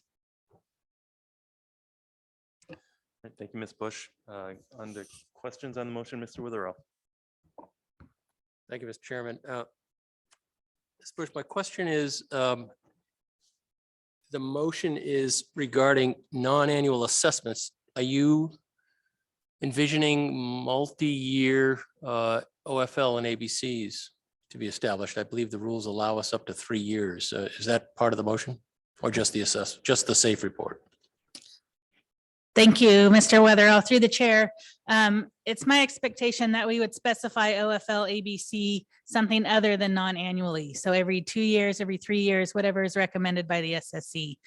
Right now, the FMP is specific for the stock that we have to do that annually.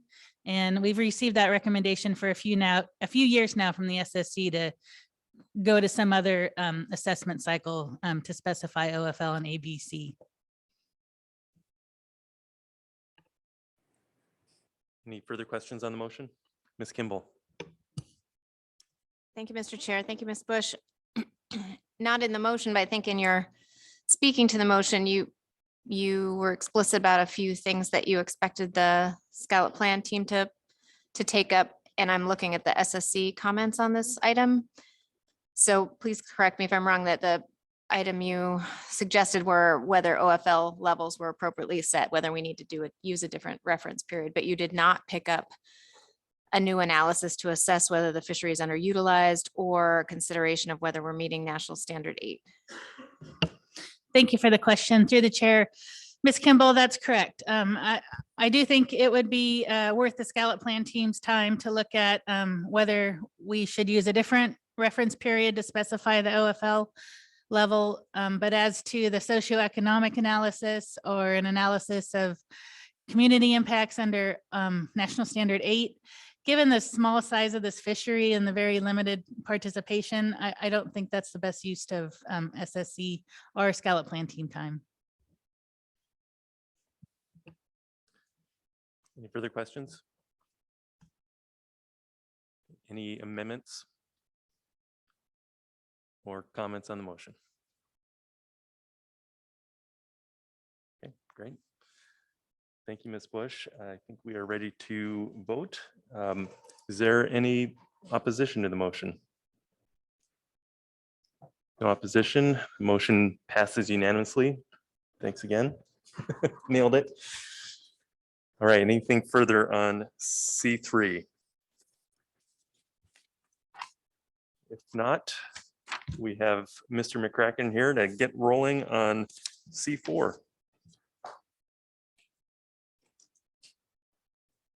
Good afternoon. It is so good to see everybody in person other than behind screens. Okay. Let's see if I can get my act together. So I have to push the button, right? Okay. All right, C4, Central Gulf Rockfish Program Adjustment Initial Review. John McCracken, council staff. Let's see. I got into problems with the AP here. I was rage clicking. Let's see if I can. Okay, it's not moving.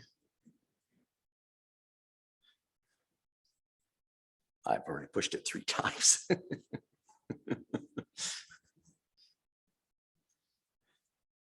Sorry, I'm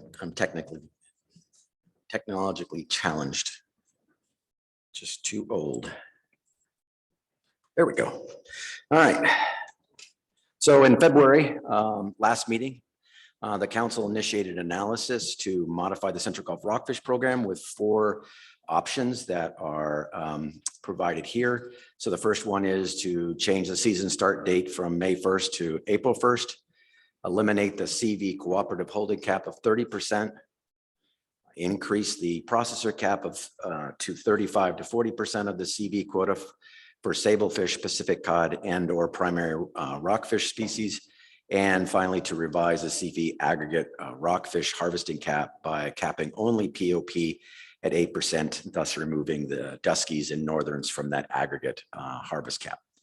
The purpose and need is to increase the flexibility and efficiency and improve the functionality to better ensure that the rockfish quota are fully harvested and landed in Kodiak as intended in the original rockfish program. The next slide here, slide 3, speaks to a category exclusion. So analysts have preliminarily determined that none of the alternatives have the potential to have an effect individually or cumulatively on the human environment. Speaking specifically to the April 1st start date, this proposed start date is within the range of dates analyzed for the rockfish program. So this action would not have any effects beyond those previously analyzed and which were determined to be not significant. In addition, the April 2021, April 1st emergency start date for the rockfish program was also categorically excluded from the need to prepare an EA.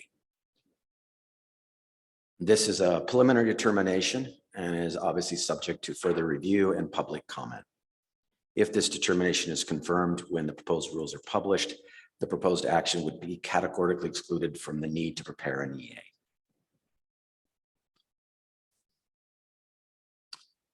The next slide speaks to the background section. And obviously there's a lot of bullets here, but I'm not going to walk through those unless there's specific questions. But what I would do is just kind of summarize them. So 2.4 notes that the analysis draws largely on Amendment 111, which is the rockfish program reauthorization that Mr. Brannon and Dr.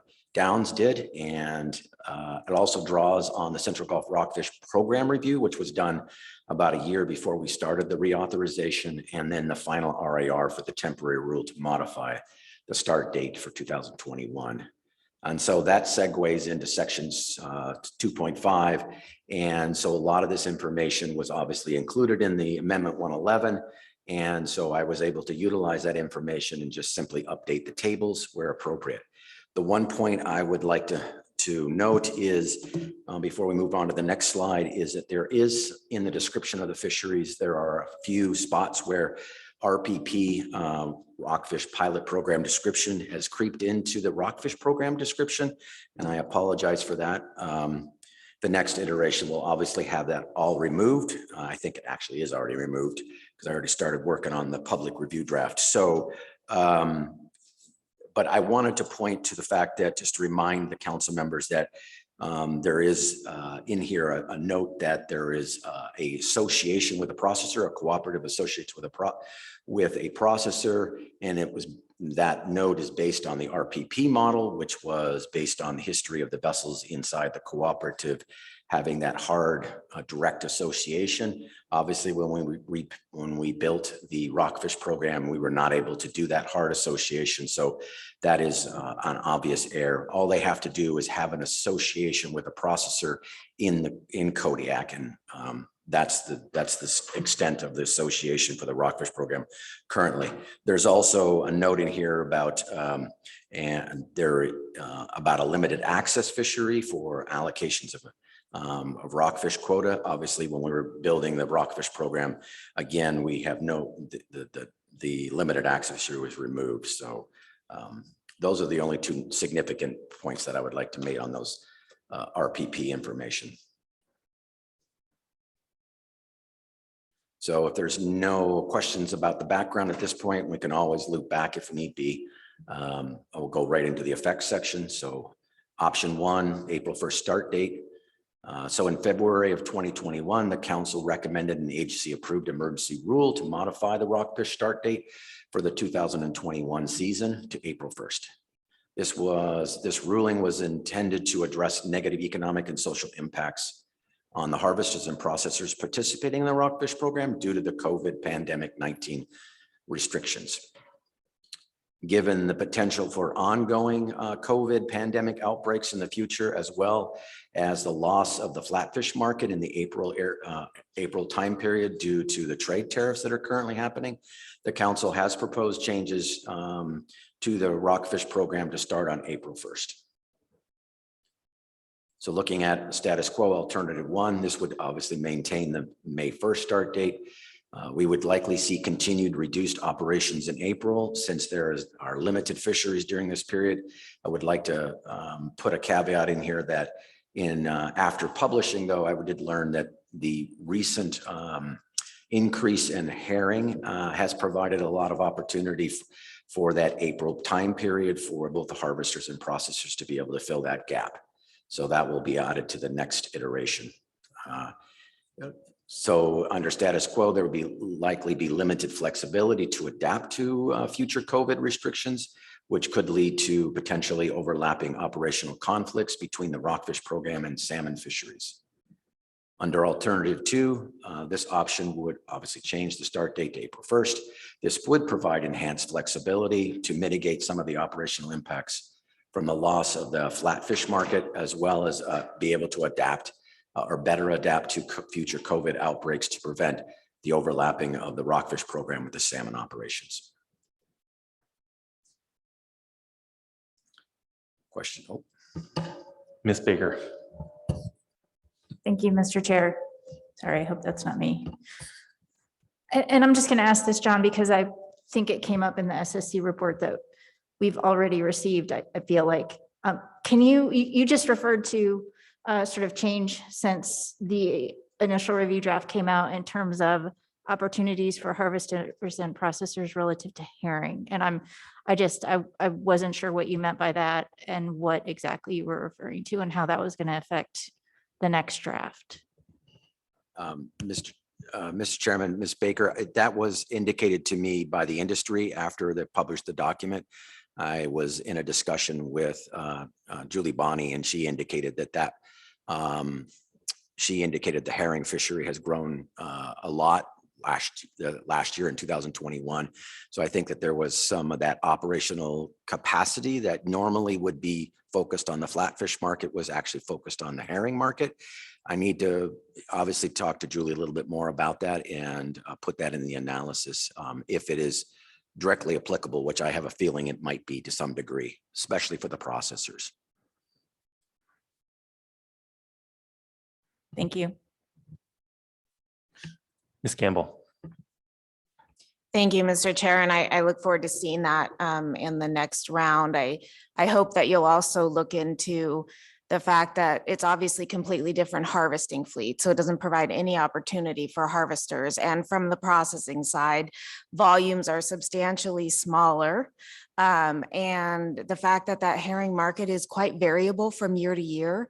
And so the fact that there was the ability to have some marketable harvest in 2020 and 2021, we didn't fish at all in 2020, but 2021 and 2022 doesn't necessarily say that herring will be an acceptable substitute for trawl processing activity in Kodiak in future years. And so just a full exploration of that, if you're going to include it, I think would be great, John. Thank you. I will look into that. My intent is to look in that with much more detail. Okay, if there's no further questions, I'll move to the next option. So option 2, just to remind you, elimination of the CV cooperative holding cap, which is currently 30%. The cooperative holding cap, as it was intended, I think under the original Rockfish program, as well as maybe under Amendment 88, which was first what was implemented in 2012, was to provide greater opportunity for multiple shoreside processors to receive Rockfish quota. However, in Amendment 88, when I was looking this up and researching it, there was a note that the processor cap was likely a better tool or an element for ensuring multiple shoreside processor receiving Rockfish quota, and by establishing obviously a minimum number of processors that would require to process all the quota. So in some sense, the processor cap as well as the cooperative cap are sort of duplicating themselves to some degree. And from what I understand, maybe that was more appropriate under the Rockfish pilot program, where you had a direct association with the processors you historically delivered to. But we've gotten away from that now, because now there are no restrictions there are no restrictions in the Rockfish program where multiple cooperatives can associate with a single processor. And in fact, we do have 2 cooperatives that are associated with the same processor. So looking at alternative 1, this would maintain the existing 30% CV holding cap. This holding cap would likely provide some very little amounts of benefits that was originally intended, probably to some degree, although I think that the multiple cooperatives associating with the same processor kind of marginalize that benefit a lot. This could, in addition, could result in some higher management and administrative costs associated with managing multiple co-ops that are associated with the same processor that may want to consolidate in the future. Under alternative 2. Mr. McCracken, before we move on, Ms. Kimball has a question. Thank you. Sorry to interrupt, John. I just before you got too far ahead of yourself on the cooperative holding cap versus the processing cap, and you said they may be duplicative, but did I misunderstand you? I mean, my understanding of the cooperative holding cap is it's not duplicative with the processing cap. It just doesn't limit or provide any bounds on processing. It has nothing to do with that. It's just the number of harvesters and the amount of quota that they can hold within their own harvester cooperative. So did I misunderstand you? No, you did, Mr. Chair, Ms. Kimball. No, you didn't misunderstand me.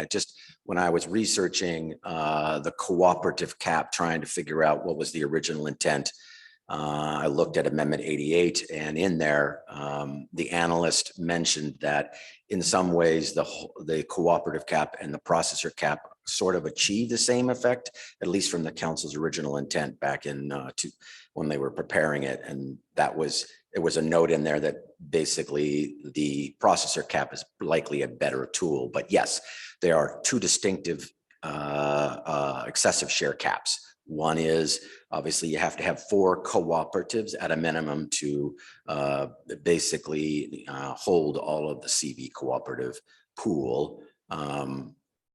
Whereas the processor cap is a whole different, another tool. But in some ways I think originally they were intending to do somewhat the same thing or accomplish the same thing back then. And we've gotten, I think, away from that a little bit. Thank you, Mr. Chair. Thanks, John. So maybe a better way to ask is forget the Rockfish pilot program, but under the current program that we have today, the cooperative holding cap doesn't have anything to do with how much an individual processor can process. Is that a better way to ask that question? That is correct, yes. Okay, thank you. Okay, so moving to the action alternative for option 2, which would be to remove the CV cooperative holding cap. So given that the Rockfish program includes processor caps, which as we've indicated, somewhat accomplish the same thing of maintaining distribution amongst the minimum number of processors.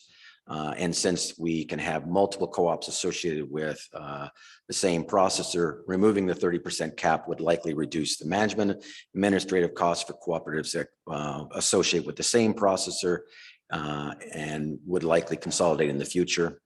Again, there are 2 cooperatives that are currently associated with the same short side processor. If the shore cooperative caps were removed, likely these 2 cooperatives would consolidate into one cooperative.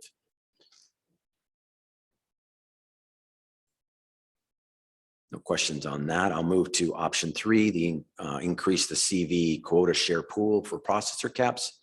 So processor caps were intended, as we've already indicated, in the last option, is to maintain the distribution of processing activity to a minimum of 4 processors, which would benefit the employees of those plants. And that was originally intended in the Amendment 88.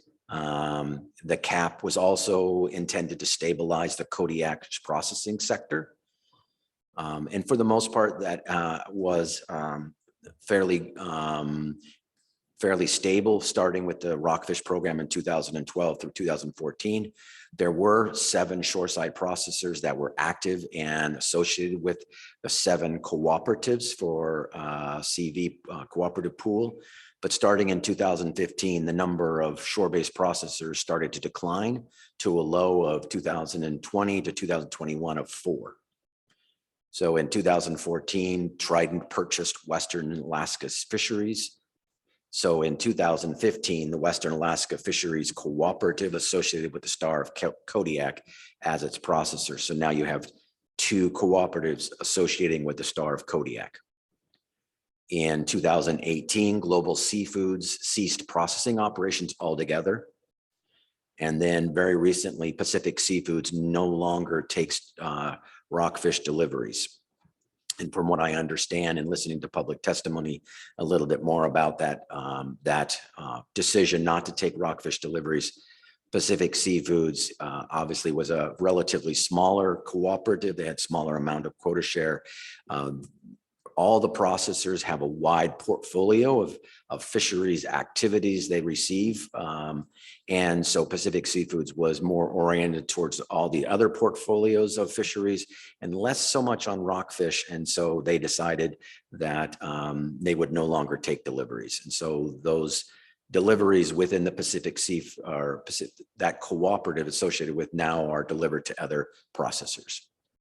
As a result of the declining number of shore-based processors, the 30% processing cap is becoming constraining for some of the shoreside processors, particularly Pacific cod and sablefish.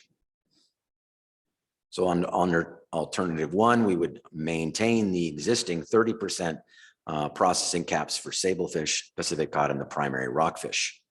Given that the current 30% cap is now becoming constraining for Pacific cod and sable fisheries, there is likely these 2 species will continue to be constraining under alternative 1. We would likely result in some portion of the quota remaining unharvested. The primary species could be constraining because I've obviously talked about Pacific cod and sablefish being constraining, but not the primary species. And as we will get to and under option 4, Dusky and Northerns are not a fully utilized quota. And so what happens is the aggregate of those is not constraining on the processors at this point. But if the council were to select under option 4 to redo or revise the harvester cap, it is the potential that northerns and duskies could increase, their quota harvest could increase. Thus, the aggregate of those three primary species could be constraining for processors in the future.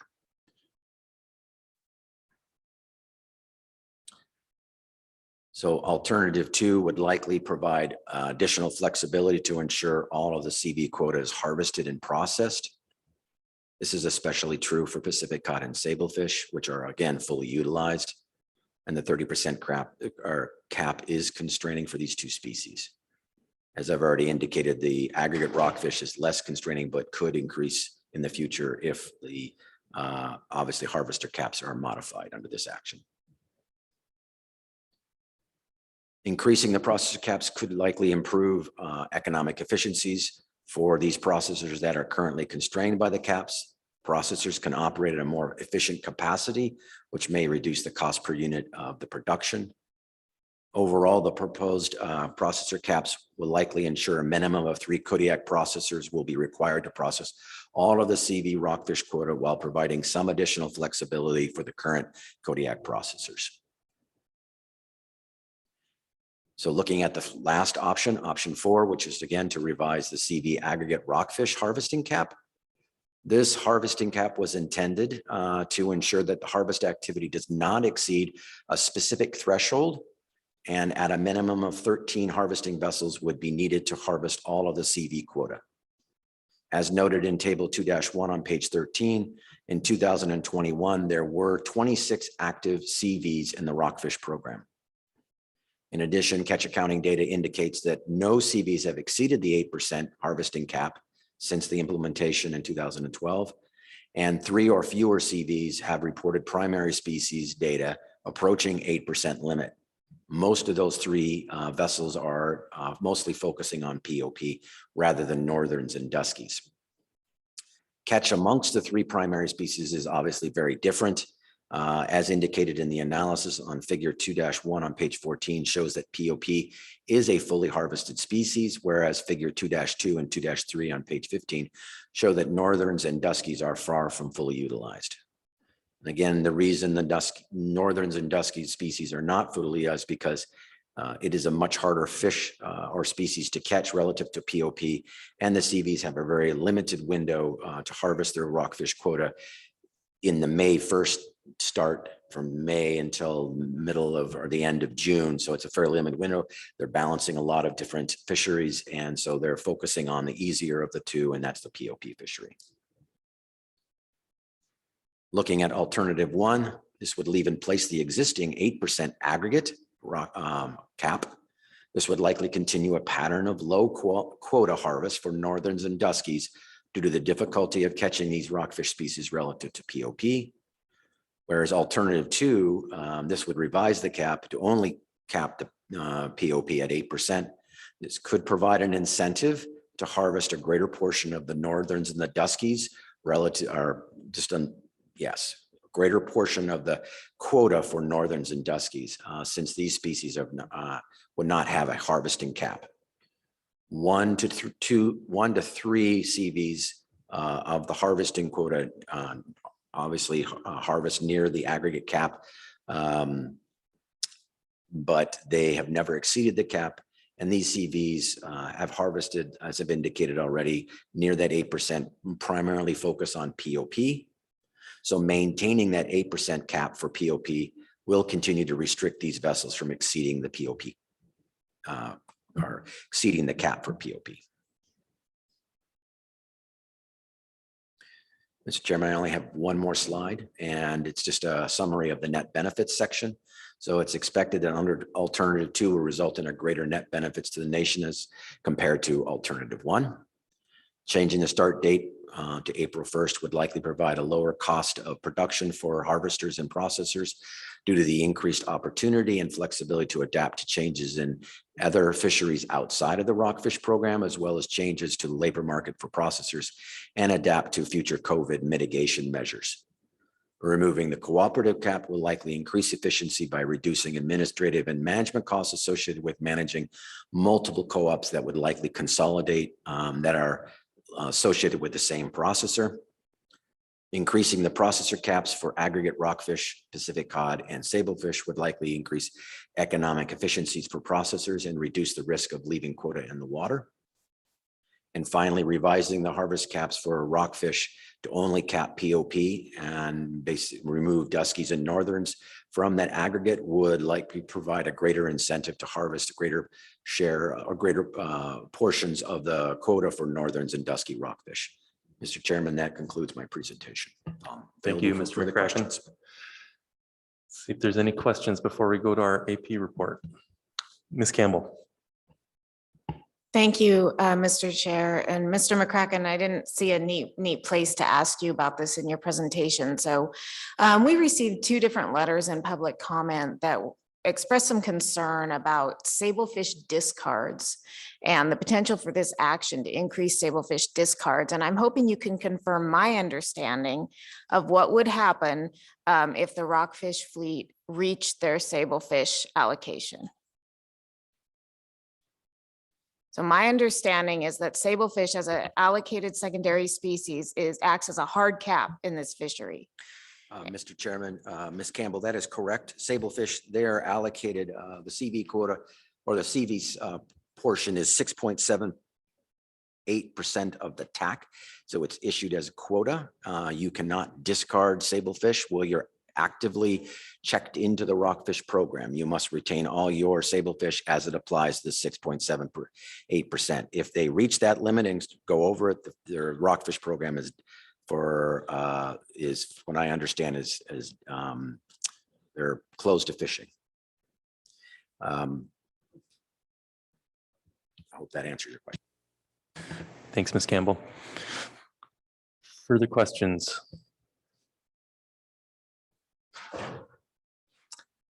Okay, Ms. Kimball. Thank you, Mr. Chair. Thank you, Mr. McCracken. We already did receive the SSC report on this, so I don't know if we can ask John a few questions about that. Oh, okay. We got the SSC and now I don't have it up here, but the recommendations, and I just wanted to know if basically if you had any concerns about being able to provide what the SSC asked for the next draft, if we move this, if we do final action, that you provide us public review draft, and could you accommodate those things? And specifically, I was talking about the evidence that they wanted provided or some better context that might have been provided in the presentation, but not in the document about the reason for processor consolidation in Kodiak.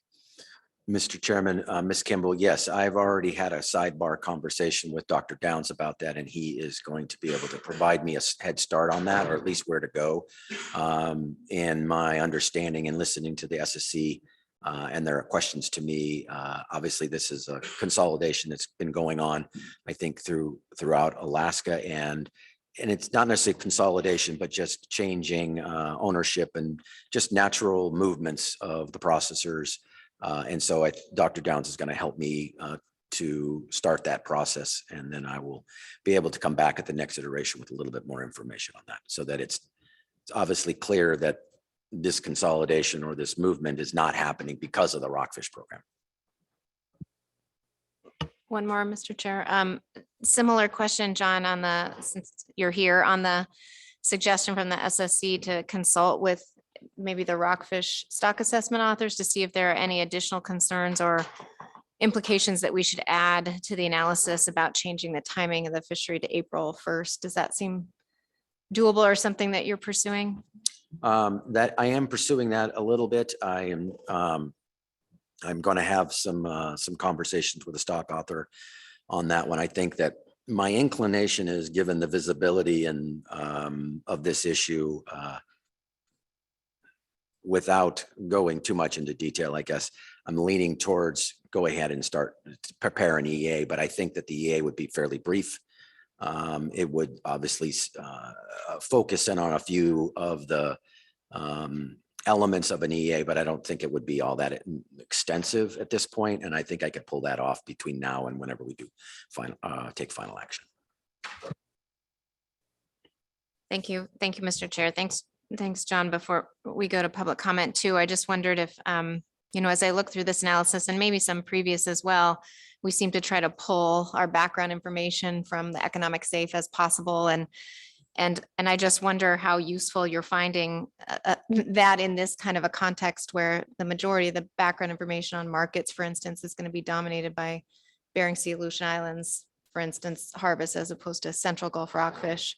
Or if you see any way out of that, or whether we just need to caveat that information appropriately in order to continue to bring something forward in that respect. I can think about it, Mr. Chairman, Ms. Kimball, I can think about a little bit more on that, and I can maybe make a, maybe kind of reach out to Daryl or someone like that. But I think that maybe just a caveat, at least in there at a minimum, to note that a lot of this is, pulled from the Bering Sea, Aleutian Islands for the most part. But yeah, so I can look into that a little bit more, Ms. Kimball. I appreciate that. Thank you, Mr. Chair. Mr. Dwight. Thanks, Mr. Chair. Thanks, Mr. McCracken, for a good walkthrough. I want to follow up on your answer about to Ms. Kimball's question about the further analysis relative to the change in start date.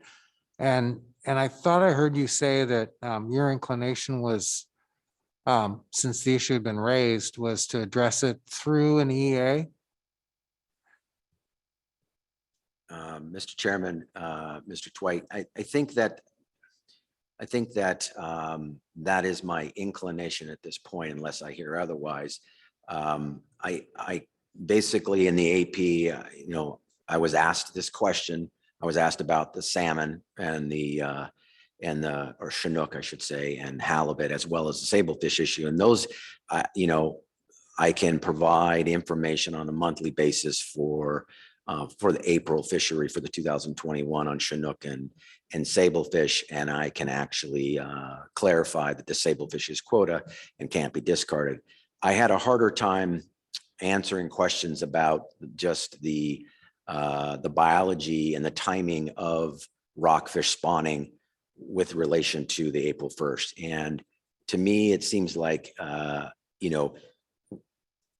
we can bridge off of the previous analysis as much as we can, but it's at some point, I think that from my perspective, having full visibility of that issue for the decision makers might be worth the extra little bit of time to go ahead and provide a brief EA that has some of that biology in there. Like I've indicated, I don't think it would be a very lengthy process. We would just bring that forward a little bit from the previous Amendment 111. I know we like to tear off from those types of actions. I was just thinking that it would be maybe useful to provide that for you guys to look at that when you make final action. That's all.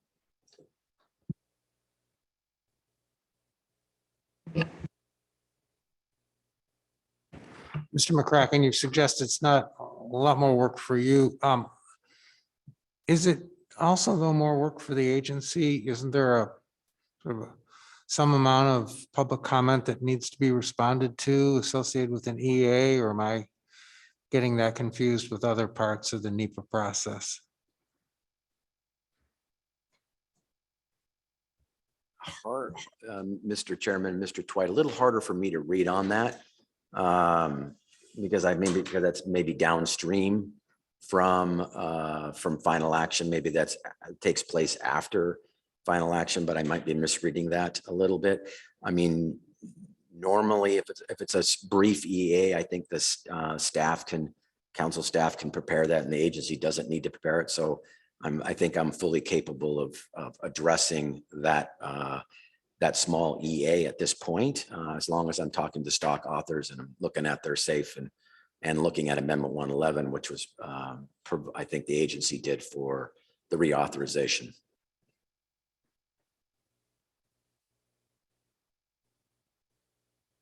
Thank you.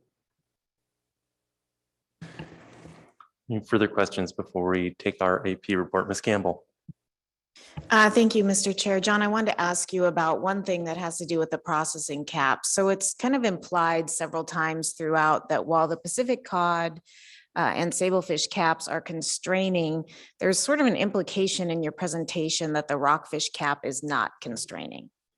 but that it could be if we also take the action under, I think it's option 4, that would allow for potentially greater exploitation on the northern and the Duskies. And so I know we may be up against some confidentiality concerns here, but I mean, is that presentation meant to imply something about the current processing levels of the primary allocated rockfish species under this program, or is it a word choice? Or, I mean, what do I take away from that?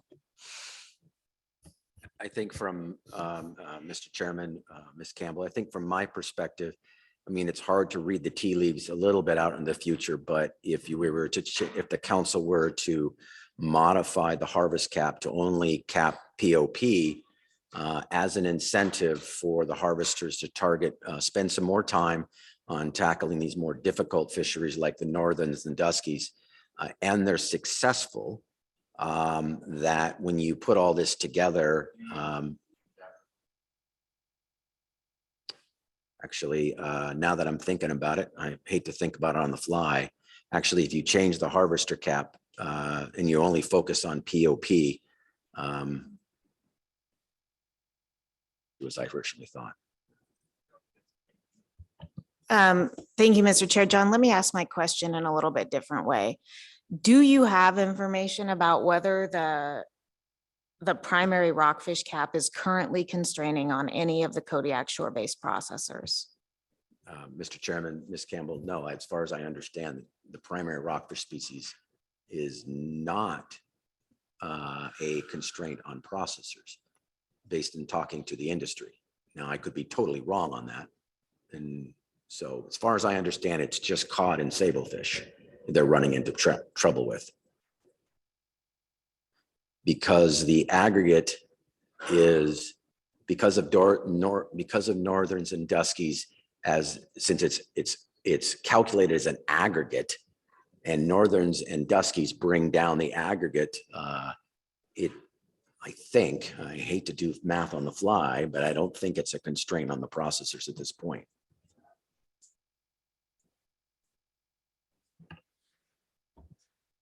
Any further questions? Thank you, Mr. McCracken. Next, we'll take the AP report from Matt Upton. A reminder to members of the public to please sign up to testify prior to the end of the AP report.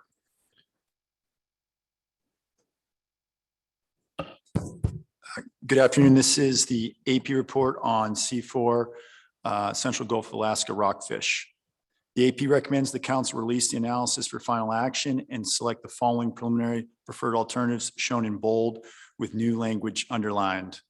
Alternative 2, change the season start date and modify the harvesting, processing, and cooperative holding caps.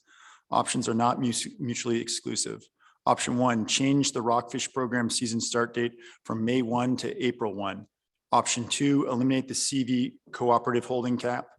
Option 3, increase the processing cap to 40% of the CV quota share pool for sablefish, cod, and/or primary rockfish.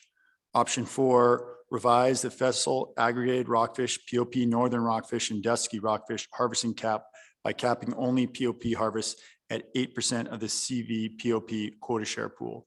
That motion passed without opposition, and the rationale in favor is in your minutes. Thank you. Thank you, Mr. Upton.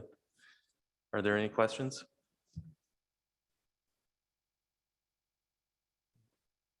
Right, I don't see any. Thank you. Thanks. Okay, that will bring us to public comment. Looks like there are 3 signed up to testify. I'm planning that we will take testimony, then a little break for the afternoon, and then come back, take action, and then adjourn for the rest of the day. I don't anticipate getting past C4 today. So with that, first up to testify is Julie Bonney. Not seeing Miss Bonney. We'll circle back. I do see Rebecca Skinner.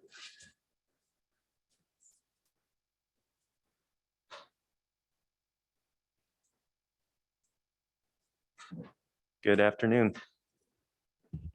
Good afternoon. For the record, my name is Rebecca Skinner. I'm speaking on behalf of Alaska Whitefish Trawlers Association, which is a Kodiak-based association of trawl catcher vessels, all of which participate in the rockfish program. And I'm going to be very brief. I'm going to align myself with the AP motion and encourage the council to carry that forward. And specifically in regards to processing caps, we have had members that have had trouble finding a market because of the processing cap. So for us, the raising up the processing cap is our primary concern. And we'd very much appreciate this being addressed expeditiously so that we don't have stranded quota or harvesting vessels that can't find a market. And that's all I had. I'll take any questions. Thank you, Ms. Skinner. Ms. Kimball. Thank you, Mr. Chair. Thank you, Ms. Skinner. Is that the primary benefit you see for the harvest sector that you work with by option 3 is just alleviating kind of any risk of stranding quota? Or are there any other benefits that you see? Thank you for the question. Yeah, from my perspective, the primary benefit is not stranding quota and ensuring that there's markets. And for whatever reason, the number of shore-based processors in Kodiak has reduced from 7 to 4, and that has created, just based on the percentages, this constraining factor. I think with 7 processors, the current cap of 30% mathematically was fine, but when you go down to 4 processors, you can see mathematically that there's a concern there. So again, I do have members that have had challenges. They were able finally to find a market, but looking forward, just given the challenges over the last few years with COVID and things that have come up unexpectedly, I could foresee plants that temporarily or permanently stop taking rockfish, and that's going to create a huge issue and eliminate market opportunities for the harvesting vessels. Further questions for Ms. Skinner? Ms. Kimball? Thank you, Mr. Chair. You were very brief in your comments, so I actually wanted to ask about what kind of benefits you saw from your support of changing the start date to April 1st for your fleet. Yeah, I am not prepared to speak to that myself, but I think you'll hear a lot more about that from Julie Bonney, who's now here. Thanks. I don't see any additional questions. Thank you, Ms. Skinner. Okay, we can go back to Julie Bonney.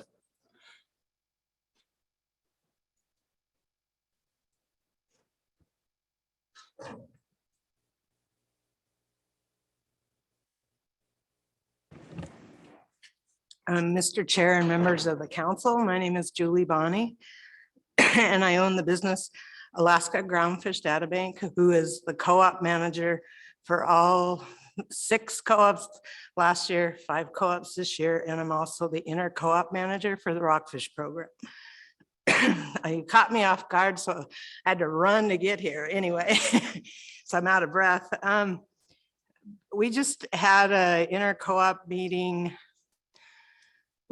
probably 10 days ago, and all of the co-op presidents were there, and they all voted unanimously to put forward what is in my comment letter, which is to change to the April 1st start date, the 40% processing cap, the CV, having the CV cap only apply to POP in terms of the harvesting cap, and then finally to eliminate the 30% co-op cap. And basically all of these tweaks will allow us to get more fish out of the water, go across the dock in Kodiak, and benefit the community overall and the harvesters and processors. We agree with the PPA that came out of the AP and believe that the analysis is ready for release for public review to put us in place to do final auction in June. In terms of some of the questions that I've heard, that I think that in terms of the processing cap and whether it should apply to sablefish, cod, and primary rockfish, I think the thing to remember is that POP quotas continue to drive up. And so when you're looking at a primary rockfish quota aggregate, more and more of what's going to be harvested in terms relationship to that cap is going to be POP. So the likelihood that, because right now you have a delta between, because we're not catching all the northerns and duskies, so it kind of gives us a buffer under that processing cap. But as more than 90% or 95% of whatever we're harvesting is POP, then we're going to get mostly all that fish out of the water.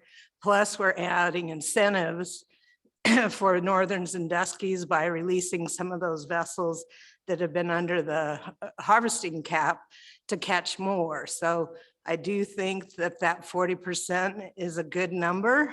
We also have one processor that's been restricted in terms of the amount of rockfish that they've been able to process on an annual basis. And typically, you know, I'm just thinking not so much about the harvester processor piece on a lot of these issues. I'm thinking of it more as terms of cooperative management function. So when we get into the tail end of the fishery, we are communicating daily on a trip by trip with the processors and harvesters to make sure that we're staying under those processing caps.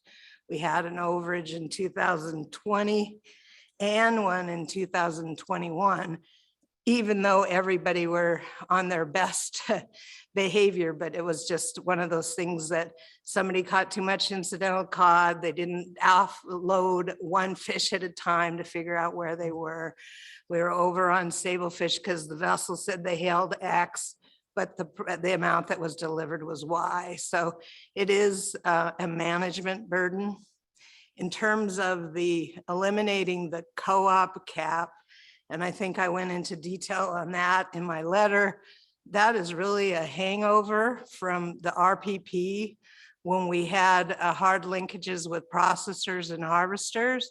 And it got carried over into the new program where a processor can associate with multiple co-ops and harvesters can change co-ops on an annual basis. So it's kind of archaic because it really doesn't accomplish anything anymore. I think that I'm appreciative of John getting this done quickly, and I'm hoping that we'll be in a good place in June. And I'm supportive of the SSC's recommendation to consult with the rockfish stock assessment folks in terms of changing the season date. In terms of the season date, I skipped over that. Really, it's about flexibility. And so we used to have flatfish that happened in April. So we don't anymore. We could have a flatfish market in the future. So we would be trading off rockfish and flatfish to fill out our calendar year. The goal is to keep the vessels busy year round and make sure that we have processing activity across the dock to keep the local processor workers engaged. So with that, I will stop and thank you, and I'll take any questions. Thank you, Ms. Bonnie. Any questions? Ms. Campbell. Thank you, Mr. Chair. Ms. Bonnie, since you are the cooperative manager for all of the co-ops and just provided us a report under an earlier agenda item, I'm wondering if you can speak at least qualitatively to the rates of bycatch we saw in the year when we prosecuted the fishery in April relative to average rates or the rest of the year, understanding that we'll probably have more on that in the next iteration. Through the chair, Miss Campbell. So they actually talked about that, which the total halibut taken during the month of April was 1 metric ton. The total amount of Chinook was 66 salmon for the month of April. And in terms of the quantity of rockfish that we took, it was 27% of our total harvest for the year. So pretty low. Further questions, Ms. Kimball? Thank you, Mr. Chair. So I'll follow up to that, Julie. There's nothing that, obviously, with the support from all the co-ops, there's nothing that concerns them with being able to stay under their PSC caps if this change was made. That seems obvious to me, but I guess I'd just like to clarify for the record. Yes, through the chair, Ms. Kimball. Obviously, just for the history, when we started fishing in April last year, we were on high alert to manage our bycatch, not knowing what to expect. And so we have the controls within the co-ops to address salmon bycatch and halibut. So since we have those controls, I don't think anyone's concerned.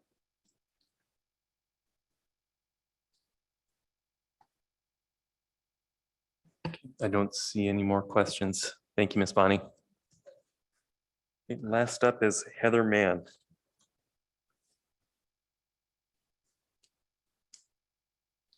She's not on. Okay. Like Ms. Mann is not with us. So let's go ahead and take a break, come back at 3:05 and see what action the council would like to take.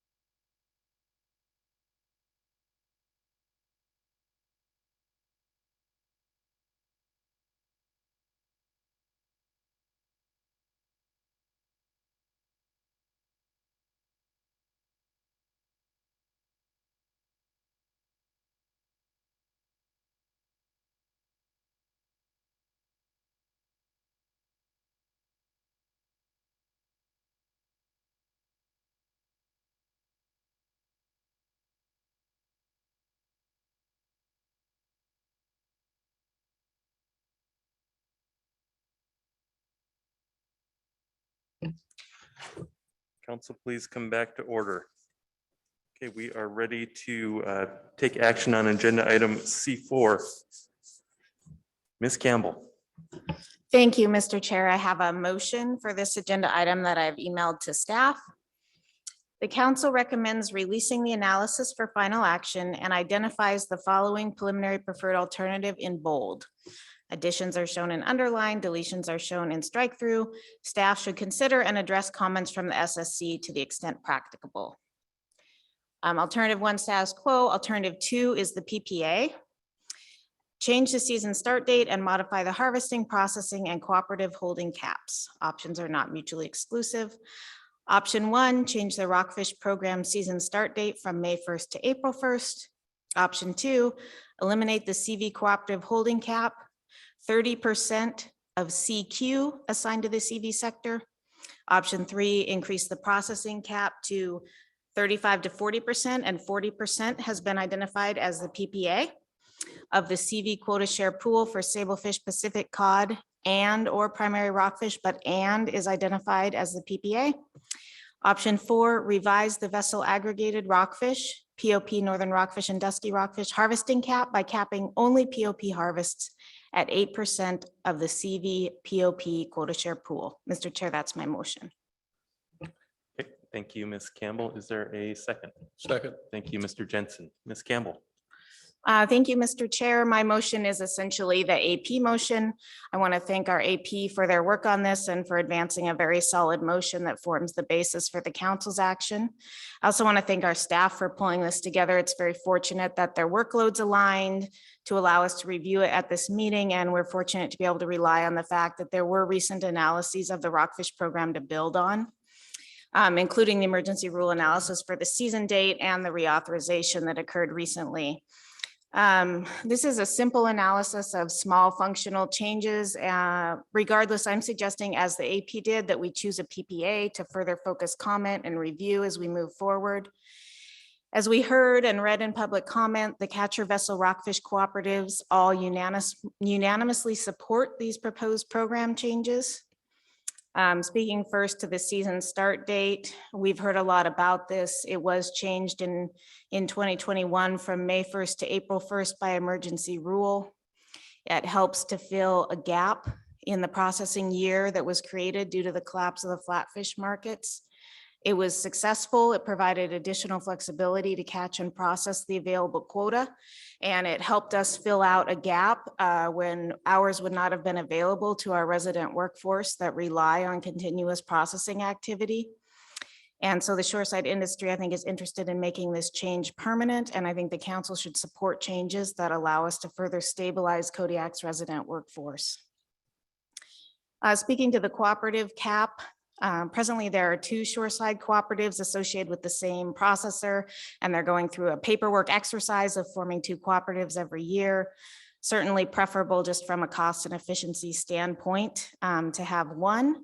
I did adopt a change so that under the next option, which is under that option, we had said use the word QS or the term QS. I think the proper term we've been informed by our staff is CQ. So that is a change, although not an especially meaningful one.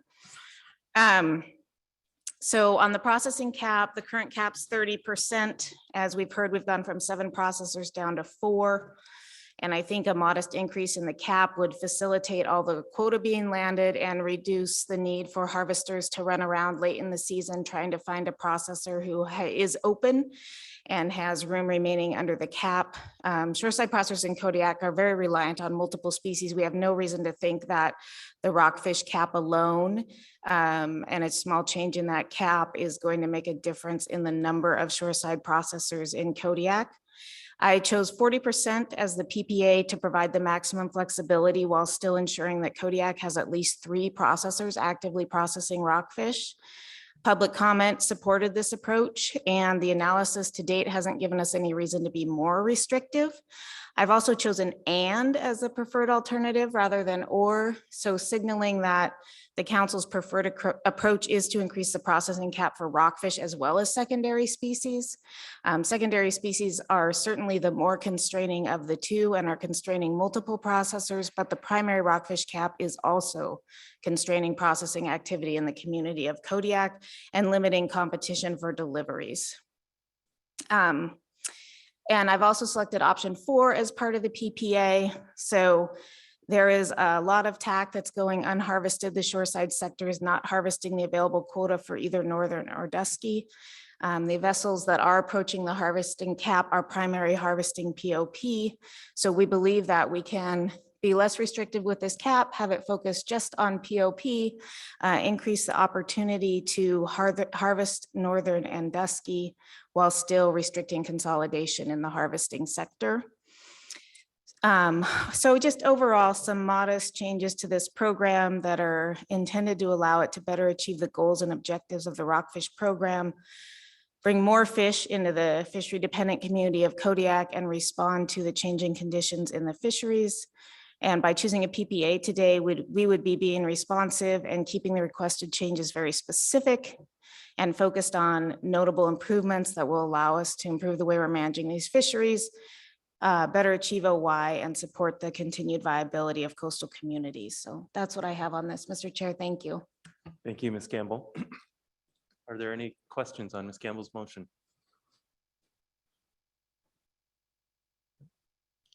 Go to amendments. Comments on the motion? Mr. Twite. Just quickly, I think this is exactly the kind of adaptive management process that the council should be facilitating.